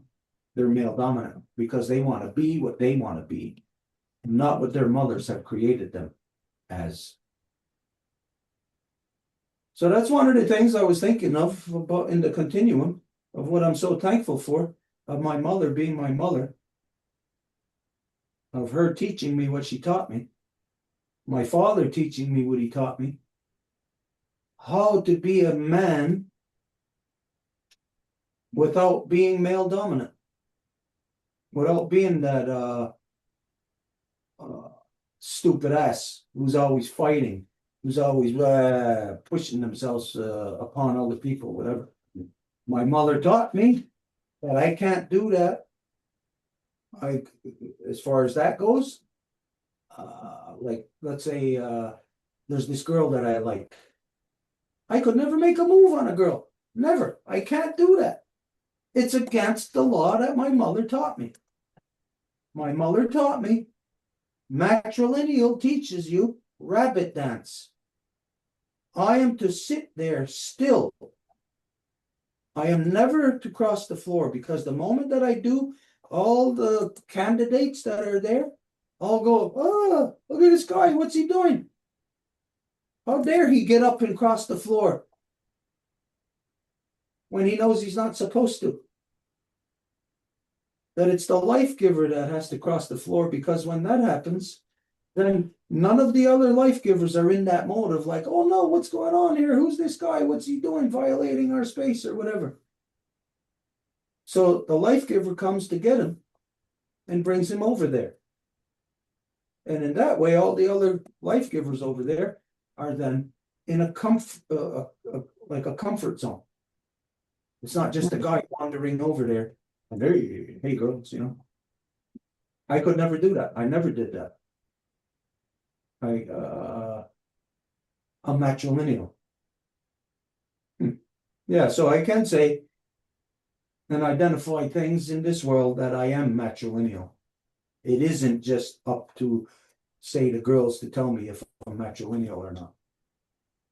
But what if a girl doesn't know that, what matrilineal is?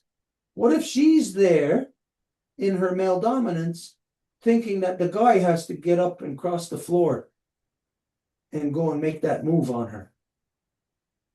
What if she doesn't know that she's got the power and the freedom, that it's her to initiate? And what if she doesn't know that? Then nothing ever happens. Then there'll be sadness in this world.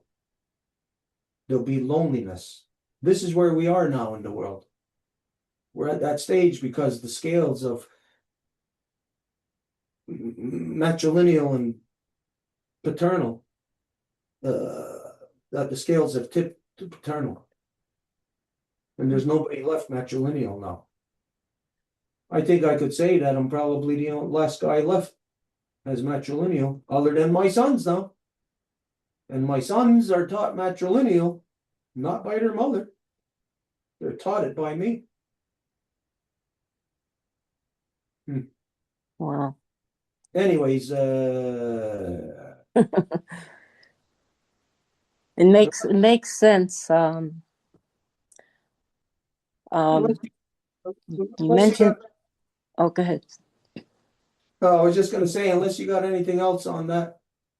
I'll just say, I'll backtrack a little and I'll end it with this. You mentioned about being thankful to your mom and your dad. And even though my father, I don't know anything about, he's Gyorlansa, from the non-native. But I'm grateful, I'm thankful that my mom is Ganyangeha, because that's what's kept me in the position where I am right now, like sitting here talking to you and, whoever is on here. And, continuing the teachings and the truths about, everything. And that's one thing that I've noticed amongst the people when you talked about the people being artists of love, and peace. And that's what I'm finding, even though I'm far away with, but having contact through different Zooms and this and that. And when I do get to go up north, a couple times a year, sometimes maybe more, but despite all the patriarchy I see, I still can see the matrilineal and that peace that you can see in that's been interwoven in the culture. Still, it's still there somewhere, But yeah, there's a lot. I see a lot of patriarchy, and I've withdrawn from that part of my life. That, yeah, I would love to have a companion, but what I've seen and what I've gone through, I made a solid choice to withdraw from that. And I'm not gay. And that's another person's choice if that's the road they go down. But it's the patriarchy is it's just no good. You know? It's got everything confuddled. I see more and more life givers like introverting, forgetting about the other. They don't want, because the guys are just disgusting in this world. And I think of the physical side of this, just the physical realities. I can see how girls get disgusted with us as we get older, because even myself, like, I think, like, as we get older, guys, we turn ugly, like just hairy, like, oh my goodness, where'd all this hair come from? All of a sudden, you got to start grooming. You got to start trimming hairs, pulling hair out of your ears, pulling hair out of your nostrils, and everywhere else that you don't get hair. And then other things that develop, or undeveloped from you, that you just turn, like, on that sense of like a guy and girl, like, it'd be a turnoff. Like, you could see why, yeah, girls would move away from that. But I'll say this. Something I've been taught about matrilineal and about love. I've been taught this from Curry, and I know that he got this from his mom. And Curry is the only person I've ever heard say this, utilize this. When he's here and he's leaving, he says, "Gananunqua." Ooh, wait a minute. Everybody else would say, they might laugh and say, that's something, a guy saying that to a guy. They'll look down on that. But like we said, that we are the Ganyangahaga, all original peoples, artists of love in this world, of keeping the love. That if, let's say, if in our past there was 10 bits of love that was built, well, we don't want to lose any of that. We don't want to go down to 5. We don't want to go down to 1. We want to actually expand. If 10 was left for us from all our ancestors, then we want to make 11 for our next generation, so that they can make 12 and add and add and add. So the thing that Curry taught me, and what I'm going to say right now, this is what I'm going to do. I've actually never thought about this. And it's only been to Curry that I've ever said this in my life. To any guy outside of Ranahahawi or Rarakoyesu, my sons, or even my father, which I've only said this once to him. And after that, I said, I'll never say it again. And that's to say, Gananukwa. That now, from right now, I'm going to say Gananukwa to you, to the people of meaning.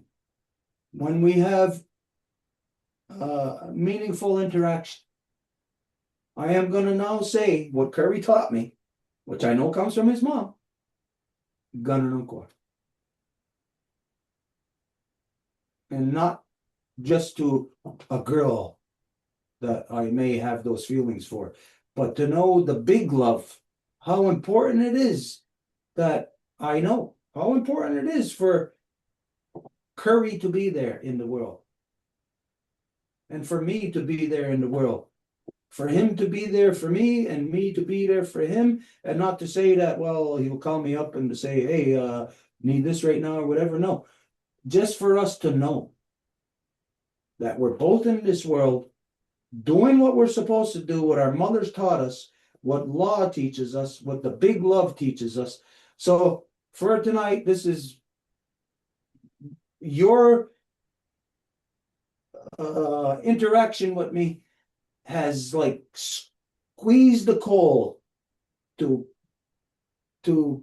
reveal this diamond. And I'm going to now apply it in my life. And I'm going to say those words. Gananunqua. So the first one I'll say it to you, too, is I'll say it to you, Janet. I'll say that we are on this level of that we have just whittled away at this rock, this stone, to get to the love. Yeah. And so I'm gonna say this now. Be prepared, everybody. Unless we're talking about basketball or something stupid or going to the movies or something, well, then I won't say that. But when we're in things of meaning, purposeful, then I'm gonna do that from now on. I'm gonna say Gananunqua also. Okay. So I can say right now that as thankful as I am for my mother and father, I can now see the thankfulness of Curry's mother and father. Because that's where it squeezes out from. The chunk of coal that Curry is in this world, the chunk of coal that I am, you whittle away at it, pressure until you get the diamond. And that diamond is the love, the big love. So I'll leave it at that. Just Okay. keep babbling, but I'll say Gananunqua to you, Janet.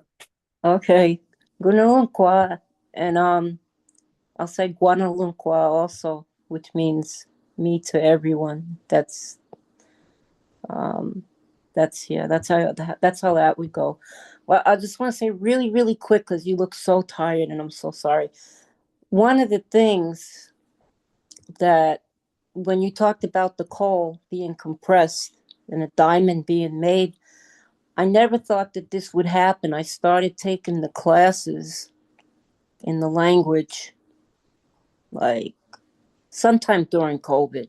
And what I've learned, what I've gone through, which I never thought would happen, is that I got compressed, for that diamond to be formed, and I'm not the person that I was 3-4 years ago, or even when I first met you guys, and that's that love that's in the, like you said, the artistry of the Ngwahunwe.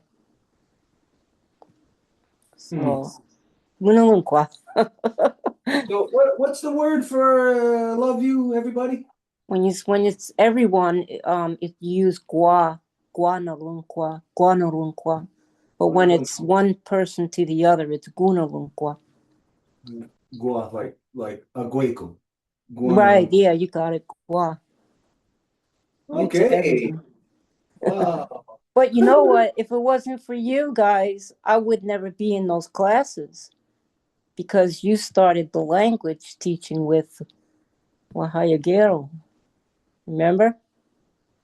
I didn't start it. I am not a speaker. We quite simply just paid Guayagero to do the classes every week. So it's him that without him doing that in his life, we wouldn't have done nothing. It's all connected. Nyawagoa. Yeah, now we'll go to you. Guananunqua, Aguego Guananunqua. Guanarunqua. Okay, everybody. Wow, this has really been it's funny, it comes out in a conversation about matrilineal. So it shows you just what if there's nothing there, but you want to discover it, all we got to do is think about it and interact, communicate, and we'll find it. And tonight we found it. We found the big love, and how You got to be an artist, a living artist in this world to achieve peace.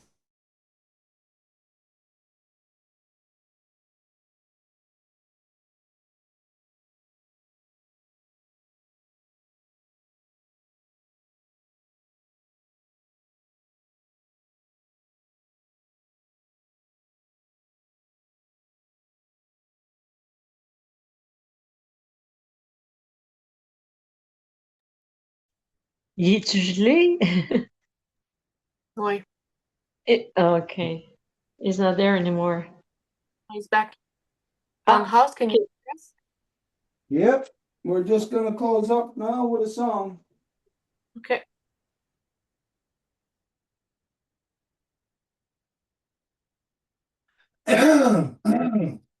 Excusez.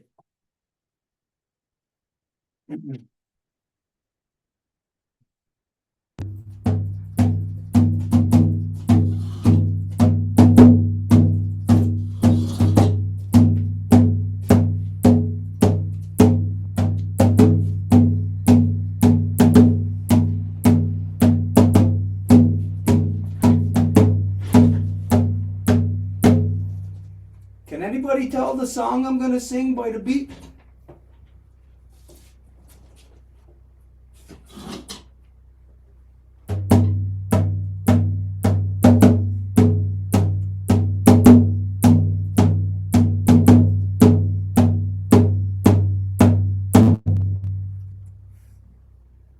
Anybody want to take a guess?